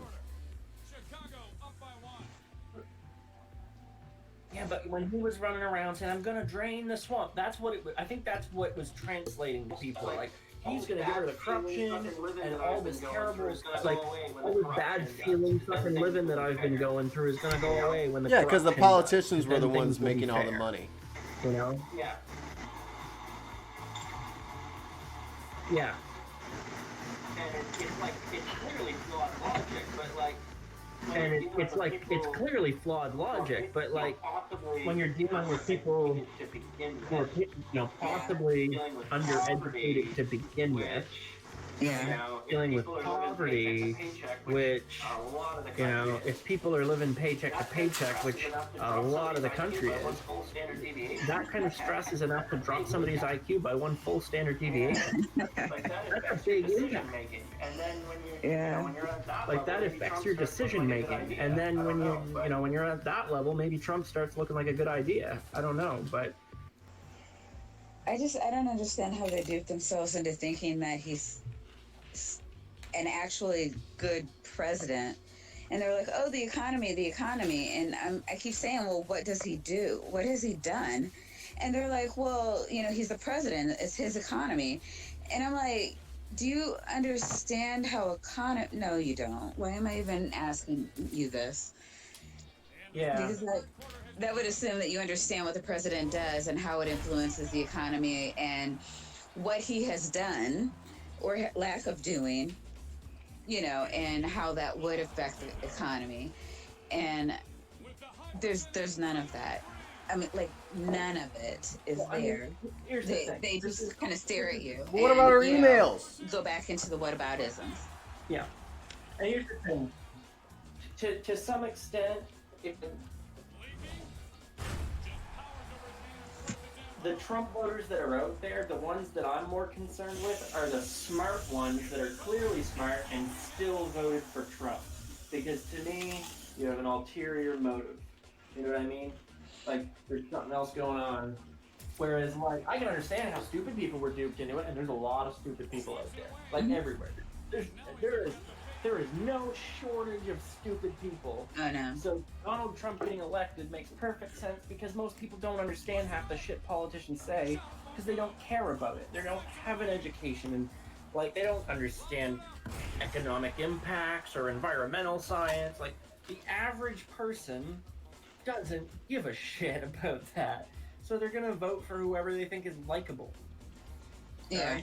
Right. And Trump came across as somewhat likable, a little bit bumbling. Well, he had a penis, unlike that other candidate. Yeah, I'm sure that helped him with some people. He polled insanely high with insanely higher than you would have expected with the Hispanic population, especially men, who tend to be more misogynistic than other populations. Like, and then when I look at Trump's polls against all the current Democratic men, and then you look at his polling with Warren, it's really hard for me to believe that there's I think not a on lot the of I think on the misogyny I think in on the there. Latin.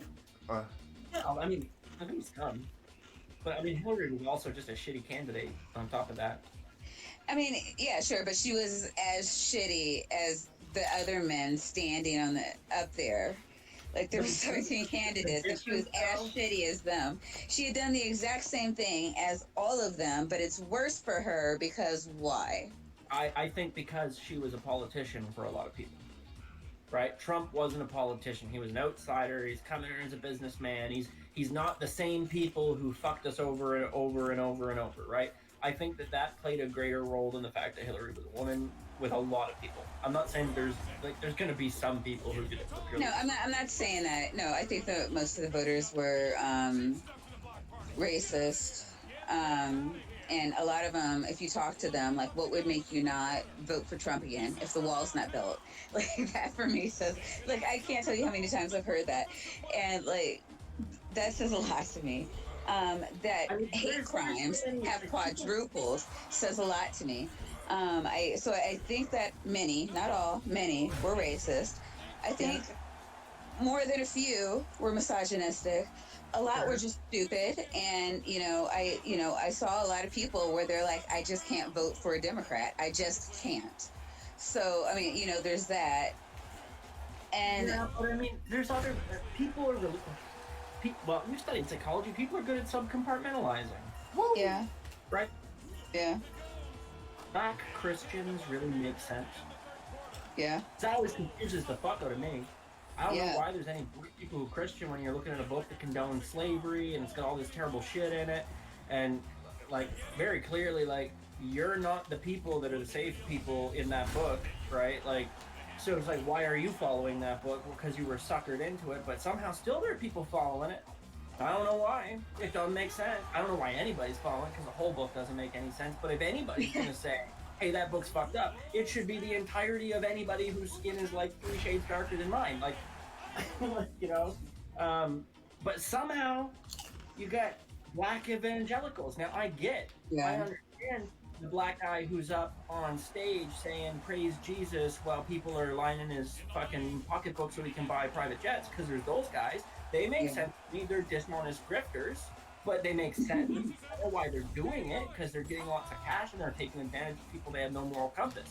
But what about the other people following them? Why does that make, like, it just and Trump voters are no different. They're sucked into an ideology. It doesn't make sense, right? But for whatever reason, they've subcompartmentalized. Oh, well, grab them by the pussy. I guess that's okay. We'll let that go. Like, they just kind of ignore that and focus on what they want to see.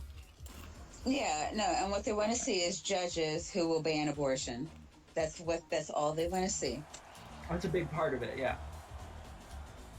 And in their minds, I mean, I'm sure that there's at least some people who their minds is like, well, even if he's racist and an asshole and a sexist, Or they say I'm not gonna have to, or I'm not gonna have to pay that $1,000 fee because I refuse to get health care. I know people personally who that was their reason. Well, he said he's gonna get rid of that mandate, and that was expensive for me. Yeah. Never mind the fact that they make fucking, between them and their wife, like 130,000 between the two of them, and y'all are mad about $1,000. But fuck that. Yeah. Fuck the country. I don't want to pay that fee because I refuse to either get health care through my employer, which was an option for both of them, or, just sign up for Obamacare and then you don't have to pay that. But you refuse to take the free option. So now, okay. So now fuck America. Because I'm not paying it. Pretty much. Like, I can't, like, I don't understand. I really still don't. Me and you have talked about that too before, Mikey, though. Like, how is it that Christianity is so ingrained in and still accepted in the black community? Like, I don't understand that, because it seems crazy and abhorrent. It seemed that way to me. I don't even have any of that baggage, and it seemed that way to me when I was a kid, and I just don't even see how people. You know what I really want to know is like why we as a community tend to be more, and I mean there've been like studies done on this too, that the black community is the most superstitious of any other race. Yeah. And I'm like, what? How the hell did that happen? That's what I'm like, and that's not like, and that's what it. I mean, that's really what it is. Like, we could break that. I think. I mean, because there's a lot of black people like running around, like this is, we had our own religion in Africa. Yep. Like, this is the That's white my man. This is our standpoint. slave master's religion. They told us to have this. Like, I've heard that so much, and I'm like, why hasn't this permeated, like, and this started back in the 70s, I think, like with the Black Panther, I guess the 60s, with the Black Panther movement, like trying to caught on, and I don't understand why. I don't know why that didn't catch on, because I mean there are a lot of things that I remember hearing. I knew before I learned it that black people in Africa sold us to the white people, in America. I knew that everybody came out of Africa. Like when white people, I remember hearing about it in classes. You could tell the white people who were just, like hearing it for the first time, like, wait, what? How do we know this? Where can you find this? And I'm like, oh my God. Um, but like black people, Admittedly, ask any black person, we all knew. Like yeah. there are things that we know, like facts, science that did not come out of school. But like this isn't like, and every black person knows this, but none of it, like the superstition stuff, none of it caught on. I mean, like, And I mean, there is a maybe it's lot of just that the though. human need to need a savior. I think it's PTSD. And it's just like I can't let this one go. Maybe it's PTSD. I don't think that that's multi-generational. Well, no, technically it is. I mean, you do have the impact. That's what my thing is. I think it's from, like, literally yeah. just PTSD. Um, We have literally just our ancestors were oppressed, and I think I'm about to be done saying ancestors. And I think I'm gonna go with my granny's great granny, because that's literally how far back we're talking. let's call it What's PTJD. J? Oh jeez. Jesus. Post-traumatic Jesus disorder. Jeebus. Can we get that in the DSM? Y'all ain't talking about Right. Jeebus. That's a capital G. That's a capital B in Jeebus. Thank you very much. Um, And I mean, admittedly, like, this is just a curiosity because it just, like I said, just doesn't make sense to me. Exactly how that wound up that way, and that's Whitey sticking his nose into business that it doesn't belong in, perhaps. But it is confusing why you have some of these traditions that are like, I can understand them being there to a degree, but it seems like in some regards they're stronger in the black community. Well, than especially outside of once it in certain once ways. the It's like, abolitionists that's really weird. win their movement, yeah, and then people tell you, well, that was through the grace of Jesus. Yeah. Now you gotta put that into your Yeah. kids because fucking, we're saved. Finally. Mm. Yo, y'all forgot the whole fact that y'all was under fucking slavery for 400 fucking years before they let you out. Where the fuck was this motherfucker in? Y'all tripping. And that's been my whole thing. Y'all Yeah. tripping. It's kind of fucking bizarre. Like, you'd think that somewhere along the way that more people would be like, hey, that don't make sense. Like, I'm not that's a going. little strange, doesn't it? Like,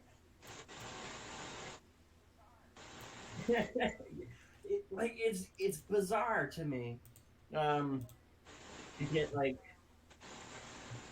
you know what it is? It's the same kind of bizarre when we did that debate over on non-sec, and we brought in that guy to fucking debate JF, and the topic of, like, that did not work you out know what I'm well. talking about too, right?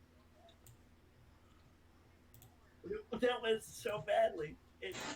Me and Bull were in the wait, back. what happened?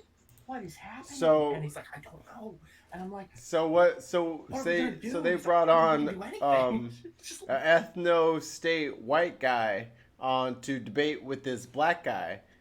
Turns out the black guy wanted a black non-sec. ethno state, and so Yeah. they were just like, I heard about yeah, that. you stay over there, I'll stay over here. All right, and they were just like, no. Everybody who was running the show was like, wait. That's and not. so, oh, That's this not is what we were okay. trying to get at all. It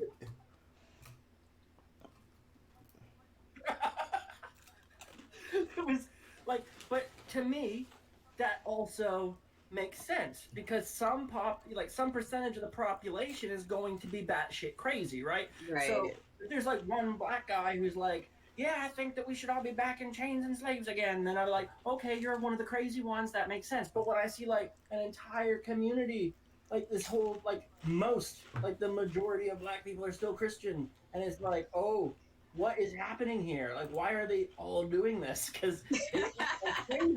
I hope, like, like, because it makes about as much sense to me as the other. Like, they're just on the Minus same level. one. Why?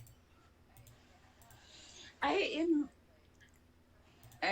know. I mean, it's just kind of weird. Like, for me, I've always been, like, I don't know, trying to understand people. Like, they're, I never want to write somebody off. So it's just like, okay, maybe if I understand why you're wrong, I can help you understand why you're wrong. I ain't got time. So talk to me about it. And I'm too busy. That's usually I'm my so approach. busy. That's a psychology thing, I think. I got video games to play. well, I mean, and so my thing. Well, yeah, World it don't takes all different move types to make by the the world beat go of round, just right? one drum. But What so- might be right for you may not be right for some. Go and take it, Maya. Ah! So what I was Different saying. strokes it takes. Different strokes it takes. Different strokes to rule the world. Right. Mikey's getting this damn line. I'm Scary. sorry. Ba-doo, ba-doo, ba-doo-doo. He's got the drum solo. Valiant. No, but like, okay, so I thought it was kind of interesting because I had been hearing about different atheists doing different, like, let's say fundraisers or, like, good things. And I'm like, why the fuck are atheists doing shit? Like, this is weird to me, right? And so I went onto YouTube just to try to figure out, like, why would an atheist help anyone outside of themselves out? This doesn't make sense to me. And I stumbled across, Dillahunty, Iron Ra, Seth Andrews, and I was like, oh shit, really? Like, is this real? And What do you mean? yeah, I mean, it just kind of jolted me out of my I don't know. I think I've heard some other people saying this too. Like, they would study to try to disprove what an atheist was saying to them, and as you study, you're like, oh fuck, he was right. But like, for me, like, I can't just stop there. Like, there's other stuff that comes up Right. when you're studying one thing, a bunch of other shit comes out, and you're like, oh well, what about this and what about that? And I'm like, oh my god, like, this is insane. And I'm like, well, I got to know more because, like, this can't, like, where did this come from? And then, like, oh hell. Like, why Thank are God. the Black Lives Matter people not just, like, showing up at Catholic churches on Sunday and, like, marching around yelling Black Lives Matter, and they see, like, somebody sitting on the pew that's black and smack them in the head? Hey, yo, like, before we get to the Black Lives Matter, I'm waiting for the large outcrying of the All Lives Matter crew, because they have been missing in action. I ain't seen them bitches in like 3-4 years. They ain't cared about a single life for 4 to 5 years. I ain't heard them stand up to nothing. They don't give a damn. No, man, they're taking a nap. It's tiring to care about all of the lives. If you only have to worry about one type of life, right? They're tired of shit. Pace themselves. They used up all their, like, karmic energy and shit. For everybody, They're fucking. They're all hibernate. They'll be back. They're pooped. Well, yeah. Wherever there is a Black Lives Matter movement, there will always be a white life. No, it's not White Lives Matter. It's all lives. Because we can't. It's all White lives. I'm sorry. We all know what all lives means. Why are you talking about white people like it's their fault? Look, like, they're clearly, it's all lives. I don't want to hear white people talking about this. David's like, hey, wait a minute. Hey, I just remembered I'm white. That's me. Son of a. I'm trying to get you guys on cam. I'm not saying all white people The are evil evil. white It's people just the are evil evil white by people. definition, though. yeah, fair enough.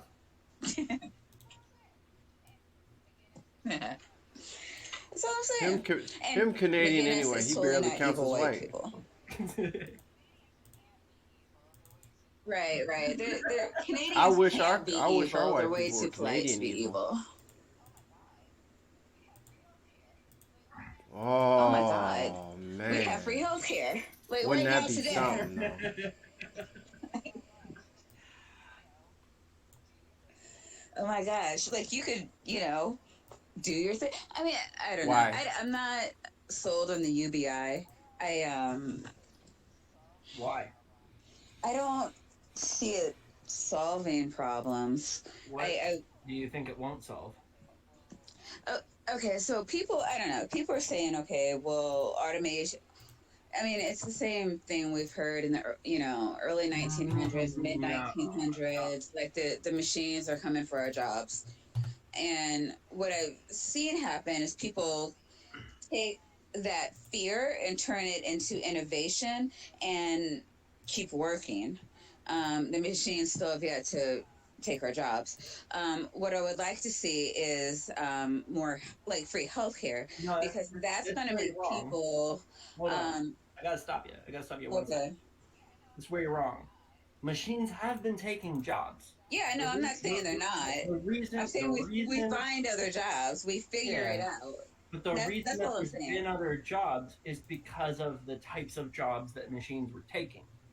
The types of jobs that machines are taking now affect way more people at once, and the people who have them, there won't be anything similar that is there to replace, right? It And doesn't then have to be. It you doesn't have have the to be retraining similar. problem.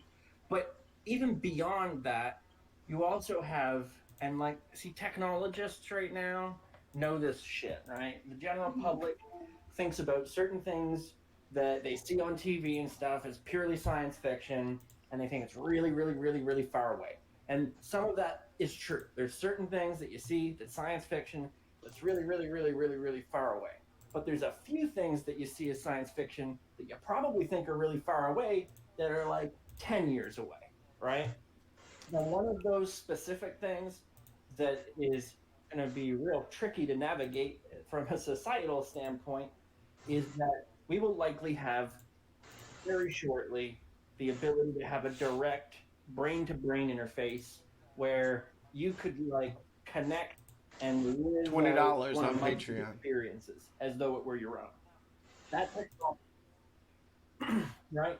Now, that is going to have such a massive, it would essentially be the first time in the human species where somebody could experience true empathy, right? It's not just like, oh, I'm imagining or trying to figure something out. No, like they have experienced it like you have. Now, Dark is working on this. Uh, Tesla's company is working on the Neuralace to some extent. That's in the same category. And they expect this to be available technology to the public in the next decade. What does that do to the fabric of society? How does that affect the criminal justice system when you can literally know what somebody is feeling and what their intentions are? What does that do to the education system when you can replay information into the head? What does that do to racism when you realize that even though people look different, they think and feel the same? Or maybe they don't. Maybe we're all shocked, and when somebody experiences being white who's black, and they're like, "Well, that was an entirely different experience." I don't think that's the case, but we don't really know right now. We only can guess because we've never had a true empathy. So the reach and impacts that that's going to have on society from like so many levels, we have no way to actually even know what that's going to do. That'll transform the species in a way, in the same way like So the much internet has. Look what the porn internet so has done quickly. to society in a very short period of time. Mm-hmm. Yep. We made so much porn.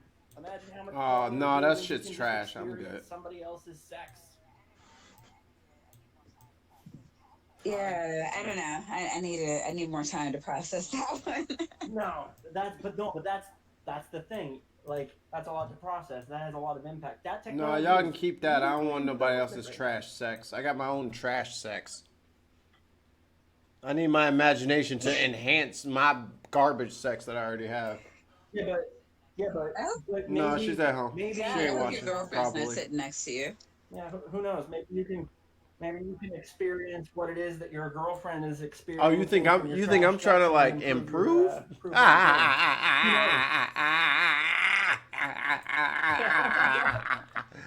Who knows? You are something else, Mr. McGinnis. Ain't nobody trying to improve shit. That's her loss. I'm You just should have picked somebody who wasn't trash. I picked. I voted up. She voted down. That is her problem now. Sucks to suck.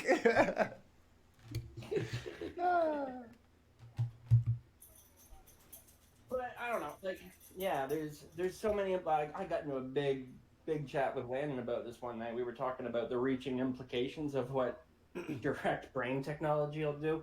And if we Mhm. end up with the ability to back that consciousness up externally, which we might, that'll be further away.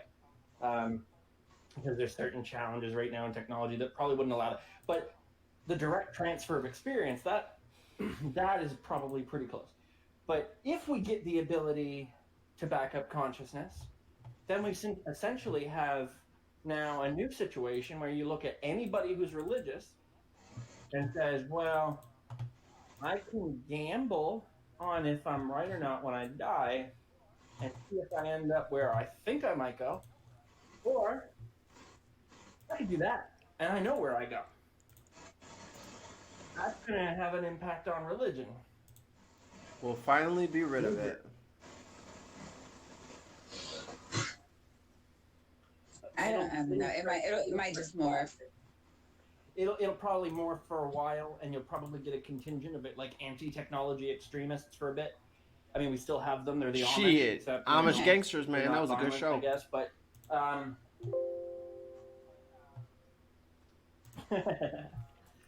but yeah, I think a lot of a lot of the allure of religion. A lot of people get sucked into religion over grief. They want to see their family again. They don't, they want to see their grandma. They want to have fucking They want to tea beat with Gandhi, whatever Mario the fuck on it is that they Castle want to do. 9, Um, level 5. and- Like they want to do it. Yeah, and you know, if that's the only like you want those things, and the religion is the only thing that's promising that, even if you can't verify it, at least it's saying so, right? But on the other hand, if we create our own version of heaven with a technology, well, questions off the table now. Now we know where you go if you want. And it's funny because I Alluring. was friends with this dude that I used to work with, and he came over here, and whenever I invite people over, I always cook, and we always have drinks. That's just a thing. Come here, puppy dog. When buddies come over, so I don't know if I made pork chops or steaks, so we're eating that shit and laughing and joking, and everything's cool. I'm just being a hospitable guy, and he just decides to do this whole religion thing because he found out through the grapevine that I was a non-believer, agnostic, atheist, whatever. Well, no, he just kind of like was just like, oh, well, what about this? If you don't believe in that, I'm like, look, man, we're just trying to chill, hang out, have some food, have some drinks, play some video games. I'm not trying to do all this shit. And he could not let it go. And I'm like, look, bro, I'm not trying to challenge you on your beliefs because I'm not ready to put you back together if you fall apart because your beliefs are shattered. So, you know what I'm saying? Like, I'm not trying to.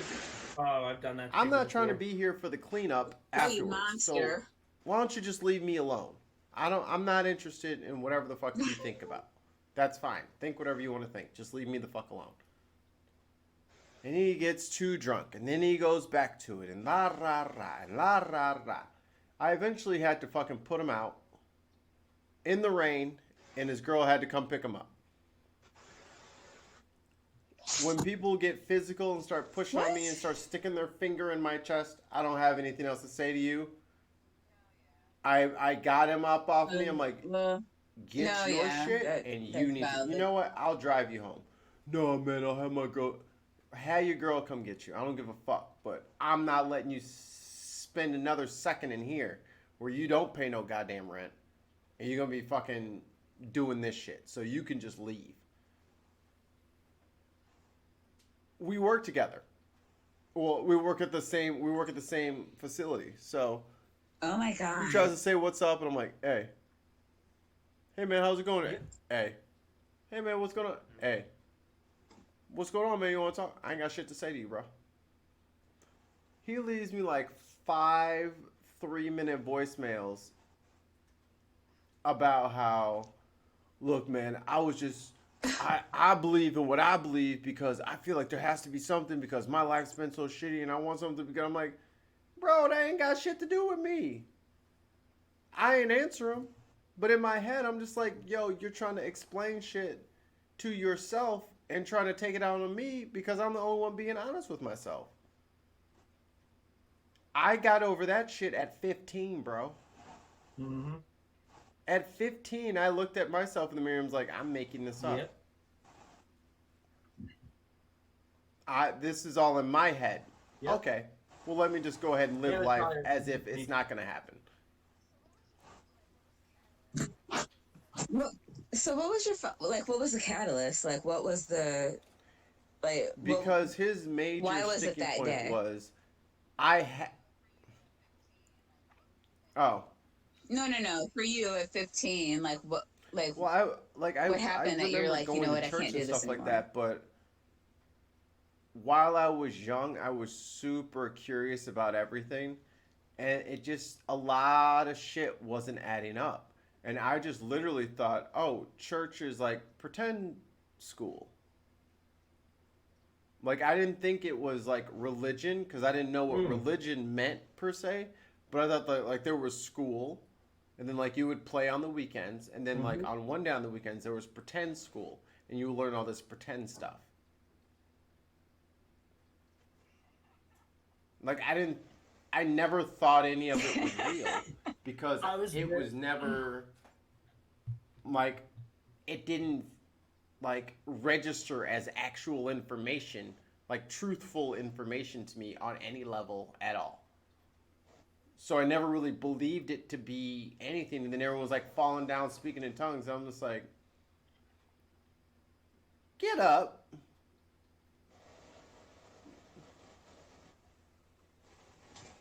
No, you had to deal with that. Yeah, I had to deal with So I JWs.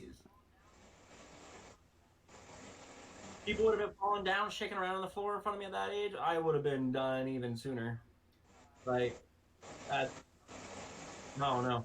I was the same way. I had too many questions and too many things just like immediately didn't make sense. I didn't realize until I was like, I left the Jehovah's Witnesses mentally, probably like somewhere between 12 and 14, 15, like in that area.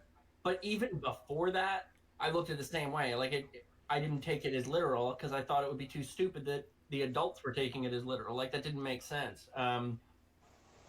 Yeah. And I got in trouble a few times for like asking questions and shit that you're not supposed to ask apparently.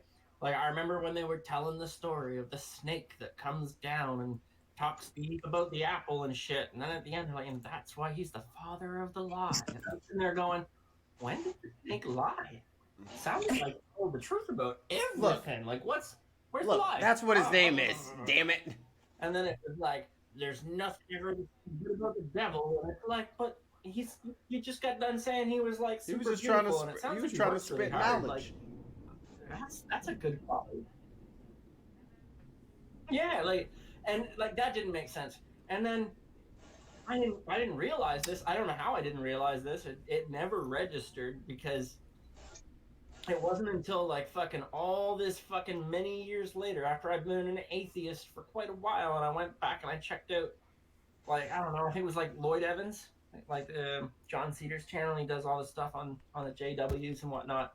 And I was like checking out some of the crazy new shit that they go on about with their like weird, now all of their like preaching is beamed in identically on TVs to the different churches, right? Like it's all pre-recorded and shit, which is really fucking kind of creepy and strange.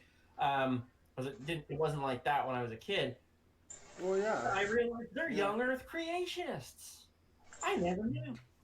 Because in my head, I thought they was reading science books and shit. So I'm just like, oh yeah, Earth's really old. Dinosaurs are millions of years old. Of course, like I was into that kind of shit as a kid. So them going on about um, like the Earth only being 6,000 years old, never even registered. I always just kind of took that to mean like, oh, that's just how Right. long that they think that we've been like writing shit down. You know, like that's the beginning of civilization. That's like Canada wasn't always here, but Canada, like it's always been here. You know, like it just always wasn't Canada. Yeah. Until somebody came along and said, now we're gonna call this Canada. So I just figured, like, oh, okay. Some people decided, like, all right, this is a thing now, like several thousand years ago, and that's where we were at. But yeah, the fact, I don't know, none of it made sense to me. And it made less and less sense as time went on. I've never understood how people have like buy into it, like where It's I don't know. and that's like you have to choose to like it. And I just wouldn't go there. To me, yeah. But to me, it would be like it's like if I were to watch a really shitty magician do the trick where they like pull their thumb off and put it back on to a crowd full of people, and they all stand there like he's a sorcerer. Like what is wrong? Like that's not like it's really obvious that that's not really all that. What is wrong with you Like- people? It was like he didn't take his thumb off. Come on, like he's just doing his thing, and they're like, no, that was what you're doing. And then you're a total dickhead if you say no. it's in his sleeve. That's not real. Oh, so you just don't believe nothing. You know what? Go. If you're gonna ruin the show for everybody, you can just go. Yeah. All right, you and his sleeves can go Yeah. make out in the corner And it's somewhere. I like, was just trying to say Okay. that it's fairly obvious what's going on here. But I mean, then, like, as I started getting older and started fucking, like, looking into other religions and shit just to, like, try to sort out the landscape, I was like, what's going on? Because other people think other crazy shit. I got to figure out why are people thinking all these crazy things? Like, got people over in this country thinking this crazy thing, and there's people, and they're killing each other over it? Like, what? Like, this would be like that same guy pulling his thumb off, putting it back on. They're like, he's a sorcerer. And he's like, yeah, now go murder people across the street. You're not gonna murder people across the Okay. street with us? Like, what's Are going you on? saying you're not with us? I don't want to get murdered, and I that guess dude's I'll murder thumb you never too, left but his what? hand. Damn. Why? Look, y'all know his Exactly, like, y'all don't come know on, that his thumb right. never left his hand. Okay. Oh, okay. You're stupid. Like, and they're like, that's right back to. It's like, is everybody just stupid? But then I know, like, really smart people who have left religion kind of like late. Well- and I'm kind of like, but you're clearly not stupid. So, like, what are you doing? Like, what didn't click? I feel like there should be, like, a way to figure out there's, like, a switch somewhere.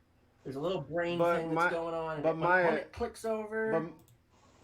But Maya, you've traveled, it's right? bullshit, and it all hits you at once. Like within So then the you United States, definitely yeah, don't I've never fit left the country. The case that I'm trying to make here, but that's fine. But it seems like people who, well, maybe you don't have to travel, but have you lived in multiple different kinds of like places? You know what I'm saying? Like people who have like a more well-rounded, more worldly experience tend to be less religious. I grew up I'm in an the anomaly country. then, because I've been Yeah, to you're an Europe anomaly. and I went on a cruise and I saw a lot of the Caribbean, and like all of my friends were from different races, and then like in different religions even, and yeah, they all had their different religions, but it was like, look, bro, that's what my mama says we gotta do. That's where we go on Sundays. I ain't really digging all that shit. But then like when it comes to when it comes to like the Christian No, you're right. American No, I shit, think I'm an anomaly. oh boy, heaven forbid, especially in the black community, heaven forbid you don't fucking pray over a meal, and then the prayer don't take 35 minutes. Oh man, y'all some heathens. We have to cast y'all out. Y'all are sinners. And it's like, bro, quit putting white people rule. We're gonna pray to Jesus that the food is still hot. by the Jesus time wept, I'm I'm hungry. The fuck out of yeah, so here. left him. I'm eating all through y'all prayer. Y'all better come on. Nobody got time for this shit. I just like stopped playing the game when I was young. I know that it caused my parents some fucking trouble because other people in the church would be like, "You gotta discipline your kid or some shit," like, you know what I mean? And they're like, "It's not." Beat the Jesus back into him. Yeah, like, and they never did. Like, they were pretty good about that shit, and like, eventually they left the church too, so that's good. But like, my mom was super into it. She only left because they like kind of fucked her over and stuff. Long story. Witnesses are fucking weird. Um, but like, I like stopped doing the whole fucking bowing the head and praying during prayers and all that shit. I'd just be like looking around at people like, what are you doing? And they'd be like, bow your head. And it's like, no, why? What does it do? Tell me why. Why are we doing this? Where does What it is say for? that your head should Prove be something, bowed and do your eyes something, closed? anything. Nothing. Like little simple shit like that I would ask, I'd get in Yeah. trouble for. Like, where are you No, going it with that? actually. To bow your head and No, close your eyes? it does. It actually does. Yeah. Where? Oh God, Matthew or Mark chapter 5. It's like when you're saying, the proud man, says his prayers very loud and boisterous and looks up at God, and that man has already got his reward. But to the man who is in the corner with his head bowed, who prays a I don't mean silent nothing prayer, about his bowing my prayer head will with my be eyes answered. closed.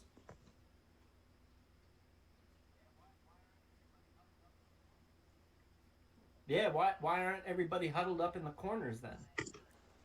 I mean, they should be. I've heard this one a lot. I try to find it, but I've heard this one a lot because people use it to, of course, shun, chastise, belittle each other, in the Christian community. And if your prayer is supposed to be silent to be answered, why the fuck you saying it out loud over dinner? Like, All good questions. All good questions. but like that kind of stuff. I was thinking when I was like 4. Yeah. Like I didn't get stuff for that. Like it was like, I don't know. I just wanted better answers. And when I asked questions about science stuff, I found actual answers. Like, why is this? Oh, that's why. What is this? Oh, we don't know that yet. We're working on it. Cool. I'm okay with that. There's still mysteries and neat things to do. And it's like, well, why are we doing this religion thing? And it's like, oh, we just do that. Well, but why? Well, it's just the way it is. Well, that's not good enough for me. I'm sorry. Like, especially when you're saying, don't talk to this person, or you have to do this thing, you have to do this thing, that thing, don't do this thing's bad, this thing isn't bad. And it's like, based on what? Because none of it seems all that fucking clear. I don't know. Yeah. Yeah. I mean, they don't do a great job of explaining anything, but that's. I mean, it's you can't, right? Like it. Would put more thought into it than was put into Bull it. posted this a couple days ago on Facebook. We are Canadian Borg. Resistance would be impolite. Please wait to be assimilated. The Borg. What was that The Borg was to? like that. Or was that, it just a tweet cyborg or something? race from Star Trek. Yes. Resistance is futile. Prepare to be assimilated or something like that. But the Canadians are like,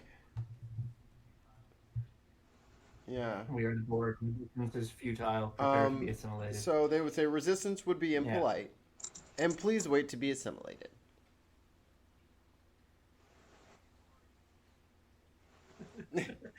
We are Canadian Borg. Resistance would be impolite. Please wait. Sorry for the delay.